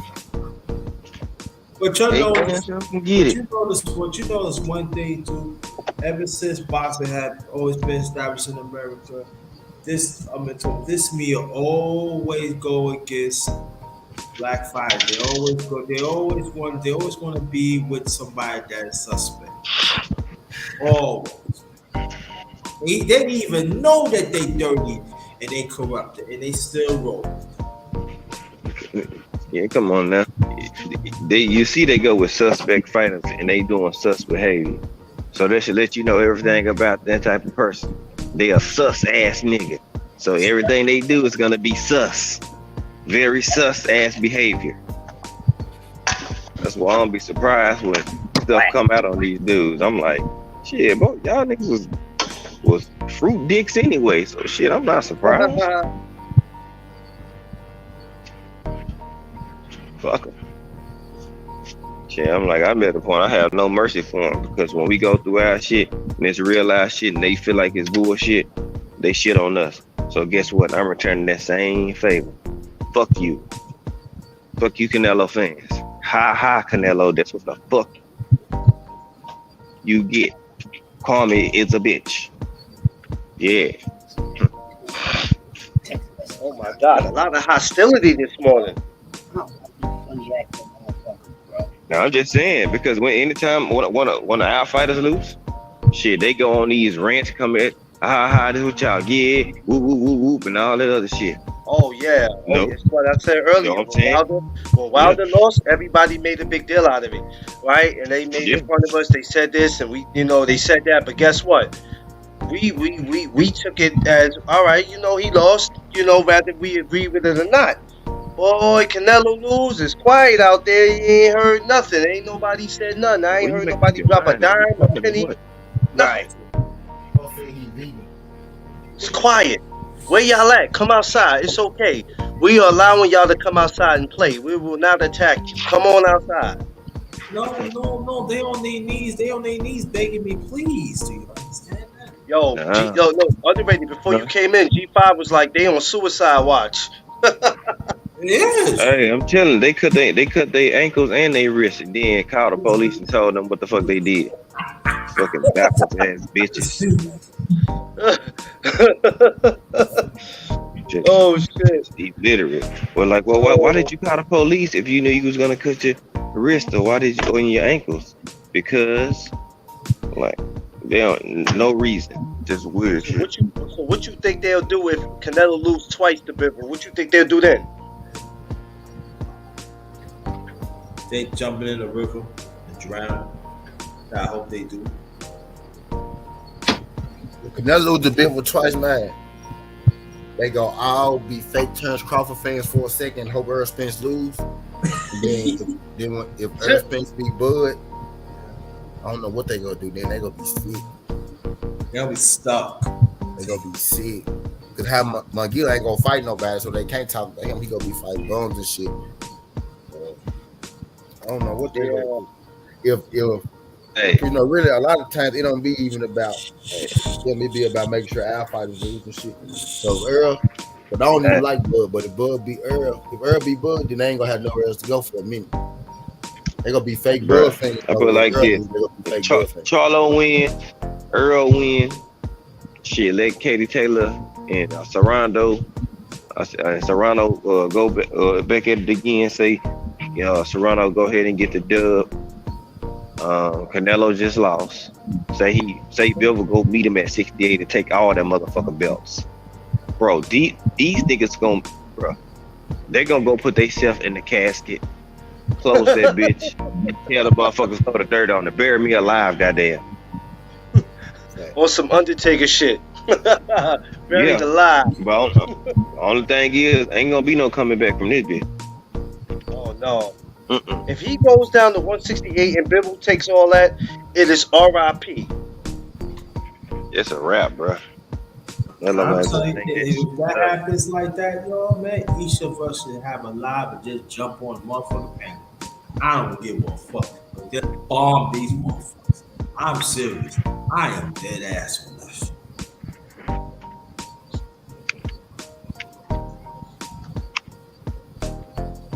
And that it can happen though too. That can happen.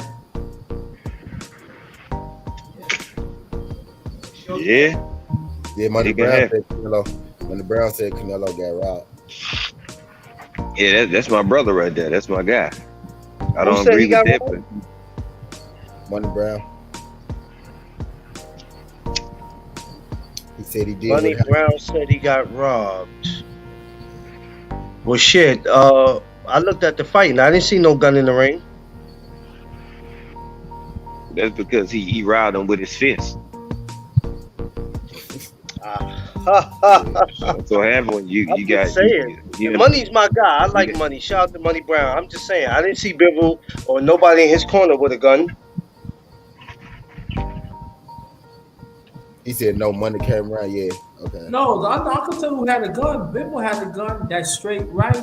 That's what he had in that jab. He said money. Bruce Gas said money. Bruce Gas said money came around. Thank you.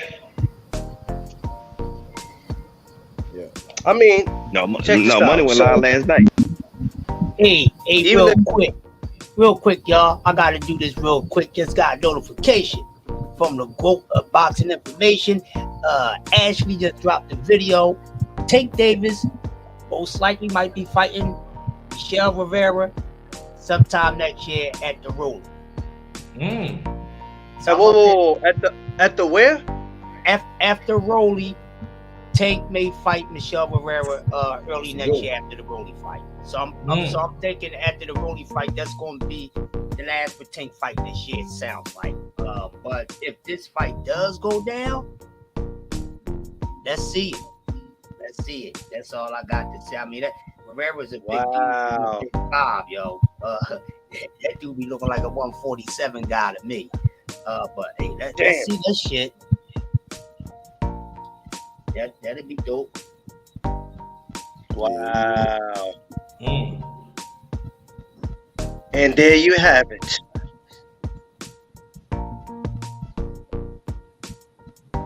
Yeah, he said money was on tequila Saturday night.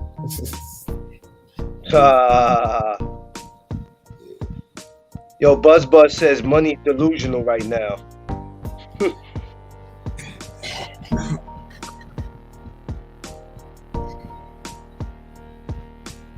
Yeah, I mean, look, that's how it be, though. That's how it be when your favorite of all time loses, and people start feeling some kind of way. I mean, it's all good. Shout out to Money Brown. That's still my guy, though.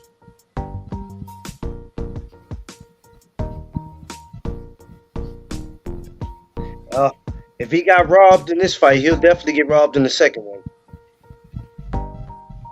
It's a stick up. Yeah, he better do it at 75. It's a stick up. Bivol just got there. He went out there and got him. Is it safe to say he went out there and got him a cool or easy $2 million? Hey, that's what's up. Some people got to work much harder for that $2 million. So, and look, bro. You know that the office for him, Yoda.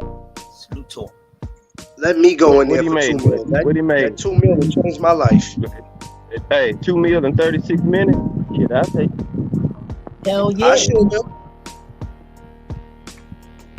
Shit. I'm buying every steakhouse in Texas. Shit. Think I'm not. I'm buying me a Popeye so I can eat all that good ass chicken. Yo, shit. Hey, buy it, bro. Because if you buy it, I'm definitely coming through. All the honey biscuits I want. Hey, it ain't nothing like Popeyes in the South. It's the biscuits. Ain't nothing like it's the biscuits, bro. Ain't nothing like Popeyes when you go down south. Right. Shit. Hey, you know what you could get, Southern T? Get you. I know y'all got it down there. Church's Chicken. Hey, bro, that's just up the street, nigga. Hey, yeah. Speaking of 3rd Street, that's what Church's Chicken is on 3rd Street. Shit, I gotta come visit you, Southern T, because that's all I want to eat is the damn Church's Chicken. Churches ain't everywhere. See, everybody don't know about their churches now. They don't know about that. Here up in Philly, but they used to be over Philly a lot. It's one up not too far from my job. They still have a few, but they also like out in town. I think churches. I think whoever make churches smoke weed, bro. Because every time on 420, y'all notice churches have a deal going on. For real. That's a fact. At our churches, we had got a 20 piece. They had a 20-piece strip for $7 this 420. You know that's for high people, bro. Hey, I didn't know nothing about churches until when I came to the South. And when I had that and I tried their biscuits, that was the biggest mistake I could have ever made. Whew. Damn. Man, y'all getting me hungry. Y'all about to make me go look for one. Popeye got the best biscuits, though. And I'm ready to argue.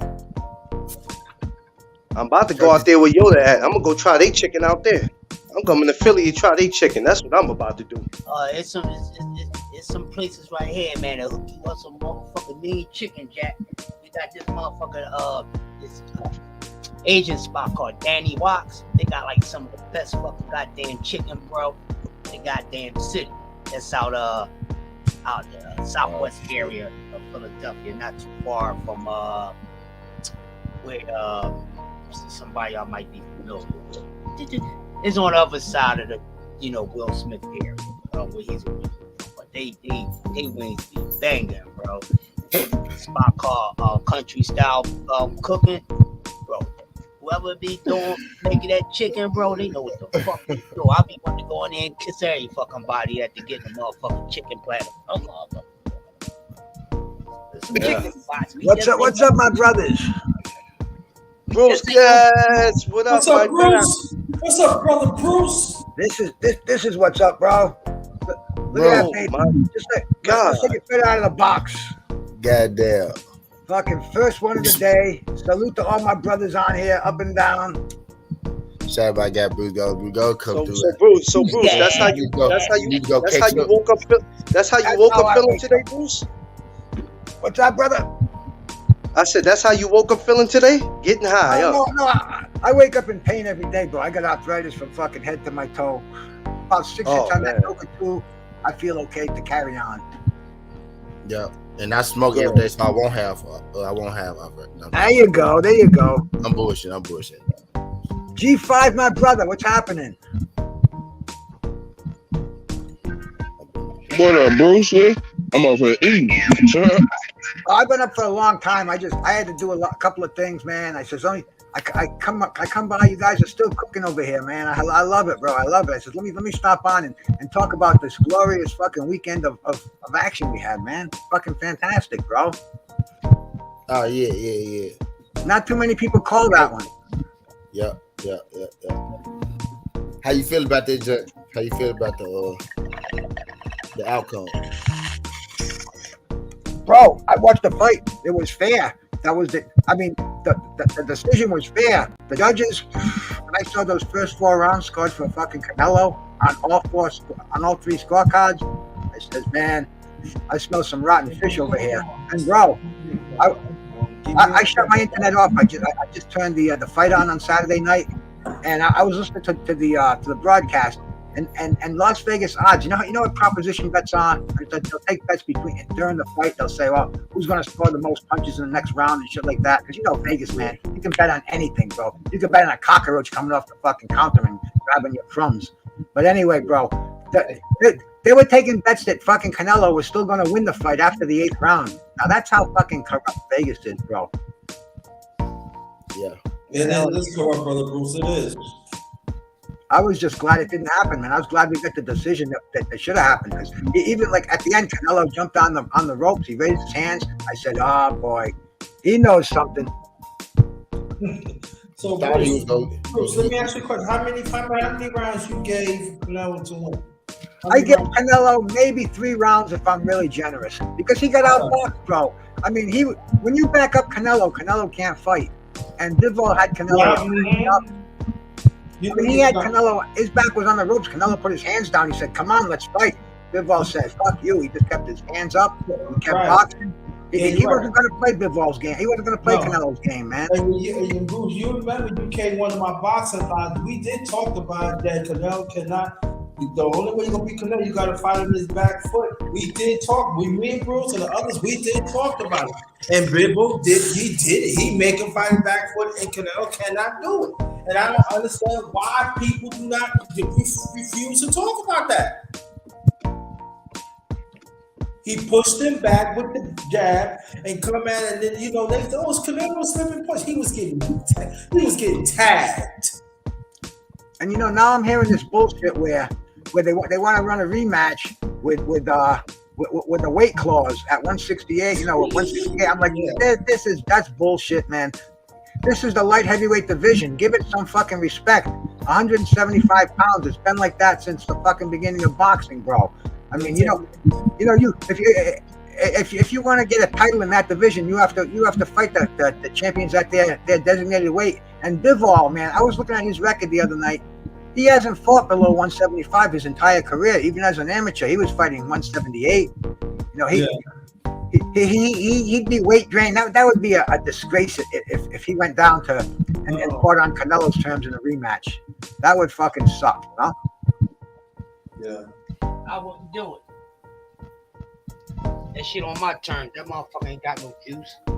Well, you guys are just saying he got his $2 million, but Canelo, I think he got over $10 million on that fight, bro. Yeah. And only that just goes to tell me that Bivol, he's not a fucking pocket watcher.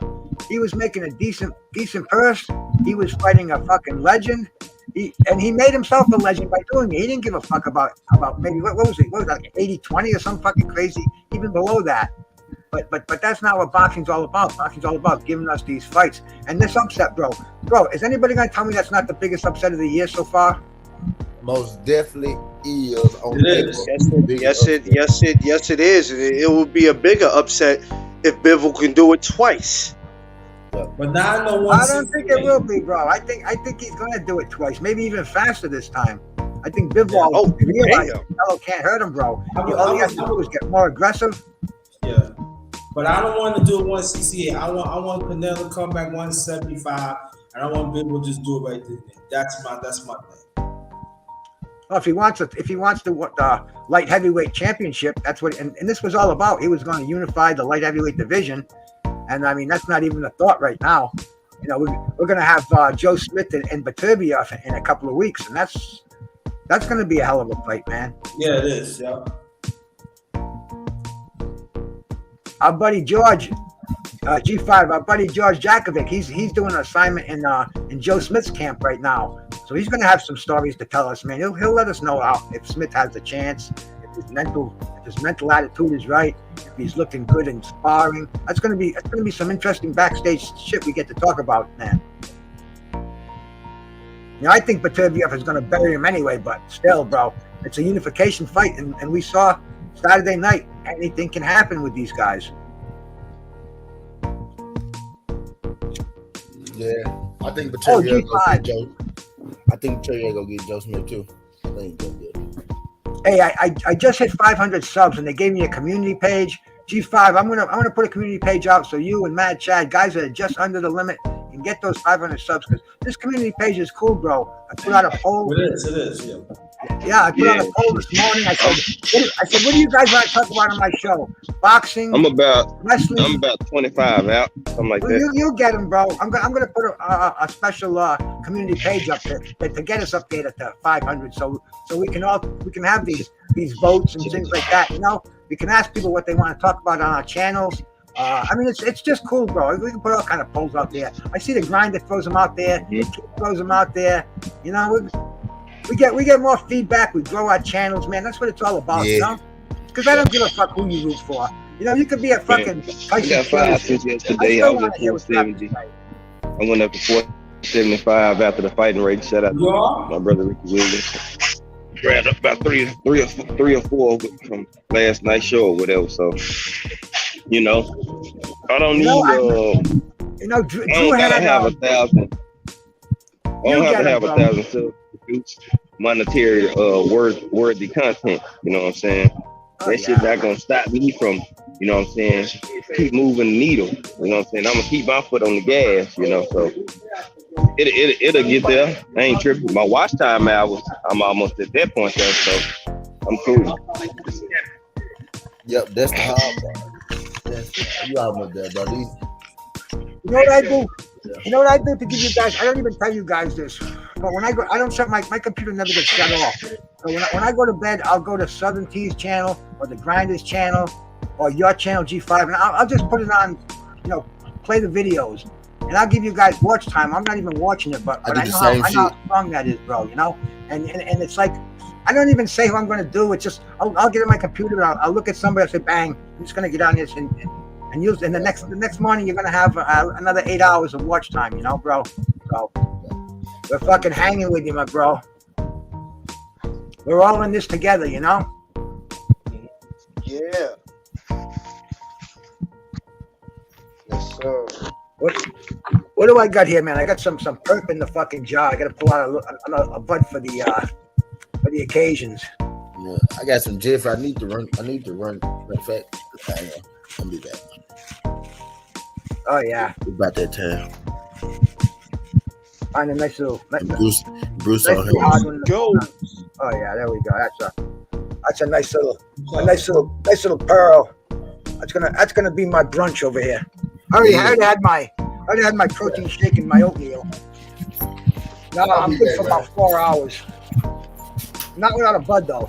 I'm gonna be right back, bro. We'll hold it down for you, brother.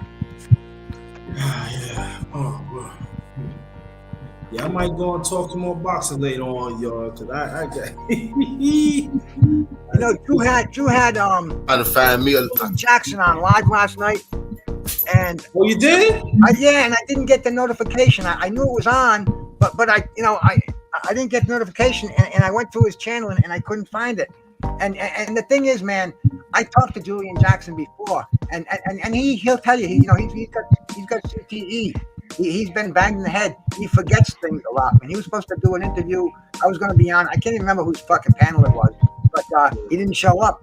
And then when they called him, he was shopping in the Home Depot, and he goes, "Oh man, I don't remember things, man. I got hit so much that you're gonna have to call me." So I thought that happened last night, and I'm like, shit. But hey, that's what it is. So I went somewhere else, and this morning I saw that he did show up, and they did the interview, and I'm like, oh fuck, because a lot of times Drew asked me to come on there, when he's got boxes from the 80s and 90s, because bro, that's what I was fucking weaned on, baby. Yeah. And I'm just pissed that I missed it. I watched it this morning, and man, good stuff, man. Julian the Hawk Jackson, that was a fucking killer. You know what he would do to Canelo Alvarez? Oh my fucking god! I don't think it will last 5 rounds with him. That's what I said, though. 2 rounds. There you go. But man, that's another thing I love about this. I'm seeing all these guys that were my idols when I was watching them on the tube back in the day, watching them on CBS, NBC, and I'm looking at, they're talking to fucking Drew. Trick Nolte's got them. They come on my show. I see T's got the boxes on there. Grinder, for Christ's sakes, man.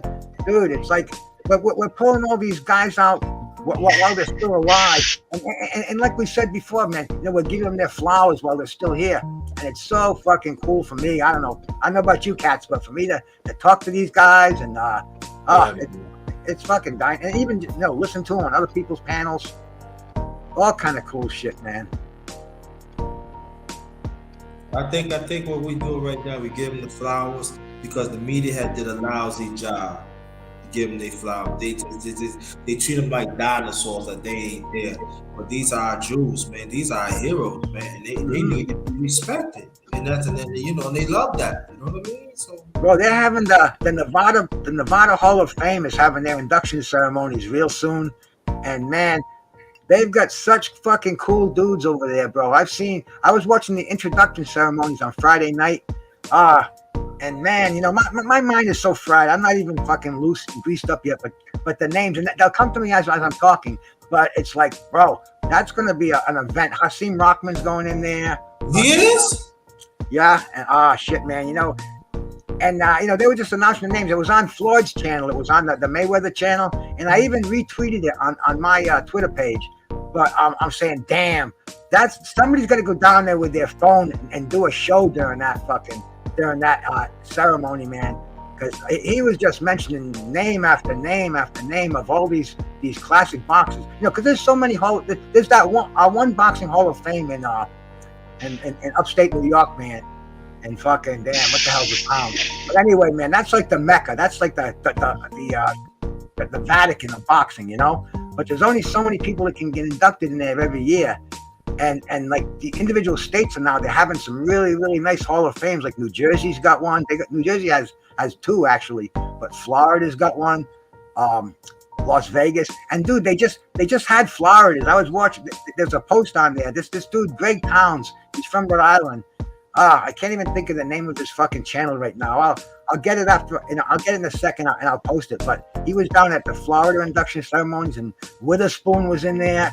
Fucking Iran Barkley, Starling, all these fucking cats, they're all together. And man, you can't watch that without that bringing a smile to your face, Man, it's like, dude, that's like fucking, it's like watching a picture of The Last Supper, like seeing these fucking immortals. And man, I wish I was more mobile. I wish I had more, more fucking funds and shit like that. I'd love to go to these Hall of Fame ceremonies, man, because they look like nothing but good times, I mean, not even fights, and they probably do have fights, because I know at the International Boxing Hall of Fame they have a card there when they do the introduction ceremony. So man, it's definitely, if you cats have the ability and the fucking mobility, definitely catch one of these Hall of Fame induction ceremonies, because it's the best, man. You'll remember it for the rest of your life. Buzz, you know it, my brother. Yeah, Roy Jones was down there. Unbelievable, man. Unbelievable shit that goes on besides just the two competitors in the ring. While these guys are still with us, and while we can still appreciate them and fucking support them.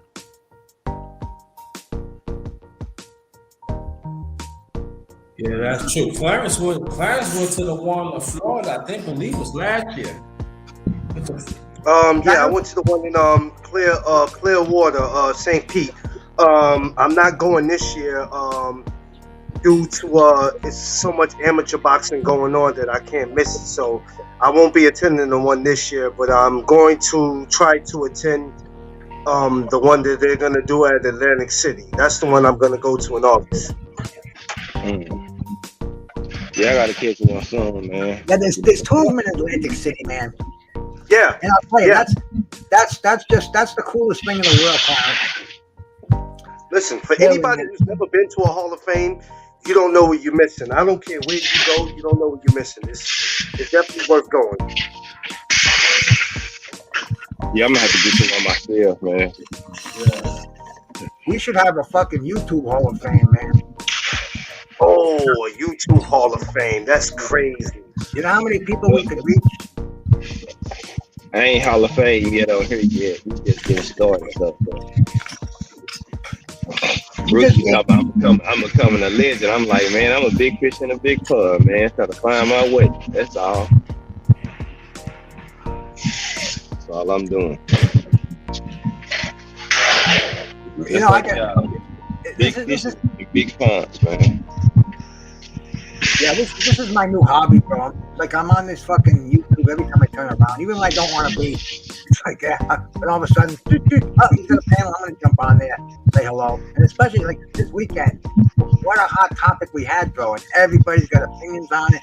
Everybody's telling us why Canelo lost, why Pitbull won, the styles. I'm hearing some fucking good shit going on here, man. Stuff you could never hear back in the day, back when I was, trying to get information on a fight. You're lucky if you could talk to 3 or 4 people who even saw the fucking thing. Never mind, a fucking empire like this.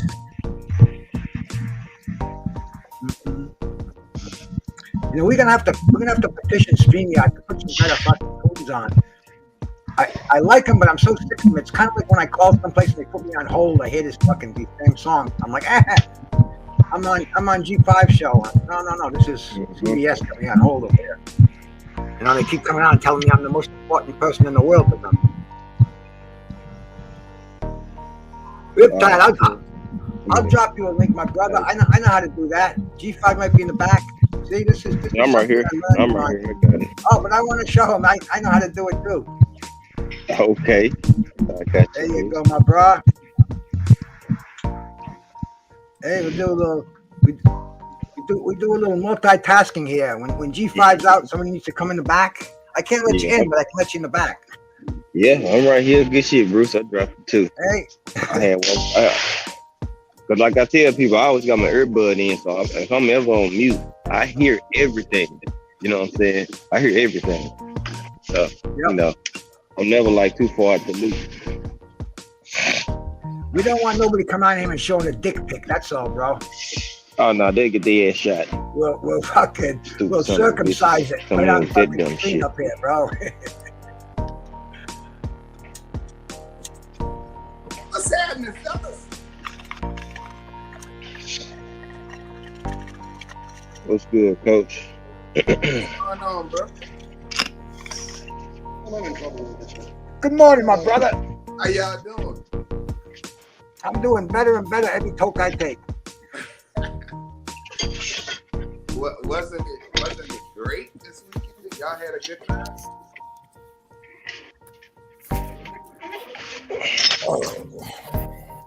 I know y'all. I know y'all don't want me coming here saying I told y'all so. I know y'all don't like that. G5. Yep. Told y'all so. What it do? Huh? See what's going on. I said I told y'all so. Oh no. You called it, but shit. I mean, I wasn't down there. I was just like, is he gonna be able to get this shake from the ref? You know what I'm saying? That's what I was thinking about. Even if he did beat him, what they gonna give him no more? That was my only thing I was concerned about. My only problem. You're my only problem too. Man, they go get it. Investigation. I know that needs you got to be in.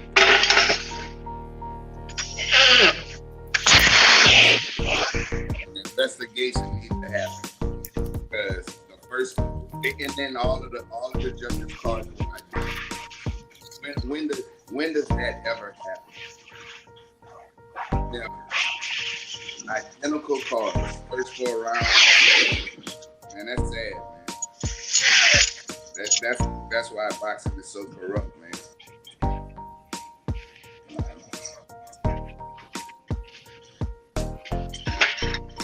Yeah, cousin. You see them boys sick, boy. Them boys don't even want to come online. They don't even want to come up on the chat.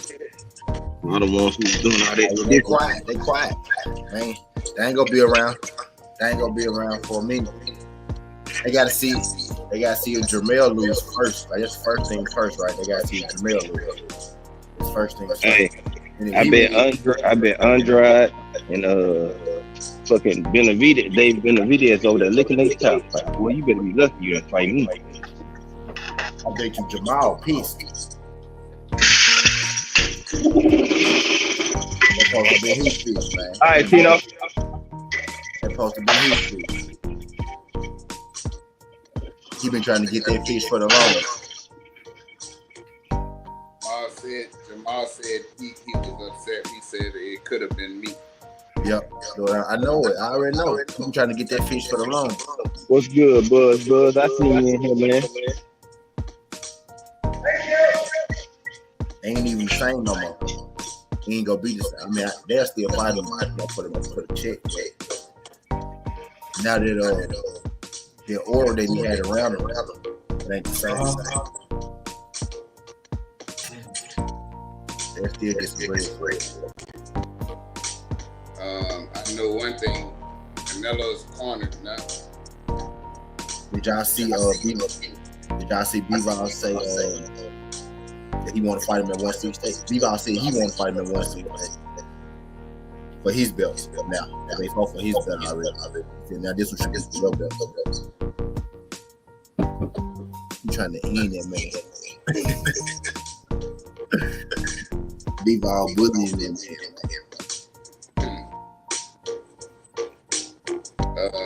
I know Canelo don't have a lot of places to go now. Right. He don't have a lot of places to go because David Benavidez was fighting at Eliminator, another Eliminator, that gets for the interim title. So if he go back down to 168, he gonna have to fight. He gonna have to fight Benavidez.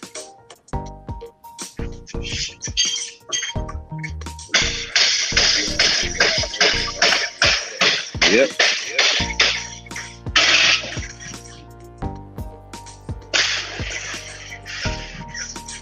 But I mean, shit, the wall's closing in. You know what I'm saying? It ain't like It's over for him, man. Time is up. Just that simple. Just how I feel about it, man. Yes, I feel about it. Yeah. We had a nice action run. What's up? Somebody got it.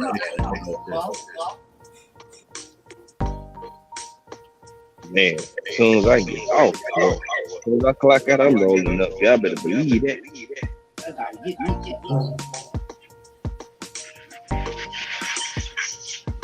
I'm twisting one right now.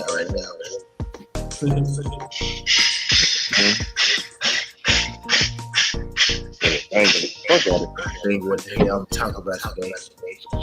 Yeah. That's one thing about the good herb, my brothers, man. Nobody can quite. That's not me echoing, man. Somebody's got to echo in their mic. Yeah, somebody. Man, you know the thing about weed, it does not get you fucked up. It gets you stoned, so you can enjoy and tolerate and stay energetic. Alcohol, narcotics, that shit gets you fucked up. Weed is on a whole different scale. Yes, it is. But you must understand it to enjoy it properly. Oh, I do. I know you do. Back Saturday was an anniversary for me, bro. Kentucky Derby Day, 1969 was the first time I lit up a bone.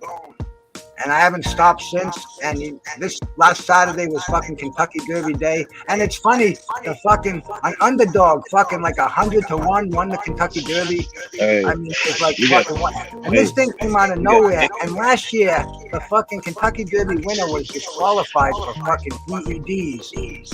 And this fucking horse, I can't even remember the name of it, bro, but it came from nowhere. And at the end of the race, it's biting its fucking trainer. It's fucking, they had to give it a Thorazine or something to calm it down. But man, it was just so fit with my anniversary, my weed smoking, a fucking great fight on, and fucking I don't know, bro. I don't know where else to go, but life is good, man. God bless, right? Oh yeah. Yeah, man, life's good, man. Like I say, you might not have everything that you want or you desire, but shit, my shit is wonderful. And yeah, my woman, she just put in there, yeah, she a drinker. Shout out weekly. I can drink too. I drink enough. See, the problem is, when I used to drink, I'd have to drink in moderation, or like a hangover that would ruin the next day, man. Shit. I used to get them so bad, if I raised my head, I'd vomit. I had fucking hangovers that were worse than having COVID. But weed, nah. Never a hangover with weed. Maybe if it's ranky stuff, maybe a little headache the next day, but taking aspirin is wrong. But even that's few and far between, bro.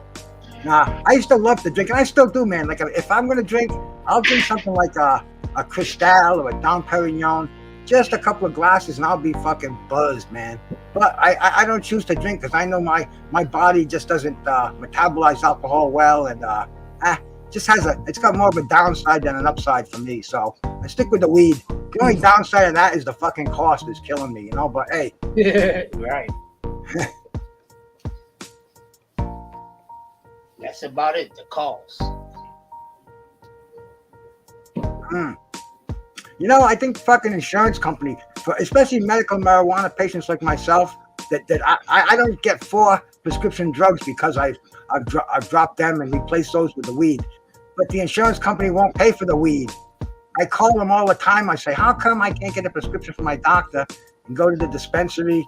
And no, that's federal regulation, blah, blah, blah. And I'll say, well, you know, that's something I think we all got together. Not only make it medically accessible, but make the fucking insurance companies pay for it. Yeah. Yeah, I pay like $1,000 a month for my insurance, for Christ's sakes, you know? Wow.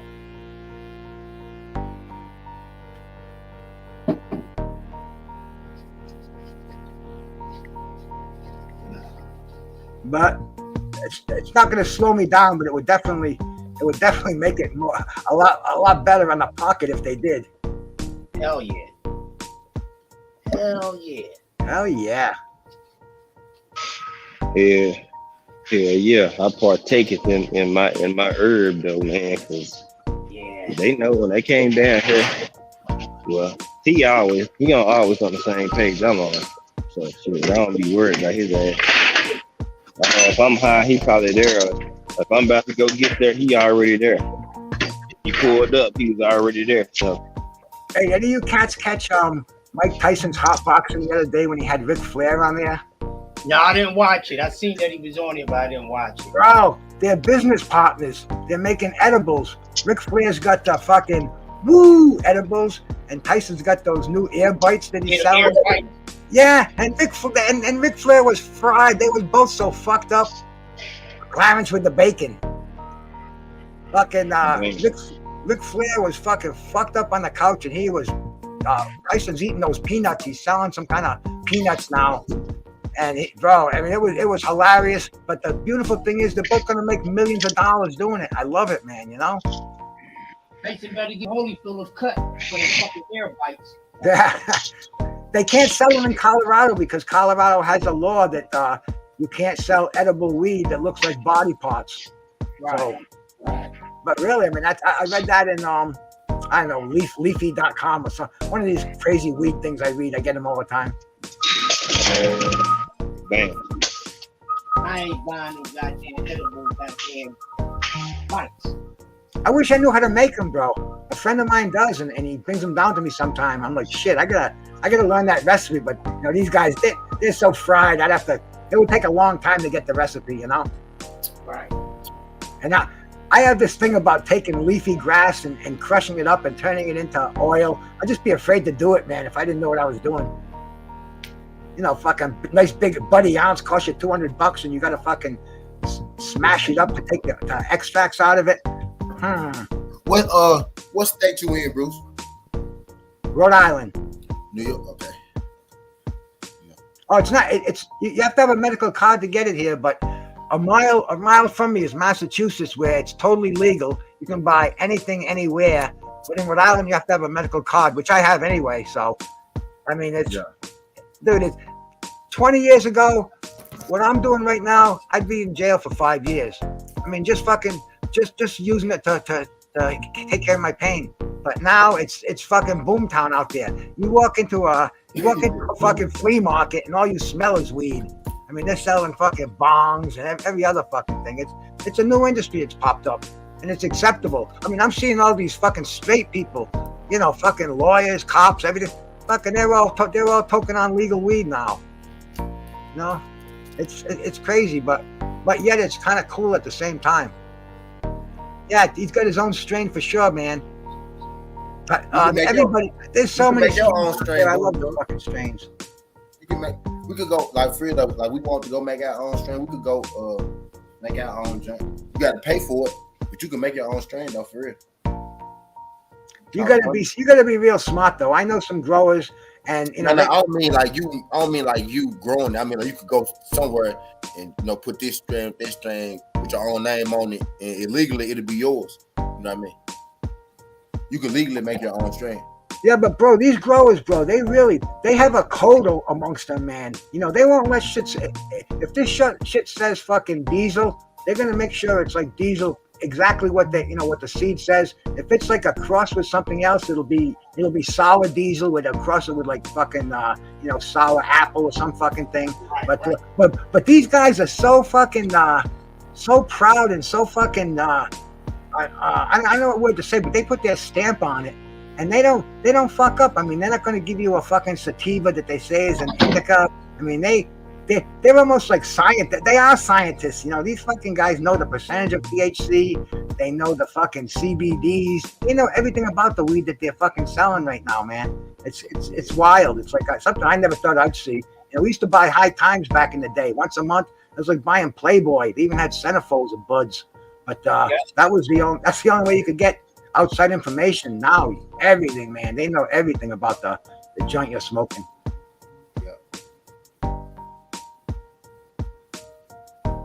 Oh, you know that, Peach. I'd be somewhere, man.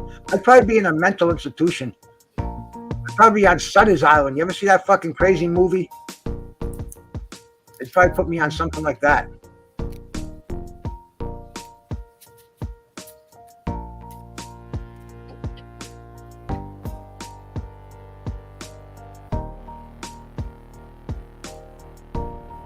Pardon me, y'all, if I'm quiet. I'm just back here getting my breakfast on, so apologies. I want some. Yeah, pardon me if I talk too much, man. I'm just getting my fucking buzz on. No, man, go ahead, do your thing, man. Shit. You know what? I ain't getting myself right for man. I'm up here pouring shit. I gotta give me some smokes. I haven't smoked since I've been up. Goddamn. It's rare. Yoda, roll one up, man. I gotta go grab some. Because man, share your breakfast, man. I ain't got nothing in this bitch, bro. Nothing. I would share, but I'm too greedy. No, you go ahead and do your thing, man.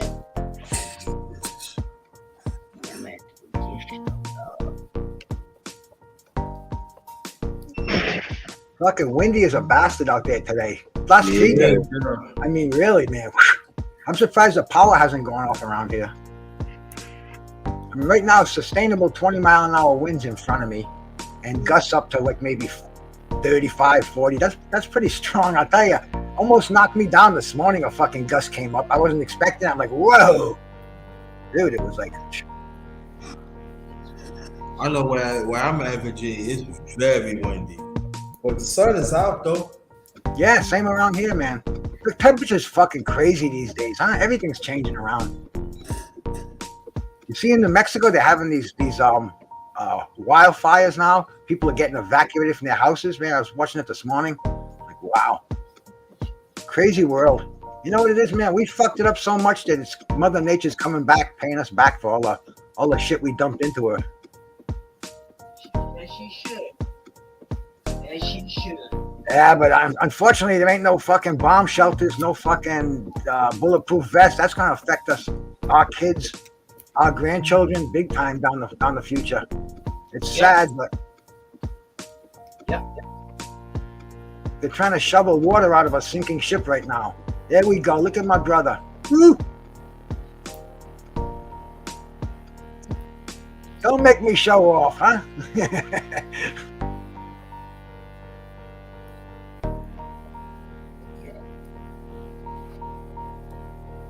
Riptide, you're a man after my own fucking heart. It's about accurate.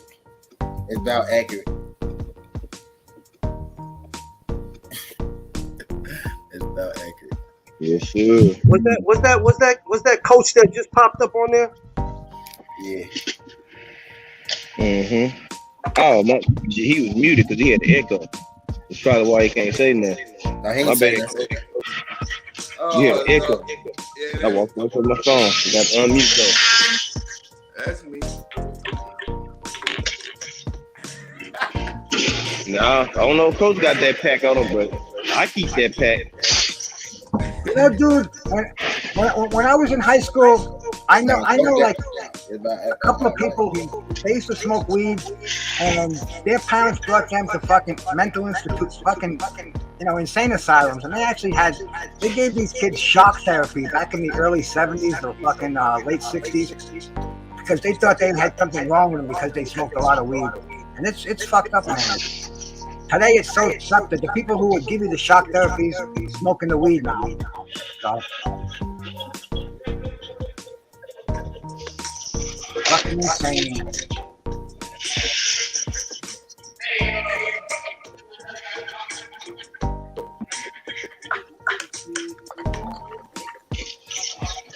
Yeah, man. This is where I keep mine in. I'm pulling straight from the block too, Coach. I open that sucker up. It's airtight, and I crack the top. Hey, keep that. Well, I be telling you, I be running out of. The vials of different shit in there. And a little bud of this fucking Girl Scout cookie that's in there. Enough for a couple of bones of this fucking. I still got some white glitter on the floor. And a couple of about a quarter ounce of some fucking shit in here called Granddaddy Pill. You here to pick up? You got that old school. Well, you gotta keep it. You gotta keep it. Hey, fellas, shit. I'm about to be busy at work, man. I'm about to go ahead and set this down. I got a lot of shit I gotta get to, man. And we share the person, man. So I'm gonna go ahead and set this shit on down. All right, brother. Always a pleasure, man. Hey, All right, Yoda, appreciate everybody pulling up. Appreciate you guys rocking out every day as usual. You know what I'm saying? Y'all feel all these good brothers, man. They all dropping their dope content, man. And until tomorrow, as I say, come in with an empty plate. We're gonna fill that bitch up. Y'all be safe, enjoy, man. I'll catch y'all later on. I'm out of here.